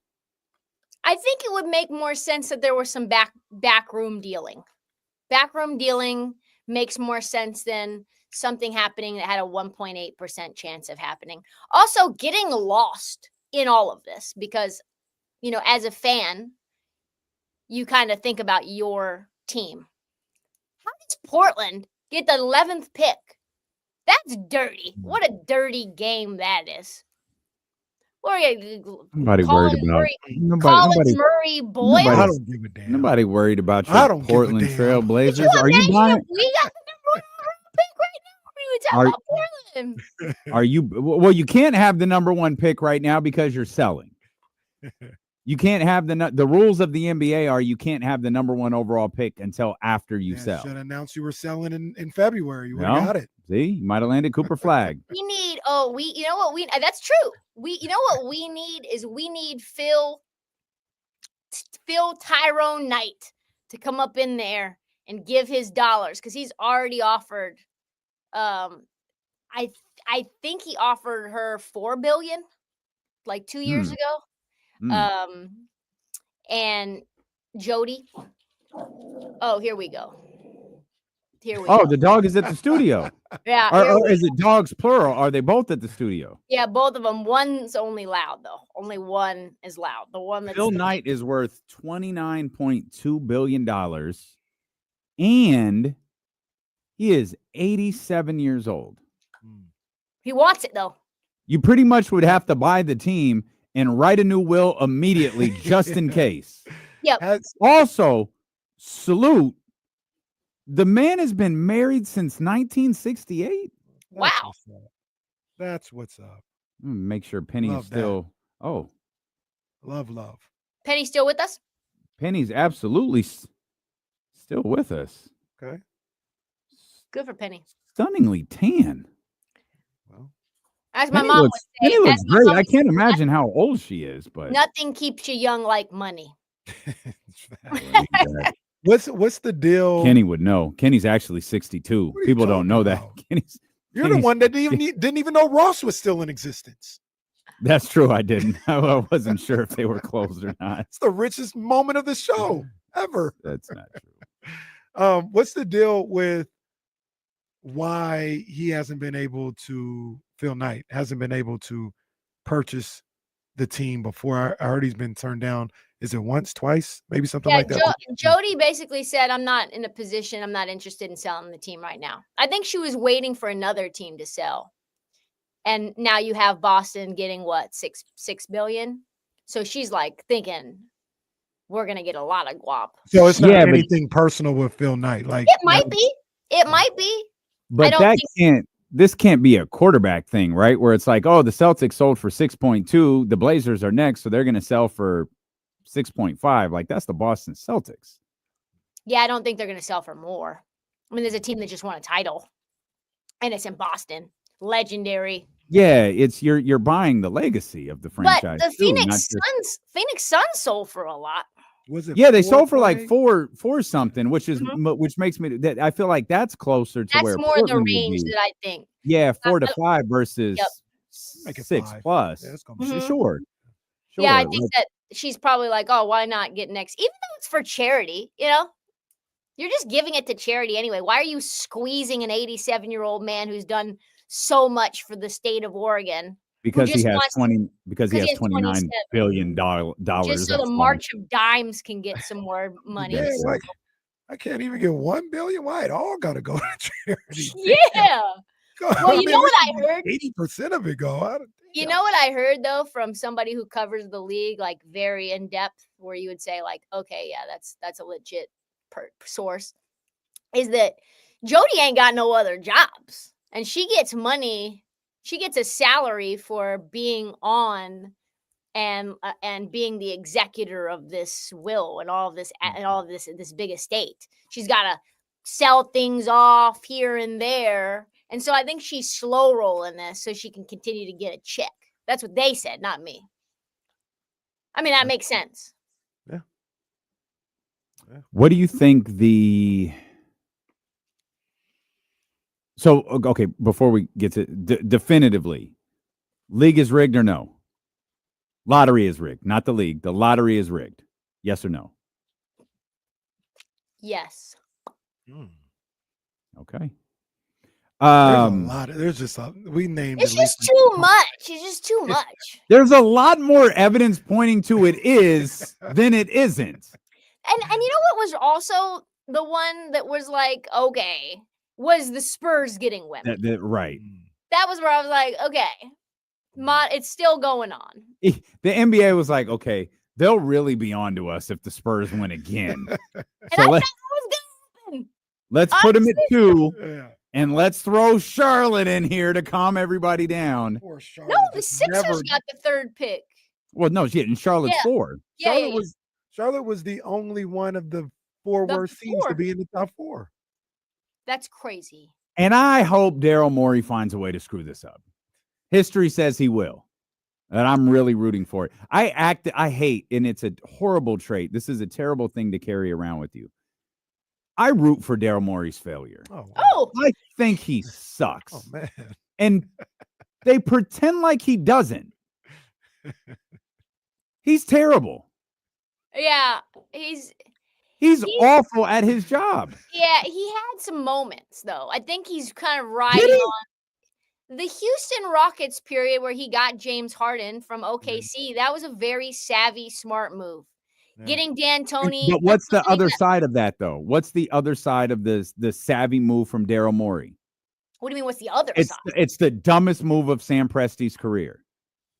Well, that's true. 1 year too early, he moved James Harden to an eager Daryl Morey in the Houston Rockets, and then he just gets credit for, well, I'm Chris Paul, Russell Westbrook, I'm John Wall. I'm gonna do everything I can to placate James Harden. He was just throwing it at the wall too. and we just pretend like he was good at this. Chris Paul almost worked.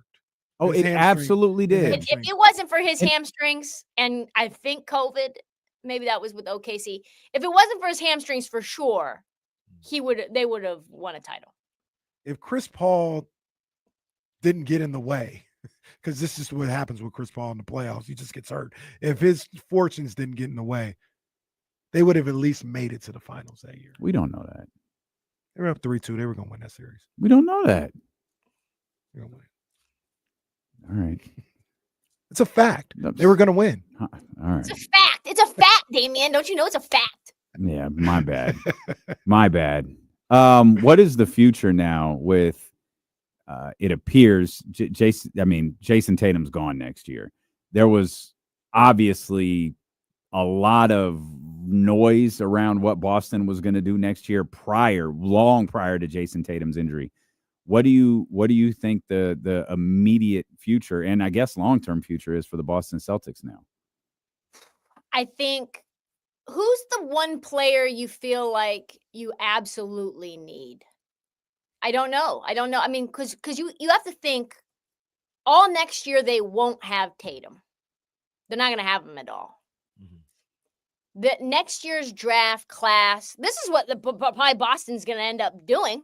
Boston will probably end up being so bad that they get AJ DeBanza. That's probably what they're going to end up doing. It's going to just be like the Mavericks or like Golden State when Steph Curry hurt his hand and they ended up getting the number 2 overall pick. Or Darren Peterson. He's a new number 1 guy. Or Darren Peterson. But I think it'll be DeBanza. I don't think Darren Peterson's that good. No?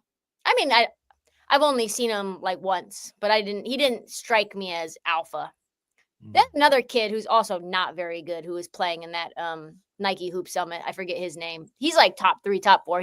He'll fall off the cliff. Just like what's that kid's name who went to Miami? Jaleel Bethia. Everybody was like, oh, Jaleel Bethia. And I was like, oh, no. That didn't last. That didn't last. He averaged like 2.7 points per game at Miami. He might be going to Sac State soon. Yeah, him and Shaq.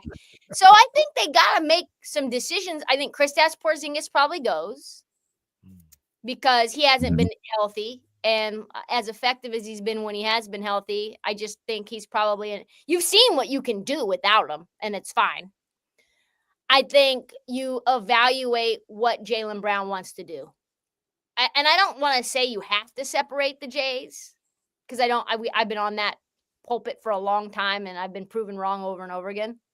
But I feel like Derek White is really important.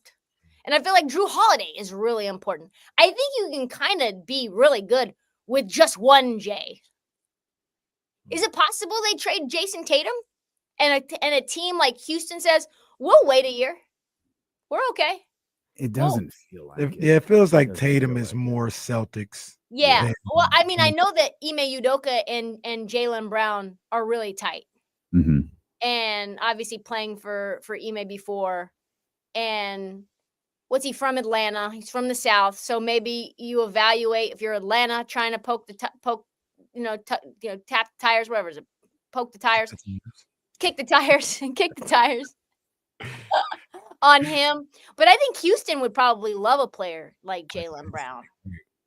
And then you rebuild, and then you say, okay, well, you don't rebuild, but you retool if you're Boston, and you can get a Cam Whitmore, or you can get a bunch of players and picks. Maybe you can get a Houston, or maybe you can get a Phoenix pick from Houston along the way for Jaylen Brown.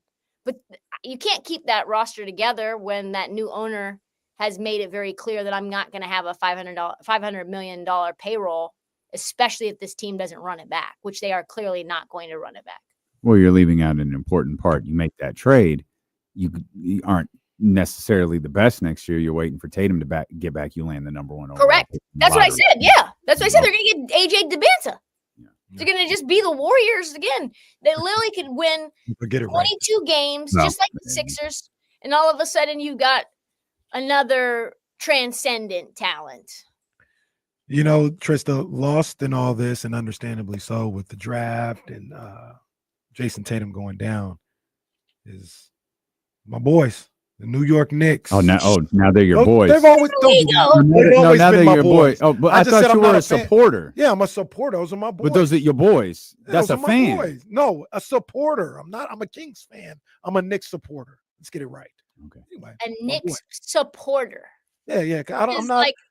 Like, how do you tier fandom? I mean, where are you? What, like, fan is up here and then supporters here, or what's the difference between being a supporter and a fan? My night isn't ruined if the Knicks lose. My night is ruined if the Kings lose. Like, I don't watch the highlights. I ain't doing none of that.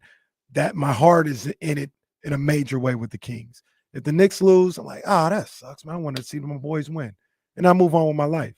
So I'm not like them people on 7th Ave. I'm not. Those are fans. I don't want to disrespect them. Those are fans. I'm just a supporter from a distance. I like to see them do well. Mm-hmm. Maybe a jersey here and Pacers there. Eliminate the Knicks. You gonna watch highlights? Oh no, I don't mind. Yeah, I ain't gonna be happy about that. Look at that, baby. Oh, look at that puppy. Is the puppy dressed? Adorable. Yes, the puppy is dressed. Yeah, he's got a sweater on. That's adorable. Yeah. We're here for the puppies. What I was gonna ask you though is, I mean, these guys, they were gonna that specific game, the series. They were gonna win anyway. Yeah, they were gonna win that game. I compare this Knicks team a much more talented version of those Pat Riley Knicks teams, where they're just tough, they're rugged, and those teams got to the finals. Those teams got to conference finals because they didn't blink going up against Jordan or anybody else like that. Can this Knicks team win an NBA championship? Definitely. Considering who's left, considering the field, considering what we've seen from the West. OKC, boy, oh boy, have we seen exactly what we foretold, Damian, about those OKC Thunder. It can get ugly offensively. Give me my credit. I was in there and said that. Okay, you were in there as well. You were in there, but we just talked about this last week. So, and you were wherever you were, which I'm not going to call you out and ask, but but me and Damian, we were talking about this, and that offensively, especially from 3-point, we've seen issues. You know, Shea has been consistent, but even in that consistency, I haven't gotten everything that I wanted from him. Obviously, a lot of the points are coming from the free throw line. Jalen Williams still isn't the guy that you can rely on to get you 20 every single game in a playoff series. And, like, they just have a lot of role players that I really like, and it's a very deep team.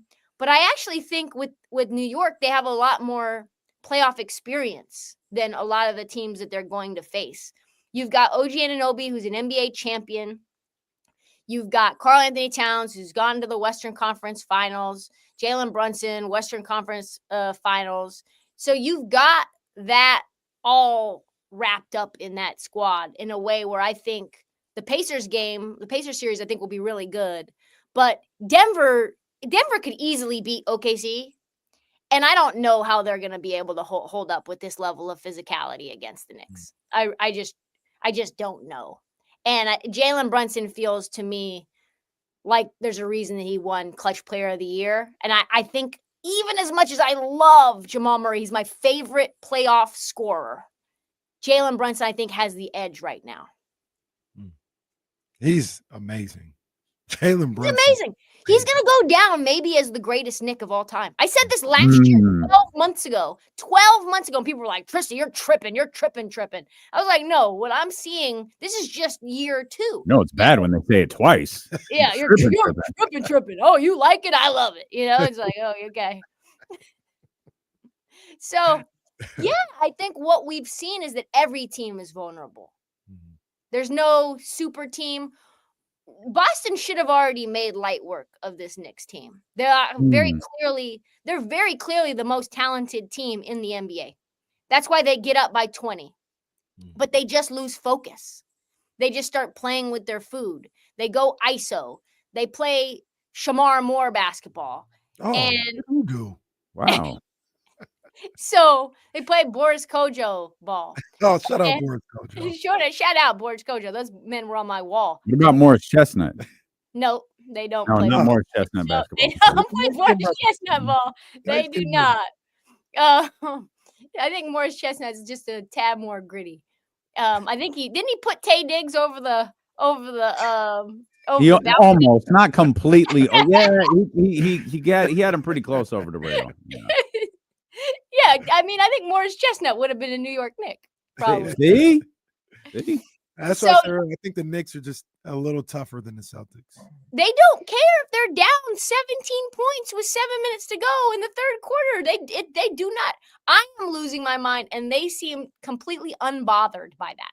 Kind of like the Nuggets a little bit, actually.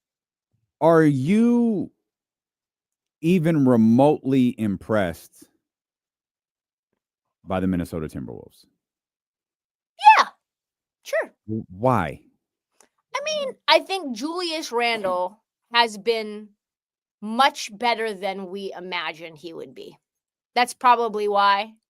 I think you look at their road hasn't been very difficult. I think that's kind of why they're less impressive than you'd think. But Ant Edwards continues to be, able at least to score 30, 35 any given night. Even if he puts up 3 points in the first half, he can get you there. They're a balanced team. They're just not like a particularly, a team I have a lot of faith in to win it all. That's all I'll say. But they are fun. And they're playing a Warriors team where it's like no Steph and Jimmy Butler on one butt cheek. So I can't really speak to what they are. Well, this is the time of the show when I think we all owe somebody an apology. You're always walking into this building demanding somebody apologize for somebody else. A lot of people were talking crazy about this man, about this legend.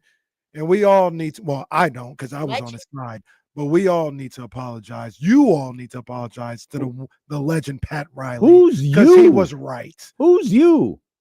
Whoever said that he was crazy for not signing Jimmy. Pat Riley. And who was that? Was that Trista? Trista, did you say that?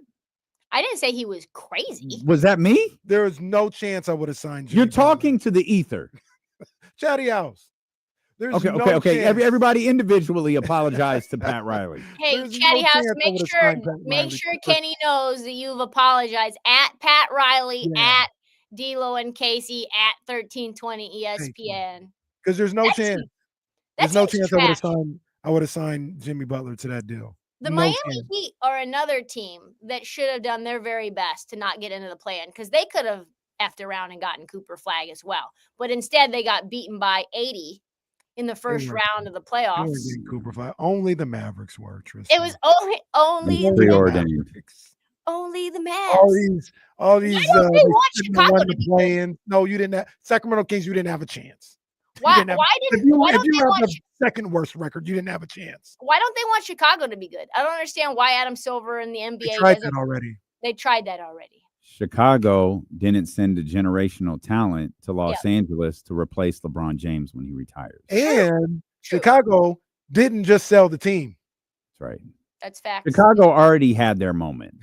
It's done. We're done. It was the mid 80s to the mid 90s. It's over. They've tried to force these moments onto Cleveland. It worked. They tried to force these moments onto Minnesota. It failed. All of these teams, Now San Antonio won the lottery. How many times? 3-4 times? Like 7 Cleveland times. 3-4 times. Well, and the fact Sacramento that got Cleveland has won it multiple goddamn times Ellison. is crazy because you got it with LeBron, which was like that was another rigged moment. Yeah. Oh, LeBron said it was rigged. Playing, yeah. LeBron's like, oh yeah, me going to Cleveland. Oh, okay, yeah. So he gets to go number one, and then they end up when he leaves to Miami, they give the Cleveland the number one pick for Kyrie to lure him back to Cleveland, and then he ends up. They get it again, right? No, when, they get it two more times. Two more times. You're forgetting Anthony Bennett. Oh, Anthony Bennett. I forgot about Anthony Bennett. So then we'll just X that. I don't know what that was about. And then they trade Andrew Wiggins for Kevin Love. Yep. Only it's rigged. It's a work. This is WWE at its finest. And I don't know why they like San Antonio so much. What is that? Why does that prove to be such a great market? Well, they're fans of the Riverwalk. I don't know. Fans of the Tex-Mex. Or what is it? The Puffy Taco. The Puffy Taco pause. Well, that's what they're called. That is a big pause. The Puffy Taco. So I don't know. Sounds like something that needs medicine. Clearly, the Puffy Taco means something that we're just not familiar with. I don't know. I'm usually up on these terminology. That sounds like something you need to go to the doctor for. No, actually, it sounds like something you need to go to the doctor for. Who was the best player taking the like overall not the you. Who was the best player taken? Anyone know in Anthony Bennett's draft? If I just said the Anthony Bennett draft, who was the best player taken? I don't remember. It was overshadowed by Anthony Bennett. I don't think that was a good draft. Do we have any All-Stars in the lottery? In the lottery? Yeah. When's the lottery end? 14? 13? Nope. 13? Nope. Was that Giannis? Yep. Wow. Giannis was 15th. That's crazy.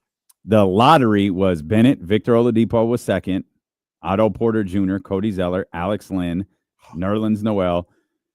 Ben McLemore, though. Ben McLemore, Contavious Caldwell-Pope, Trey Burke, CJ at 10, Michael Carter-Williams, Steven Adams, Kelly Olynyk, Shabazz Muhammad.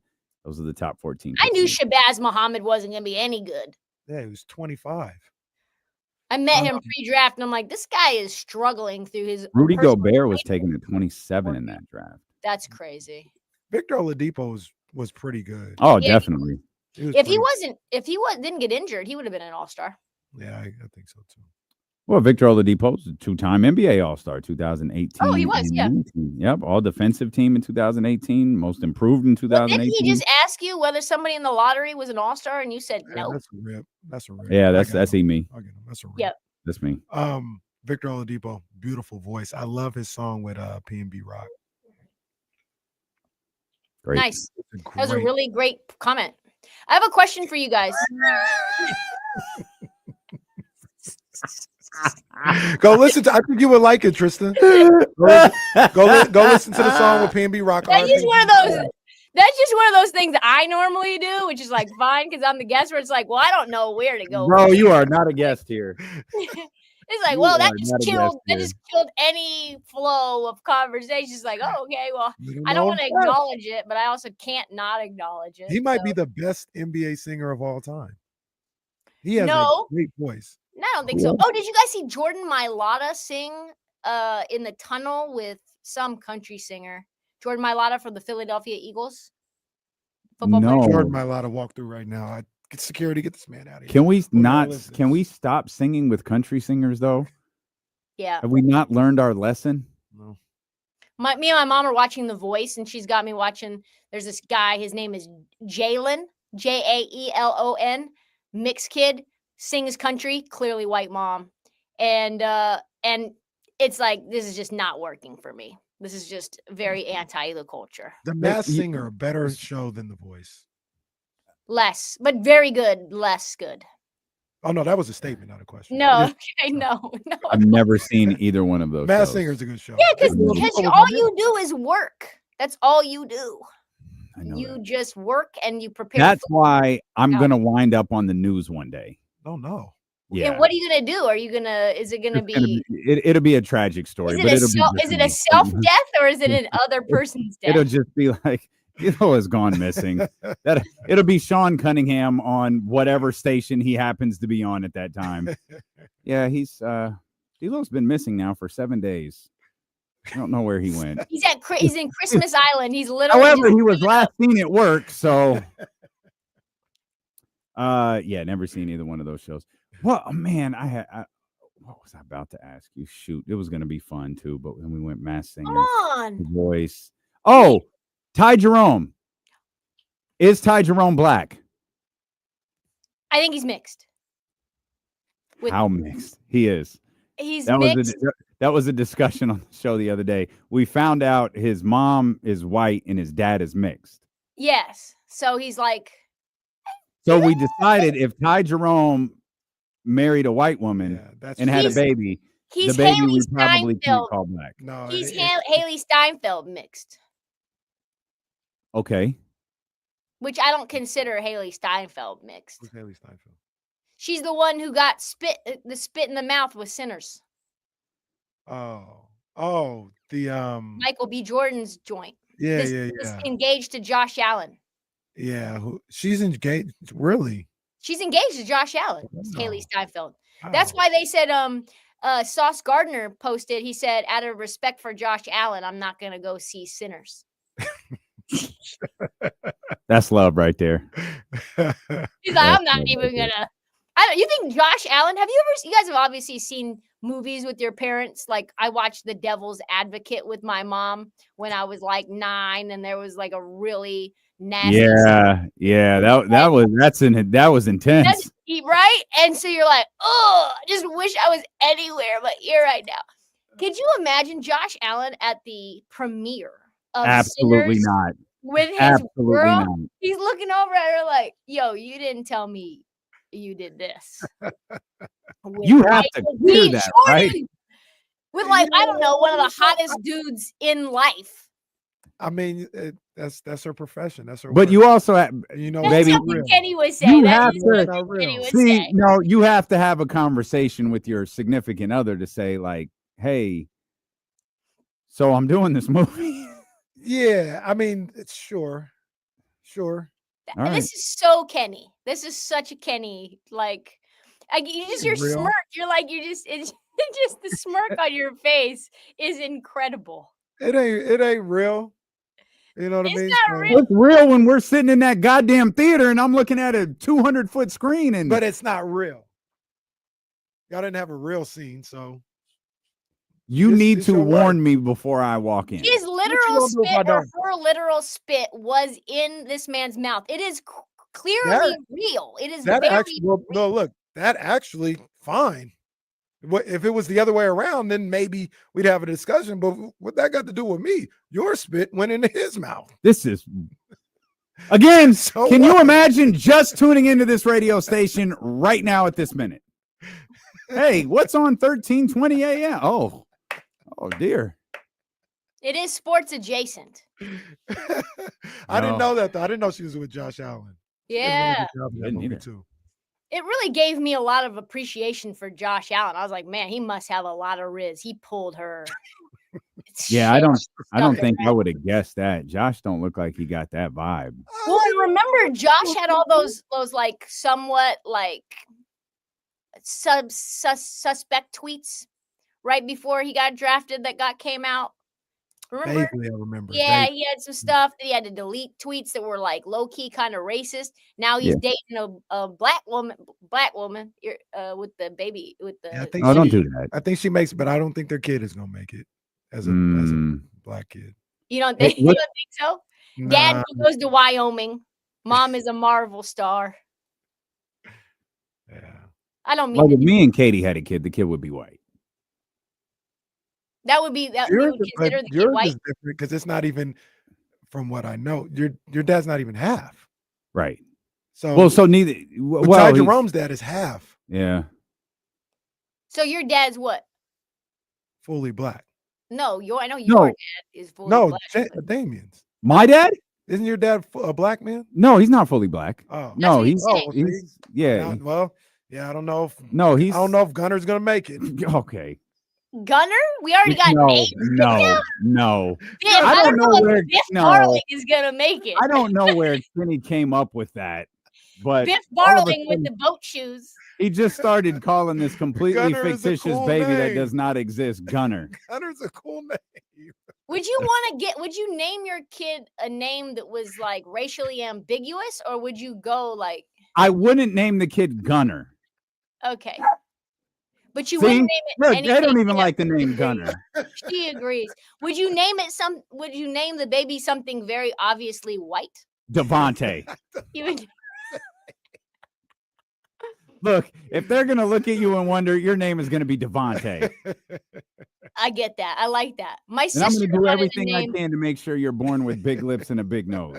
Yeah, we'll just make sure that people know when you apply. Mhm. And your middle name is Jackson, Devontae Jackson. All right, man. Devontae Jackson, Jordan, Johnson, Barling. Well, yeah. All right. Oh man. We look, Soren says the coldest. We're gonna name the baby the coldest. The coldest. All right, man. We gotta go. We're hella late. All right, dog. I'll see you All right. guys. All right, All right, TK. TK. Just the Crick Heat Check podcast and let her shoot. We'll come back. Jason Jones coming up in about 30 minutes. It's Stilo and KC, brought to you by Sky River Casino and Sacramento Sports Leader, ESPN 1320.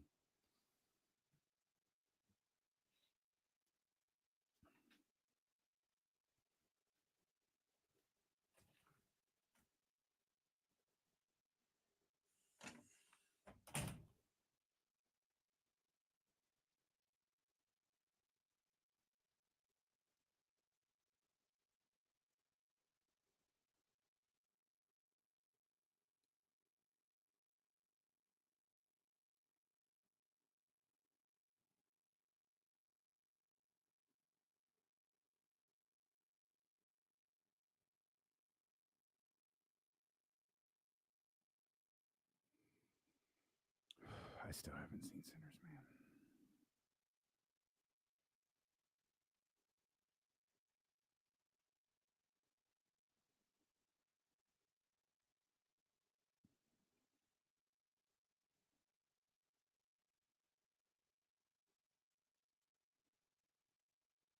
Where are we? What time? It's 2:46.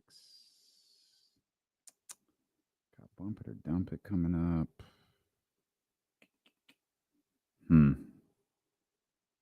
All right.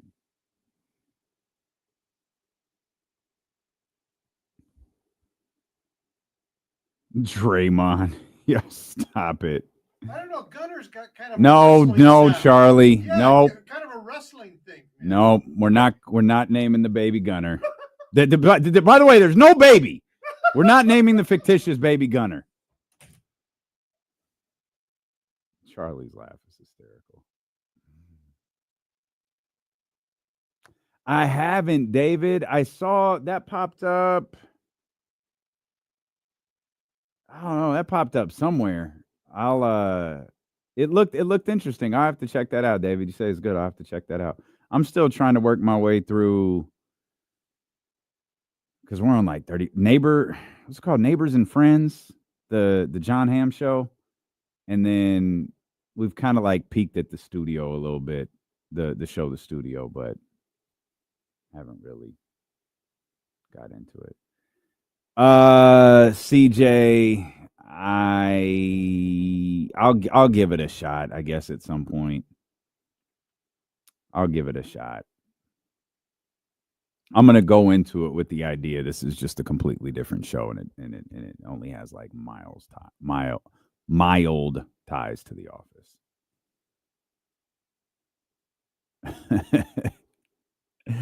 Yeah, I like that bit. That bit's funny. Kyle's dad is wonderful, by the way. His dad is awesome. And Neighbors and Friends is pretty dope. You're right. It might be in Casey's neighborhood. Gunner is a heel who thinks he's a baby face.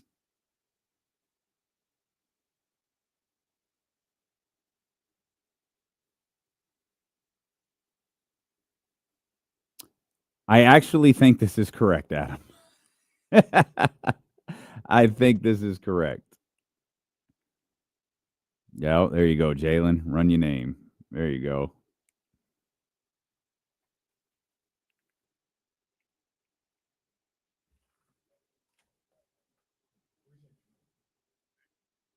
Oh. Demetrius Barling is a good one, too. That works. What are we doing here, Jesse? Are we going to go all the way to Jayson, or are we going to get at it in 10 minutes? 58. Okay. You want to do bump it or dump it right now? And then because we went crazy We're long going with to TK. 58. All right, let me pull it up. My screen was locked, so let me pull it up a little bump it or dump it topics. I hope none of them are Sean Combs' trial, because this is gross. No. We're staying away from this. Is absolutely gross. I was trying to do some stuff for KSFM. I was like, yeah, I'm not doing this. Yeah, we're staying away. Absolutely not from that. I got a on this day. Okay. I got on this day. This is another May 13th. Yeah, May 13th, 19. That's what I'll do. Okay. May 13th, 1994. 1994. Bump it or dump it. May 13th. Oh, this is part of Bump It or Dump It. Yes. May 13th, 1994. Okay, I'm curious. 94 is the OJ year, but all of that's the crazy stuff happened in June. If you're I'm in. Let's bump it. Let's bump it. I like this. Listener of this show or a co-host, when you see it, you'll be like, oh, okay. I know KC was on that. Okay.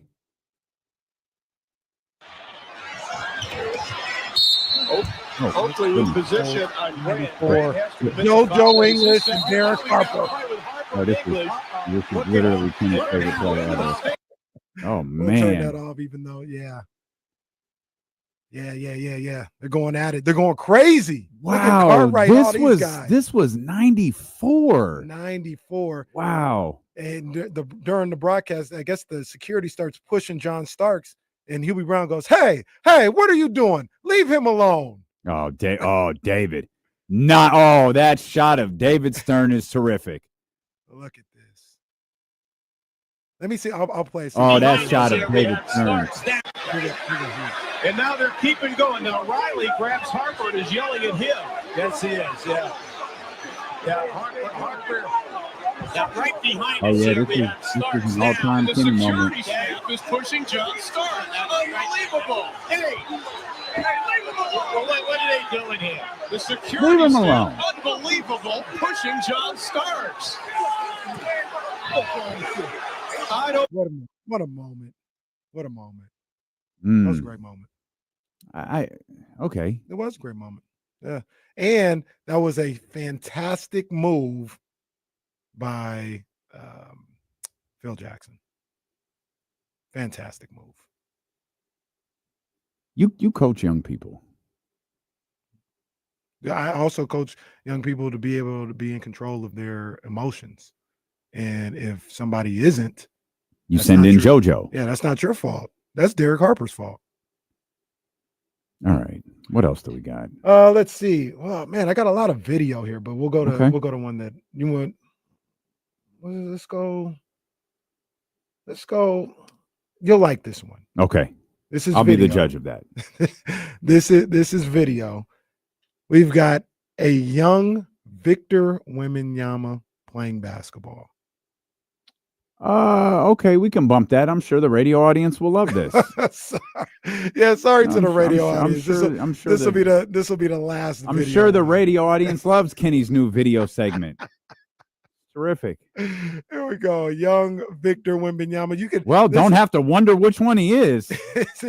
You can help describe this one for the people, but Victor Wembanyama, the poor kid looks like he's about 10 with a size 17. I don't think. Oh wow! I don't even think that kid is 10. Yeah, he might be like 7. Oh my gosh! Look at him. Oh goodness! Look at him. He's running around. He is not like all the people that. So this is. Yeah, this is not for those that are listening, this is not what you think. No, he's like 7. He looked like Draymond Green out there. Just there he goes. He actually, you know who he looks like? He looks like Karl Anthony Towns does today. Look at, there's Cat. Yep. But for all the people that are like, oh, my son is so great at 7 years old, like Wemby, who might be the next face of the league, was just a kid. You know what's so funny about young people? Look at that dime. What's so funny about young people? They don't know how to move, and watching them run is hysterical. And I could imagine, like, they don't know how to run.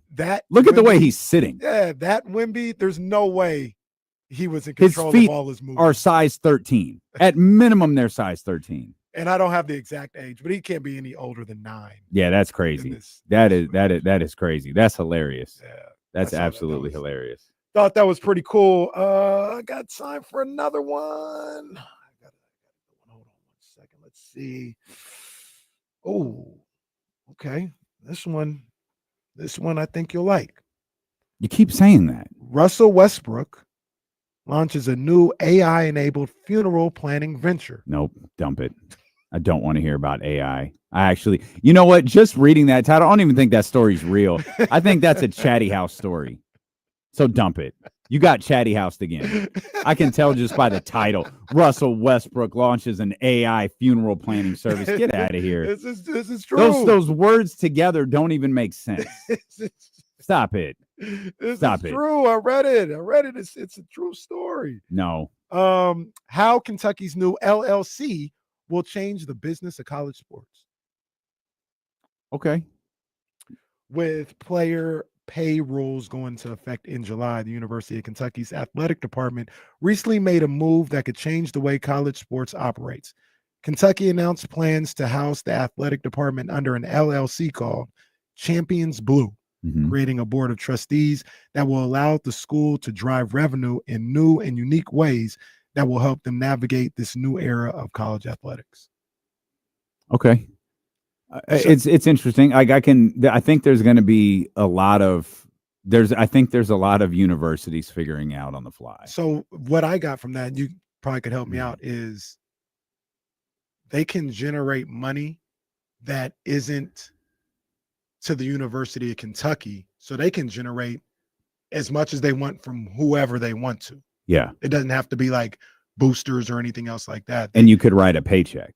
What is essentially a paycheck and it's all taxed differently. Like if we have D'Lo and KC Media, if Odyssey wrote our checks instead of writing them to you or to me, if they wrote our checks to D'Lo and KC Media LLC, our whole tax process would be entirely different than it is now. We would be paying ourselves out of our corporation. Right. And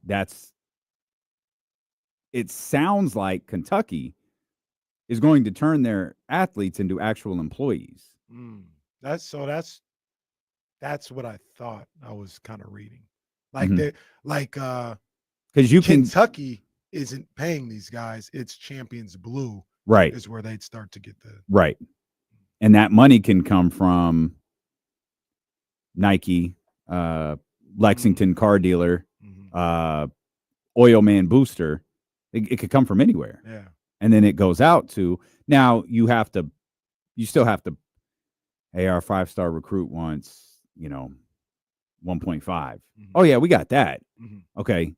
Are such and such, and you have to make sure all of the money balances, but it also gives you that it gives you money. Like you have a storage is the wrong word, but you have a stockpile of NIL money that goes out to those guys. And now that I think about it, if they came up with something that says Kentucky is allotted $20 million to play these athletes, you can and the Champions Blue thing is there. You can pay them out of Champions Blue and not even touch the $20 million that Kentucky. Yep. Wow. And that's the dirty secret of NIL. There are schools that pay athletes.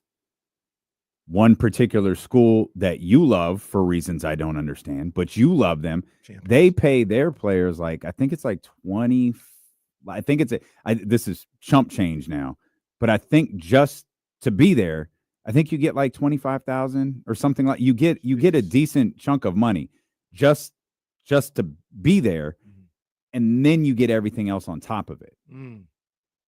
So just showing up, you get this amount. That's from the university. Right.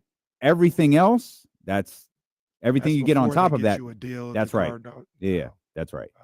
That's not even the negotiated money that you get through all of these other places. And the thing about that is not every university has that. Not every university has that flat fee that goes out to their athletes, that's the thing that the NCAA has to figure out. You got to go work on this jump shot with Reese, bro. Man, you got to, or just make them a pitcher, man. Pitchers are the ones who make the money. We'll come back. We'll get ourselves centered back on the NBA. Jayson Jones is going to join us in a couple minutes. Steeler and KC on Sacramento Sports Leader, ESPN 1320.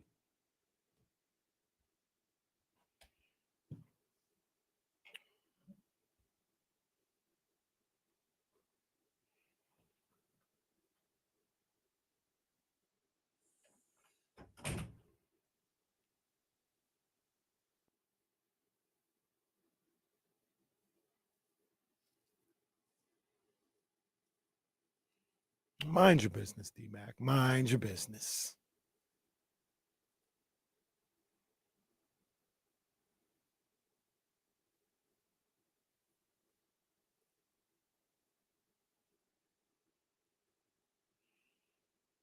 One false move, get Swiss cheesed up.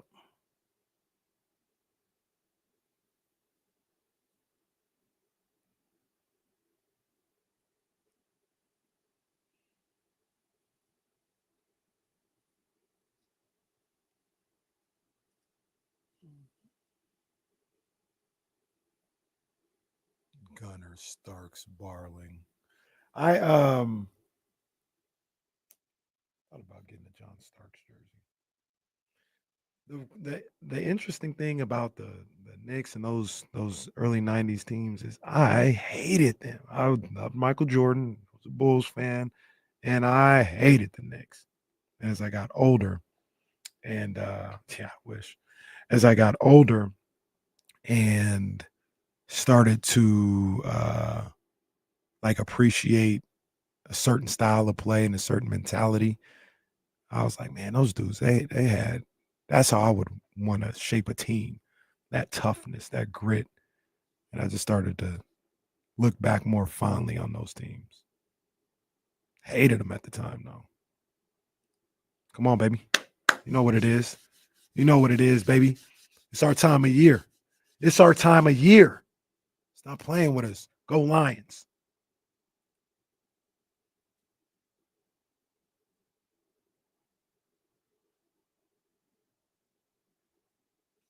Leezy, hey, your boy is looking finished.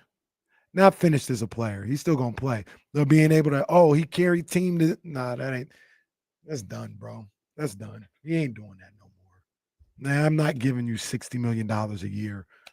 No, you're not him no more. He tried to negotiate like he was still him on that level. He's not him on that level, and that's cool. Everybody gets older. But come on, man, I can't give you $60 million a year, bro. Stop. Rouse did the right thing, and you need to apologize to him. Rouse was right.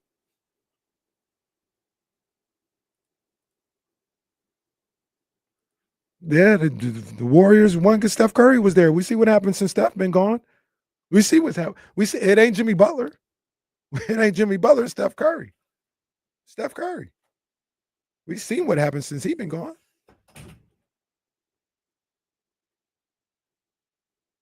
You're right. Great day on Lion territory. Rawr.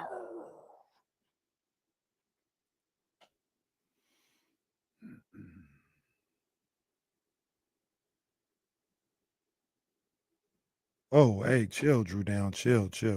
Relax. I don't know what the hell this guy talking about, bro.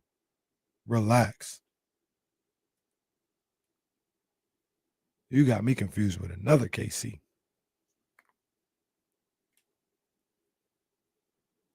Oh, no. What happened, Tony? Poor little Tony asked for autograph and Pat said, go somewhere, kid. Jesse's "beat it, kid" is one of my favorite lines of the show.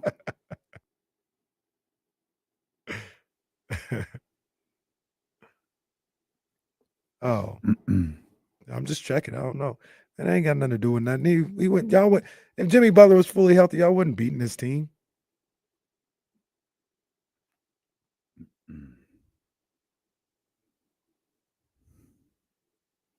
And if his back didn't hurt the other day, then he have like 27. That's the thing about Warrior, man. They talk about Steph Curry.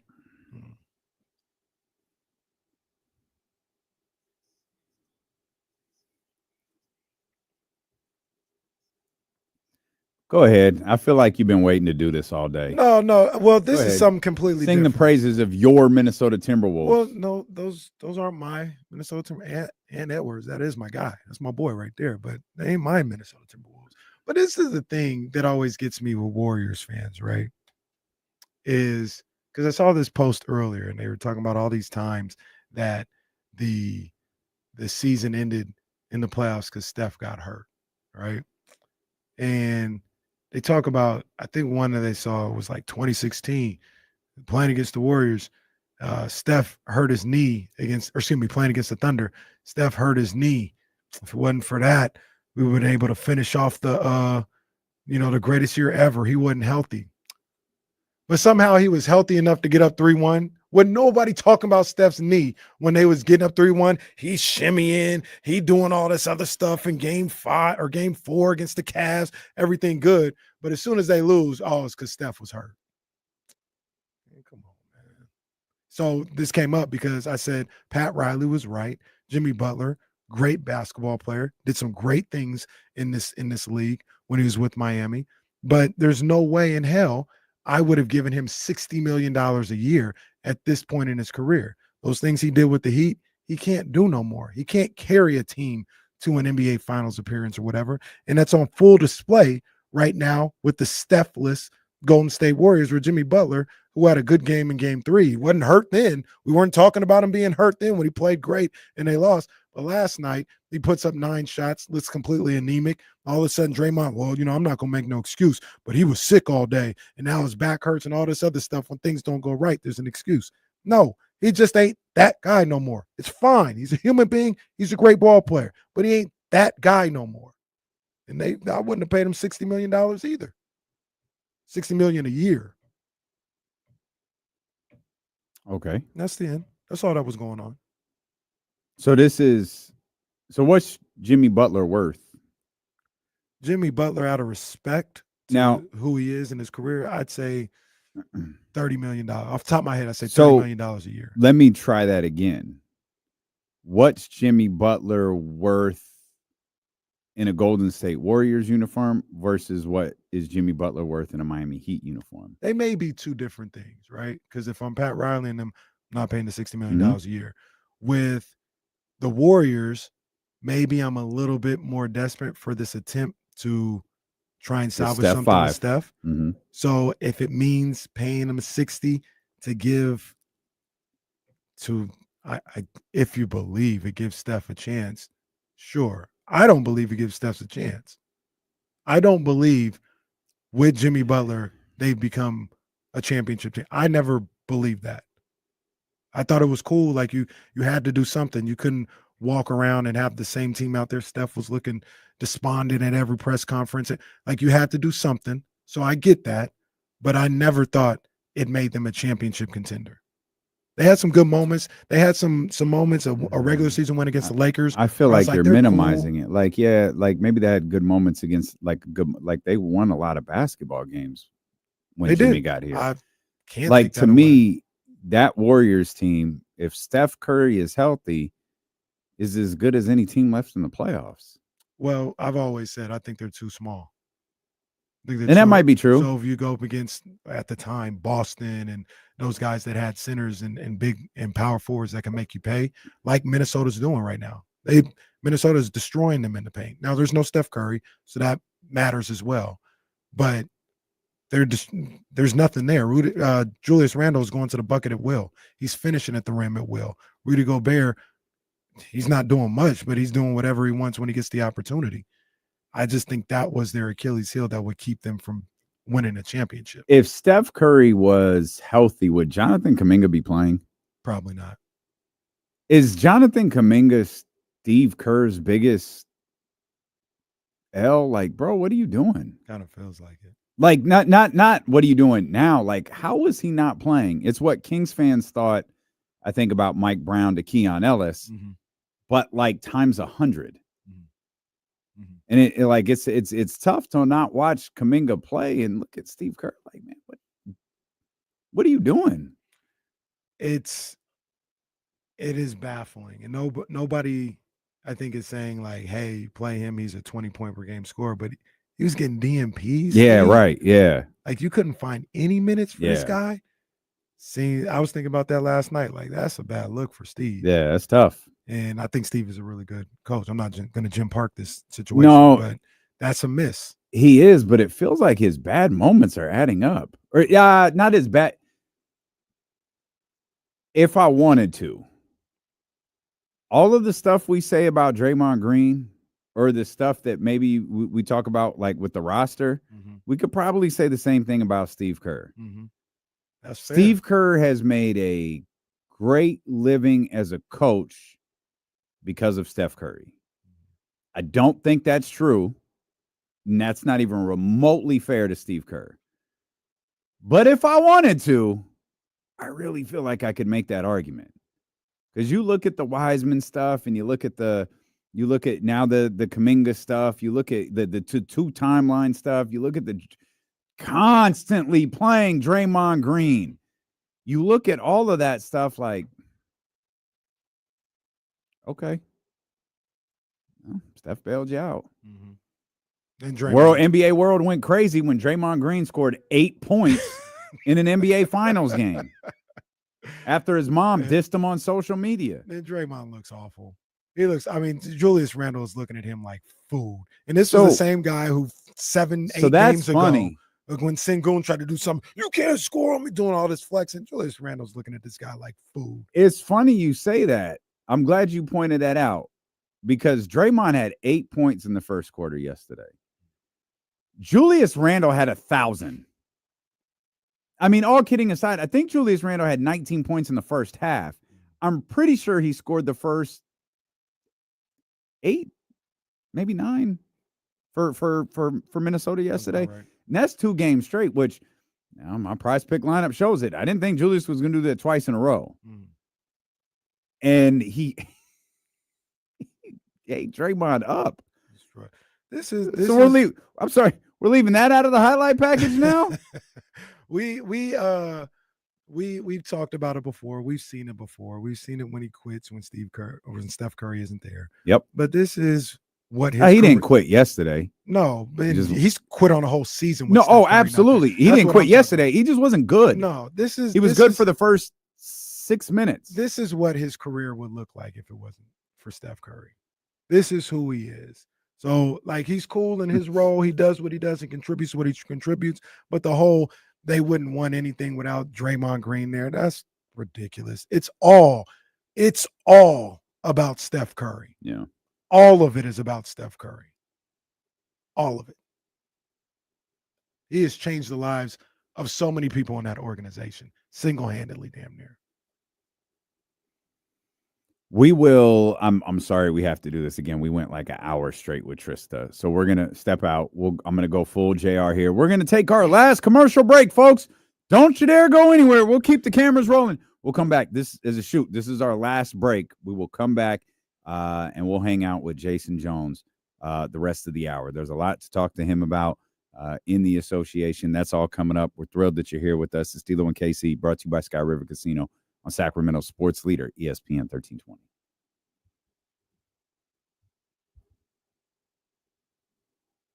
They just ate all the cookies. They sure did.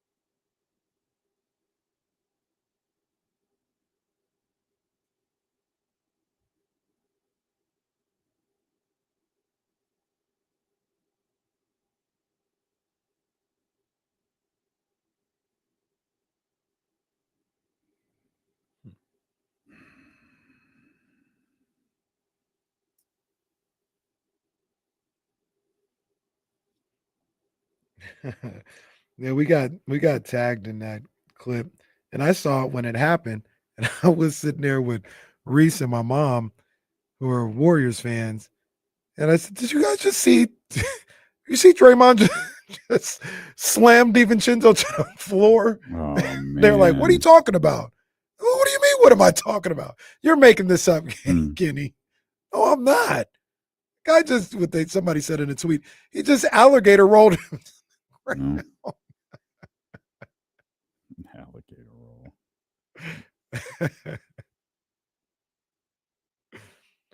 Jay Too Nice, my guy, man. Shout out to him, man. To be honest with you, the person I don't like the most is Draymond Green. If he wasn't on the squad, I probably wouldn't care as much about what happens with the Warriors one way or another.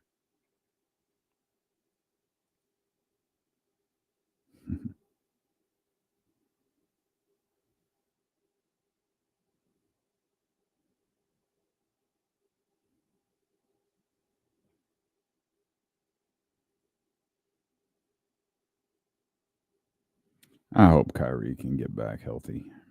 I hope so too. I should rephrase that. I hope. Oh, is it Mike Bibby's birthday? Sure It is. I saw that earlier. Yeah. Coach Bibby.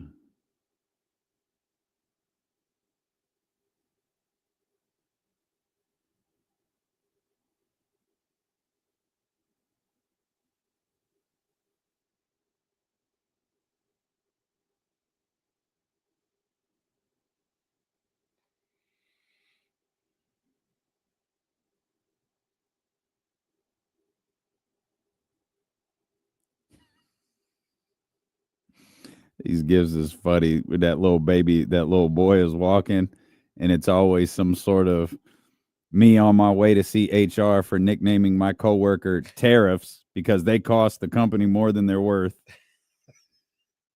That's funny. I'm gonna start calling motherfuckers around here tariffs.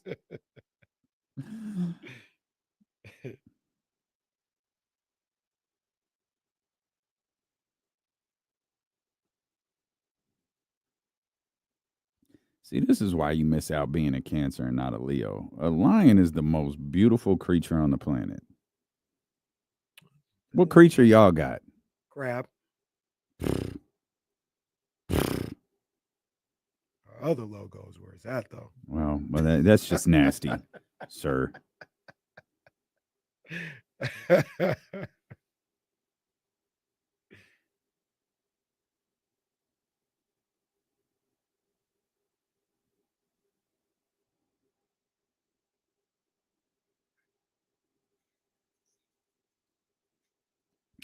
Hey, a quick reminder that Wake Up Call Live was announced yesterday. Hey. Crest Theater, June 28th.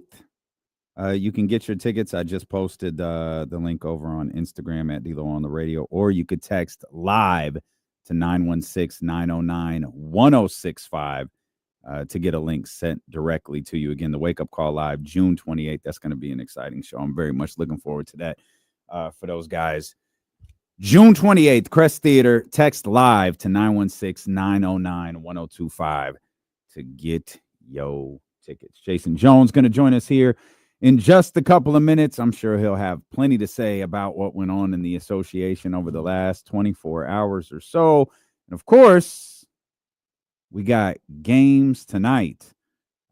Indiana has an opportunity to close out their series against Cleveland in just about 45 minutes or so. I saw Donovan walking into the arena. I haven't heard. Still listed as questionable, though, right? Like that has to be. I think last in, doesn't it? Yeah, you would think, yeah. Maybe at the 30, maybe at the bottom of the hour, it has to be in. I thought, and I don't know if this affects when they can announce it. But I thought it was a game time decision. Okay. So does that affect like how late they can wait to announce it? I mean, I always thought game time decision meant the bottom of the hour, 30 minutes before. I don't think it literally means tip off, but Comes out of maybe there it and tip does. off. I don't know. I couldn't tell you. I haven't seen anything though. I mean, the lineup this always gets availability. sent to us. Like I don't know the exact time, but the lineup gets sent to us usually. It's not 5 minutes before the game starts. Mm-hmm. So that's what I'm thinking. I always thought it was 30 minutes, but guess we'll find out here pretty soon. And it's 2-2.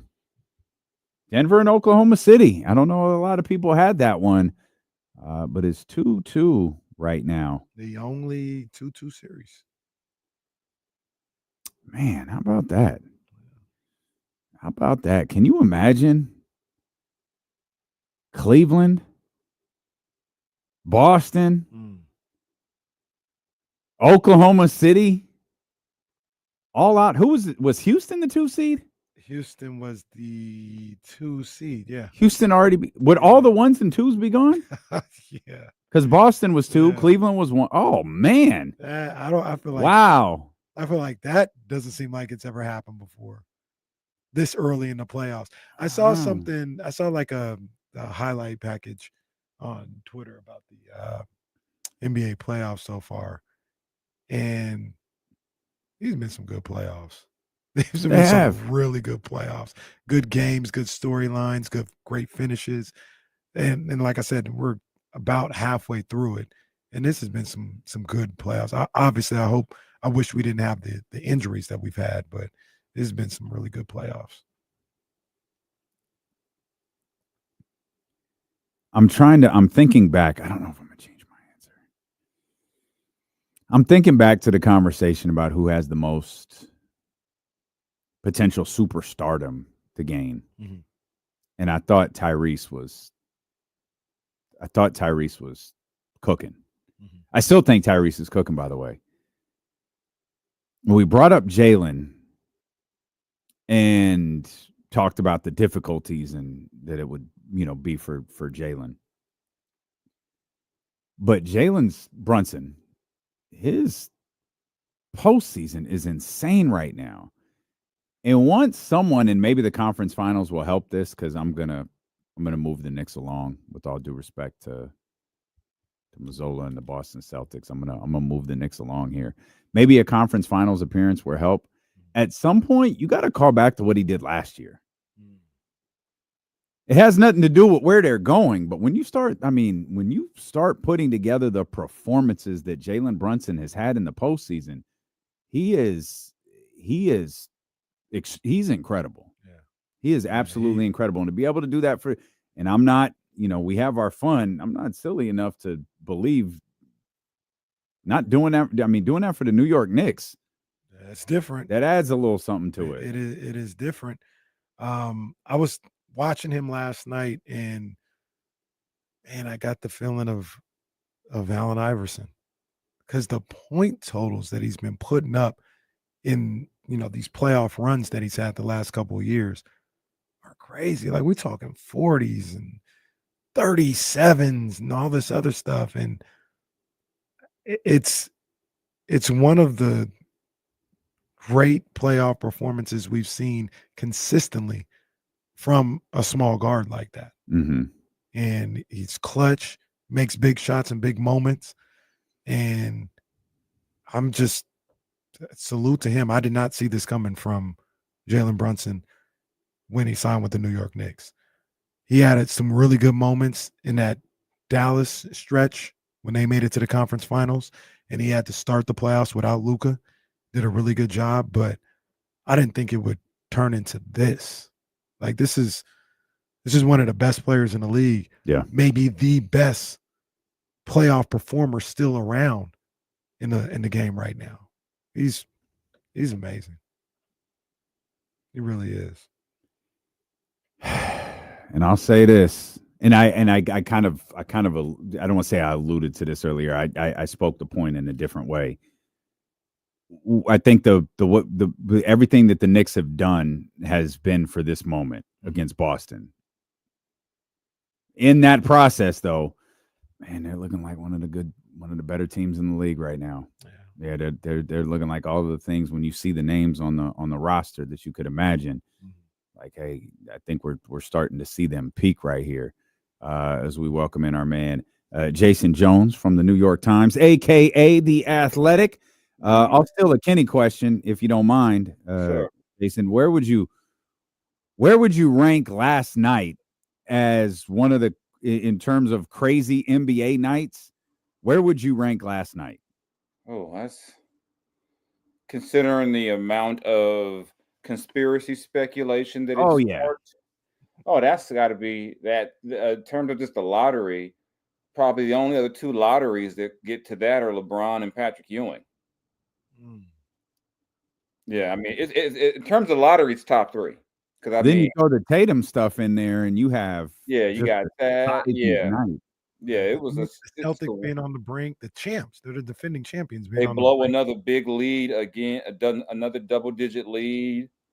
You know, Jalen Brunson goes. I mean, fourth quarter, Jalen Brunson is just unstoppable now. And what makes that so crazy to me, you look at Jalen Brunson, he should not be unstoppable. You just look at him, you go, that's the guy that's taking us out right now. But yeah. And the craziest thing about it is that now everyone's saying that Nico knew what he was doing. No, he didn't. He did not do that. Say, we'll get the number one. They were trying to make the playoffs 3 weeks ago. Now, hold on. I want to pause you right there because we've had a day full of conspiracy theories around here. Oh yeah. We've been in the black web pretty tough. Right? Dark web. Yeah. Jayson Jones has been in the lottery process. Oh, that's right. I have been in there. Yeah, I've been in there before. He has seen how it goes down. So I'm assuming Jayson looks at all the conspiracy talk like you guys are dead wrong. Like I've seen how. If they're pulling off a conspiracy, that conspiracy would have to happen well before they actually get in the room. Because I've been in there. I was in there when the Kings went up 2 in 2018. So 18. That was the year before the new system was put in place. Yeah. I was in there in 2018. I was in there for the Bagley year. Okay. Jesus. And I sat there, and I think that year Phoenix came up 3 times. Like they got the first pick, and then they came up again, and then they came. And it was like, I'd have to go back and look at my old story and see how the order broke down. But yeah, Phoenix, their number came up more than once. So explain, like, as best you can, explain how that goes. Do they do the lottery like X amount of times, and whoever how do you get to the number? Basically, it's not one lottery ball. People remind people every team has a set number of combinations of numbers, and so whoever 3 or whatever how many balls it is that pop up, and then when that combination comes up, that's the team. And not everyone might follow this account, but the NBA tweeted the winning combination last night, and they do tweet a video of that process. Oh, yeah, I didn't even know after the fact, which leads a lot of people wondering what's going on. But they do. There is a video out there. I think anyone can follow the account. It's not like and I've seen the combination. Like, oh, here comes Phoenix again. And I believe I was in there with Kenny Catanella that year, because every team has a representative. There's 8 to 10, 12 media folks in there.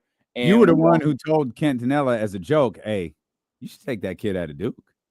And he thought you were serious. And that's Jayson Jones's ultimate revenge. Wow. I can't. I guess I can't escape. No, I can't escape because you knew that night. My first reaction was they're either going to get Ayton or Luka.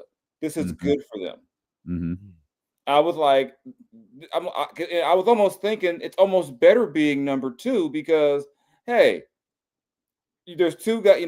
You lose the whole. Which is the right guy. There's 2 guys. You take whoever the other guy. Because remember, KD was the second pick. We've seen a lot of times Ja Morant was the second pick. you can have a lot of success picking second just because you don't have to, you don't have to go through the back and forth. But yeah, that was, I would have not have guessed that night that the pick would not have been either Luka or Ayton. But then if it got closer, obviously we know what happened. But yeah, like I said, I've been in there. I love a great conspiracy theory, but I just, I always say if they're going to rig it, how come Boston didn't win it when they had all those lottery picks? How come the Lakers only got up to 2 a couple of times? Why couldn't the Knicks win it when Karl-Anthony, that year they ended up with Porzingis, but how come they were at 4? And if they rigged it, they tried to help the Kings in 2018. If it was rigged, they tried to rig it for the Kings in 2018 then. Now, I would retort, and I don't believe that it's rigged. I don't. But I also may just have my head in the sand in the situation. My retort would be they may not feel like they have to rig it every year. There may be certain instances where they say, we've got to pay this off. Now, I don't believe that. I will ask you this, though, Jayson. I will, because I'm with you. It's not rigged. But riddle me this. There are a lot of coincidences. Oh, yeah. Yeah, it's beautiful. Yeah. A lot of coincidences that have gone down. You trade your star to LA, you get the number 1 pick. LeBron leaves Cleveland. Let's put a guy right back in Cleveland, and LeBron comes back to play with that number 1 pick. New owners is maybe part of New Orleans, Dallas. Part of buying in. Like I said, if you want to do your whole little Windhorse, whatever he was doing that time, it's all there. Mm-hmm. Why would they do that? My favorite one was how come Dallas keeps getting all the great white players. They're like, we can't let. And someone said, I sent y'all that one. Utah got to be hot right now. Hit him with the skip back. Hold up. My turn. We've been waiting for this moment for years. And you mean to tell me that guy's going to Dallas? And my favorite tweet was the one where PJ Washington posted the odds, and somebody was like, "Man, you about to lose your minutes. Why are you happy?" PJ about to be a Hornet again or something. Poor PJ. Yeah, but it's just a bunch of or Gafford or someone's gonna find themselves. That's why my thing. I think Rob's on the phone like, "Hey, Nico, how you doing?" So Gafford for what? Gabe Vincent, who says no. Yeah, well, they're gonna need someone to run that position for them next year. Yeah, and it's weird. You can't have somebody's not going to play. So Kyrie, Dame, and Tatum all ruptured their Achilles in a span of what, 2 months? Jeez, man. 3 months. I mean, Kyrie probably. Kyrie was ACL, right? ACL, yeah, ACL for Kyrie. Oh, Kyrie was ACL. Okay, all right. I don't know why. Yeah, but Dame and Tatum, the whole don't speculate when the way he fell and he called his own timeout. I'm like, oh yeah, I think we all knew. And then the kind of the telltale sign with the Achilles is when they can't put any pressure on that heel. We saw it with Dame, you saw it with DeMarcus, we saw kind of with KD. I'm still amazed Kobe shot those free throws on that thing. Mm-hmm. I don't know how, and in most of the accounts you read about the Achilles, the guy, they know what it is. Yeah. We were talking about this earlier, they always grab the back.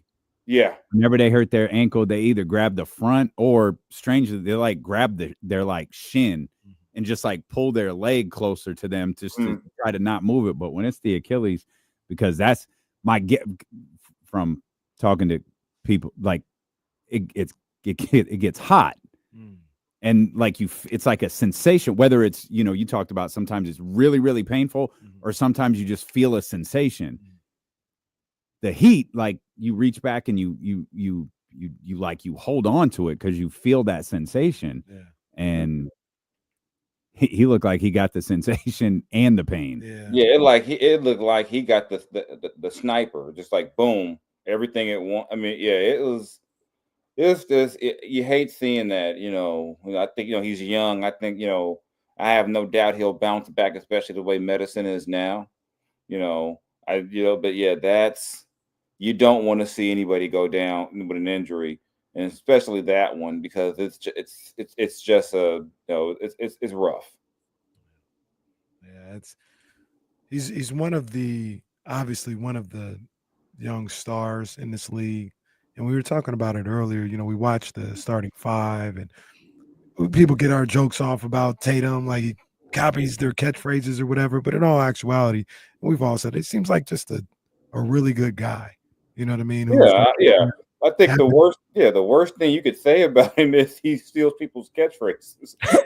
I mean, and if that's the worst thing about him, that just kind of makes him kind of corny, which is which is really not bad at all. I mean, if anything, people will say he's too boring. Like how do you market him to the rest of the? It's like, let's market him. He's a Celtic. He's a champion, but why hasn't he?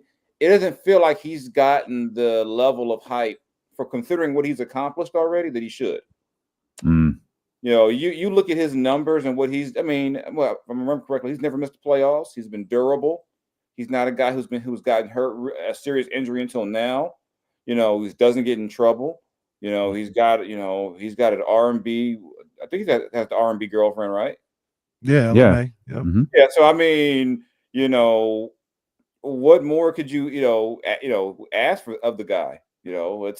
He's really one of the model stars of the NBA, except when Steve didn't play him in the Olympics. But no, I forgot about that too. Yeah, and he was having one of his great playoff performance of his career. He was fantastic in that game. He was the one guy who showed up in that. It showed up in that fourth quarter. Yeah, I thought it was gonna be one of those back and forth duels, Brunson and Tatum. I thought he was on his way to get a 50-point game. Yeah, he had finally, he had broken out of that slump. Remember, he had hurt his shoulder in the previous series. I was wondering if he was even healthy enough to even get. I thought if anything was going to derail Boston, it would be injuries. And I thought that maybe he just wasn't right yet, but he looked right, last night.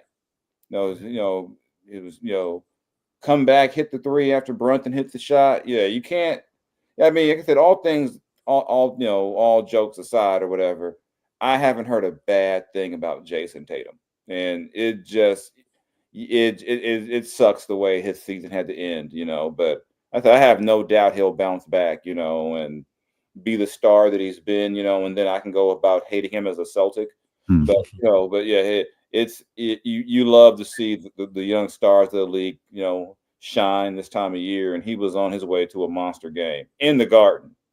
Yeah, you get a 50 ball in the Garden in the playoffs. It's different. Yeah, he was on his way there. I just hate that it had to end like that for him. What do you think you talk about going back to, hating him as a Celtic. What do you think the future is for the Celtics? There was a lot of speculation, I guess, around what they would do this offseason with that massive, payroll that they have, and the aprons and all of the penalties that come with the aprons. Like, do you think we're headed for a drastic change with Boston? I think they don't have a choice unless they want to play with an extra bill, whatever it is, on top of what they're already paying. And then the sad thing too, I don't know if sad's the right word, but we all know that in the NBA, when you have those high salaries, you have those big payrolls, because generally you expect to play late into May and June. Mm-hmm. And if they lose Game 5 and they're done, that's 2 more rounds of basketball they might have banked on in terms of revenue. And if you win another championship, that's revenue on top. So there's a lot lost, beyond just what you see on the court. And I just don't know how you keep that team together and then pay a Porzingis. Think about it. They're paying Porzingis is a max guy, basically. He's basically their 4th player. You're not. How do you keep the depth where you can have a Tatum, a Brown, and a Derek White? I really wonder, not just within this in general, but you look around the league, are teams going to be able to pay role players? And Derek White's good, but in that system, he's a role player. How do you pay a Derek White with maybe a team in free agency with a lot of cap space, looking for, a big splash might pay him. I just don't know how, it's Peyton Pritchard still on a decent deal, I think. He's up for a new deal, I think. Yeah, I'm thinking he's coming, his deal's coming up, maybe you get creative with sign and trade, but even still, it's going to be, I've got Drew Holiday's on that team. Yeah. I just don't know how you keep it together. I just don't know. Whoever bought the team clearly has a lot of money, but you're going to want to return on that investment. And I could, and we're no longer in the era of the NBA where most of the owners were like family-owned teams and people who were like, will spend the money just as long, for a chance to win. Those Jerry Busses and, the old Celtic ownership from back in the day, stuff like that's not, it's not the same league anymore. Some of these owners come in and they're businessmen. This is an investment. And if this investment is not paying off, you're going to slash, you're going to cut where you can because you don't want to just pour money into it and you're not winning. So I just don't know how much longer that group, has as they're constructed. I think, like I said, Porzingis seems like a guy who could be gone just because he's of that group. He's maybe he's older than Tatum and Brown, and what is like Tatum's extension look like? He's like one of that 330, Oh, he's got the big Uber max money. Yeah, he's super. Yeah.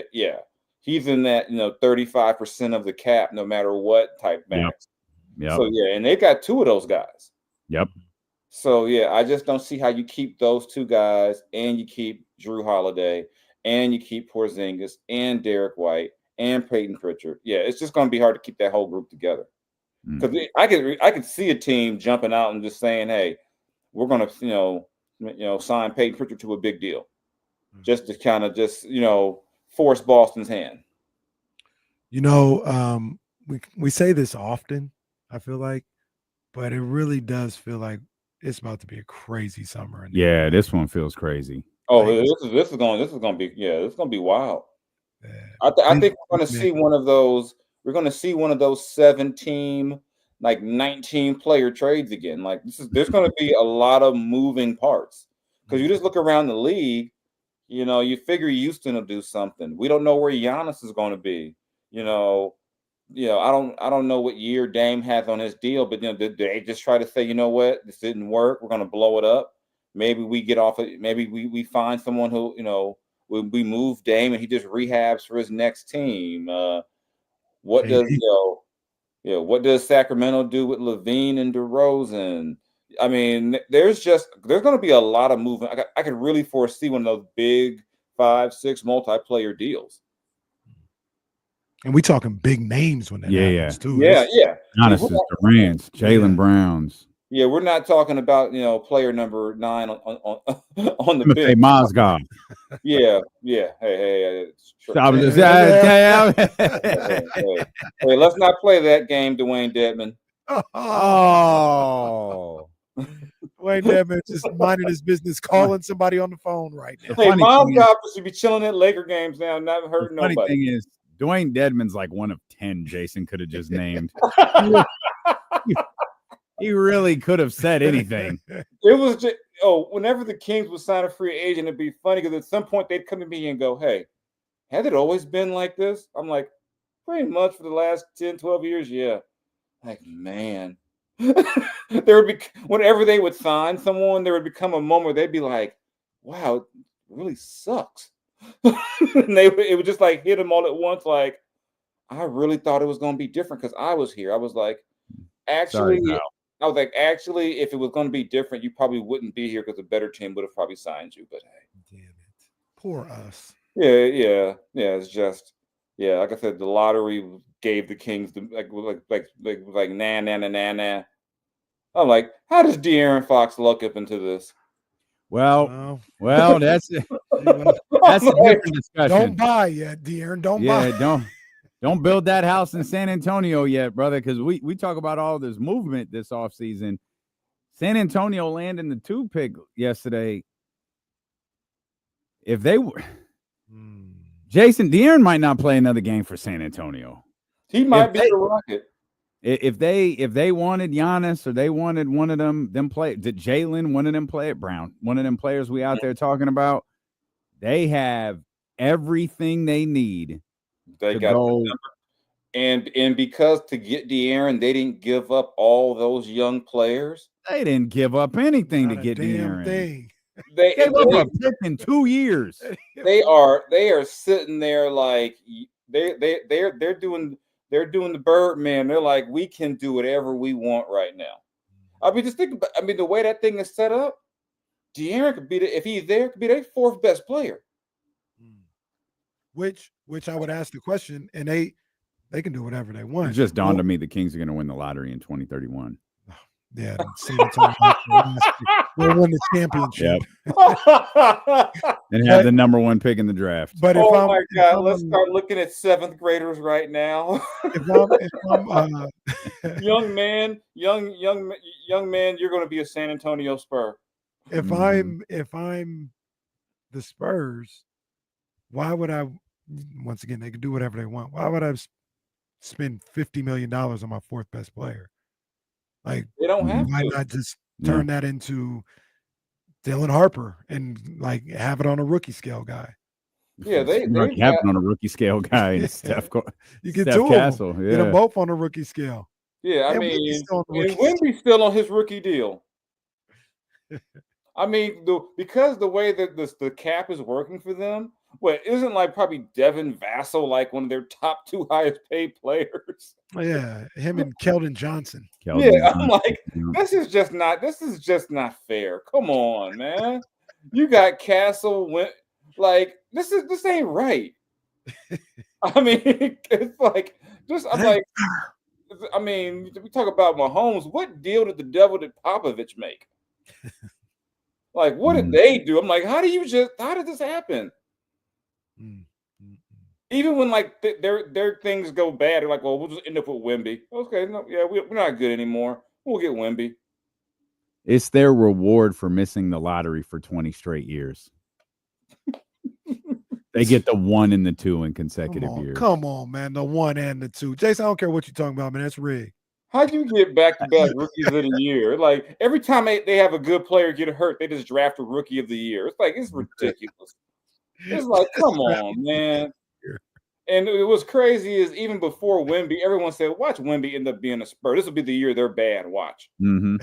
We all knew it was going to happen. Yeah, maybe it's rigged. Yeah, what the hell? It's rigged. How long that process that you sat in for? Because Casey pointed this out earlier. You sat in the not like out in front where everyone was. You sat in the back, when the combination. How long did that process take? The actual lottery part is quick. It's just that they take your phone and you have no concept of. It's like I want to say I was about there at least an hour, probably more. Because you're allowed to take all the notes you want, but no one can have a phone in there. You can't record anything, and like if you go to the bathroom, like you have to get escorted. You just can't like go and like try to grab. Well, you can't get to your phone anyway. Mm-hmm. They have your phone taken away. But yeah, it's locked down, and you're in there and it's crazy because we know gotta get escorted to the bathroom. That's wild, man. Get away from me. I gotta pee. Like I'm just trying to remember all that. What was crazy is that we know the results for like 45 minutes or whatever it is. We're just in there just talking. And Catanella, like, I don't want to say anything. I'm like, come on, man. You're going to get 8 in the Luka. Like, you got to be happy. I'm like, this couldn't have went any better for y'all. Goodness gracious. And I'm up there like, man, I'm thinking I was good luck. Look, I go in here, they get top 2. No. I was like, me and De'Aaron were good. I would never forget. Vlade was like, this is our reward because we kept trying to win games. This was the basketball gods rewarding us. We just didn't go out there and outright tank. We tried to win. This is the basketball guys rewarding us. Not even the dumbest thing Vlade has said in his tenure. And you punished yourself. Basketball guys reward. That's the other part of the cruel. I forgot that. That's the other part of the cruel basketball guys, the Sacramento fans. Not only did Luka get traded, he gets traded to the Lakers. See, that's what I'm saying. I'm telling you, Jayson was back there with Ken Cantanella in that lottery. Don't be putting this on me. It was Ken Cantanella who was like, "Man, we're gonna get Aiden or Luca," and Jayson was like, "Man, you need to look at the kid from Duke." Yeah, I think all that's because exactly what happened. he knew years later Luca will wind up a Laker. Yeah, he knew the long game. He knew what he was doing. I was just back there talking to people. Yeah, here's how this is gonna work. We're gonna eventually work this thing where I'm gonna tell Luca to hit that hookah real often. I'm gonna make drink a bunch of malt liquor, natty light, whatever your vice is, Luca. Just get cheap beer. Jason's sitting back there like, okay, guys, hear me out. Kobe's agent is gonna make a trade with Kobe's shoe guy, and Luka Doncic is gonna wind up a Los Angeles Laker. I know it sounds crazy, but just trust me, it's gonna happen. They drug tested me, and they were like, what were you doing in Chicago earlier, sir? Because you sound crazy. I'm like, I'm telling you, it's gonna happen. Kobe's agent and Kobe's shoe guy. I was like, this stuff feels like a movie. Like the NBA. This is the Nico Harrison story, is what it is. Yeah. And I'm like, I said, they're like, oh, Nico. I was like, Nico had no idea. Nico was trying to win a championship this year. He was not trying to get Cooper Flag. Do the fire Nico chants end? I mean, for sure, for some people, I was listening to something today. Some people still are just like, I don't rock with the Mavericks, like in Dallas. Mm-hmm. Like, I don't rock with y'all. You got the first pick, whatever. You still stupid. Like, because they stay loyal to Jerry Jones. That's what's crazy about it. Yeah. What? Well, Jerry's just bad. He never traded any of the great guys away. Jerry ran Jimmy out though. Jerry just goes to free agency and signs like a third string running back from Denver. Talking about but I can't afford Derrick Henry, and then convinces you, he doesn't have the money for Derrick Henry. When it was like, no, actually, if you just look at that, I don't have the money, guys. I don't care what you guys say. It wouldn't have worked. And Derrick was like, I live in Texas. I kind of wanted to play in Dallas. I don't care what you say. It wouldn't have worked here. Shut up. Derrick Henry literally in Dallas when free agency starts. And Jerry's like, oh, where's Rico at? Let me go ahead and make sure we take care of him first. Like, and that's what makes the Cowboys so bad. It's like they have that stadium. They have all this money. They go into free agency like they're like just the poorest team. Like, and then they drag out all the extensions. Like you end up paying more because they won't extend the guy off the bat. They're like, no, let me let Max Crosby and then Myles Garrett reset the market twice, and then I'm gonna wait 3 more months, and then I'll talk to Micah Parsons. Thank God for the Cowboys. But I don't rock with the Mavericks no more. Yeah, y'all went too far. Well, Jerry Jones is just bad, not incompetent like Nico. Well, some people there's a difference on that. But yeah, I mean, I think the reason why people would still be mad at Nico was because what happened last night was not because Nico did a great job. It's because everything went wrong. Mm-hmm. It's because after the trade, AD gets hurt after like 18 minutes. And then Kyrie tears his ACL. And then they go to Memphis and get dog walked in the play-in game. So, I mean, this wasn't because he tanked and had a great strategy. They literally got Cooper Flag because everything he tried in the last 3 months went wrong. Like, remember what they traded Quentin Grimes for, a guy who couldn't play for him eventually? Nothing they did went right post-February. But last night they still got rewarded. And they still got rewarded. Meanwhile, Utah and the Wizards and the Hornets tried not to win games for 6 months. Utah's tried for 2 years. The poor Wizards and Hornets. Philly went out and signed Paul George and gave Joel Embiid an extension that they did not have to give him, and they get to the top 3. That was crazy. I mean, it's like, come on, man. Like, like I said, the more I talk about it, this thing is rigged. I mean, come on, man. You convinced the man who was there. Yeah. Come on. The man has witnessed the process, and he was like, that was wrong. Maybe I was tricked when I was there. Maybe they've changed it. I don't know. But this just is like, it's like, okay, y'all went out and signed Paul George, who last season was a better podcaster than basketball player. Oh, that's a shot. But he was. He had to stop. he had to stop podcasting to focus on the goal of winning games. He was so into the pod game, but didn't he announce he's back to podcasting? Well, he immediately got hurt after. Yeah, he couldn't stay away from the microphones. He was like, Well, he he had said found his- he the had recent found thing his is he said calling. he'd take Ace Bailey over Cooper Flag. Who said that? Paul, he said it last night, or maybe not last night, but I saw the clip last night. Well, at least well, first off, it's probably good that he's not drafting. he might be like, I don't want to draft Cooper Flag anyway. He wears New Balance. I mean, wow. I wish they had a heart rate monitor on Daryl Morey, and they just show like his heart rate, like coming back from that commercial break. That would make the lottery more fun. All we missed from the lottery was Paul Pierce being there giving like relationship advice last night. No, that would have worked. Who would have ever thought we'd get to an era where Paul Pierce is dropping? I can't call him gems. I don't know what you would call it, but he's like a retired broke. No, he ain't broke, but like he's like if Kevin Samuels was like 6'8", but he's worse at it. But he's like worse at it. He just says, I'm glad my mom didn't get married till she was 70. It was like, did your mom want that?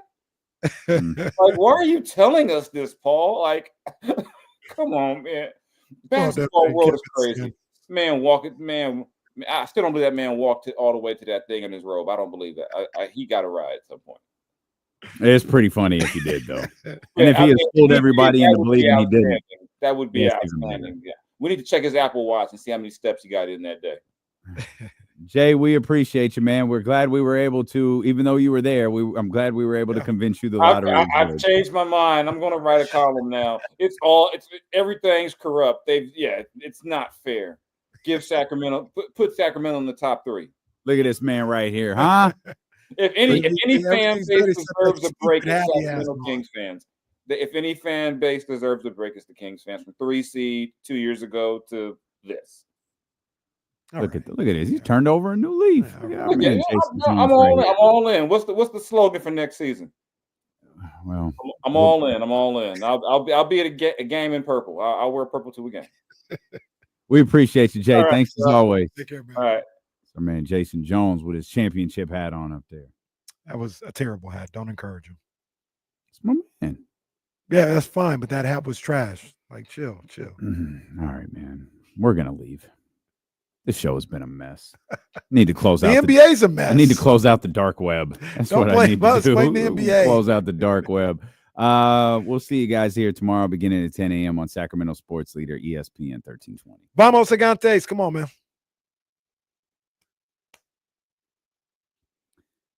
Oh man,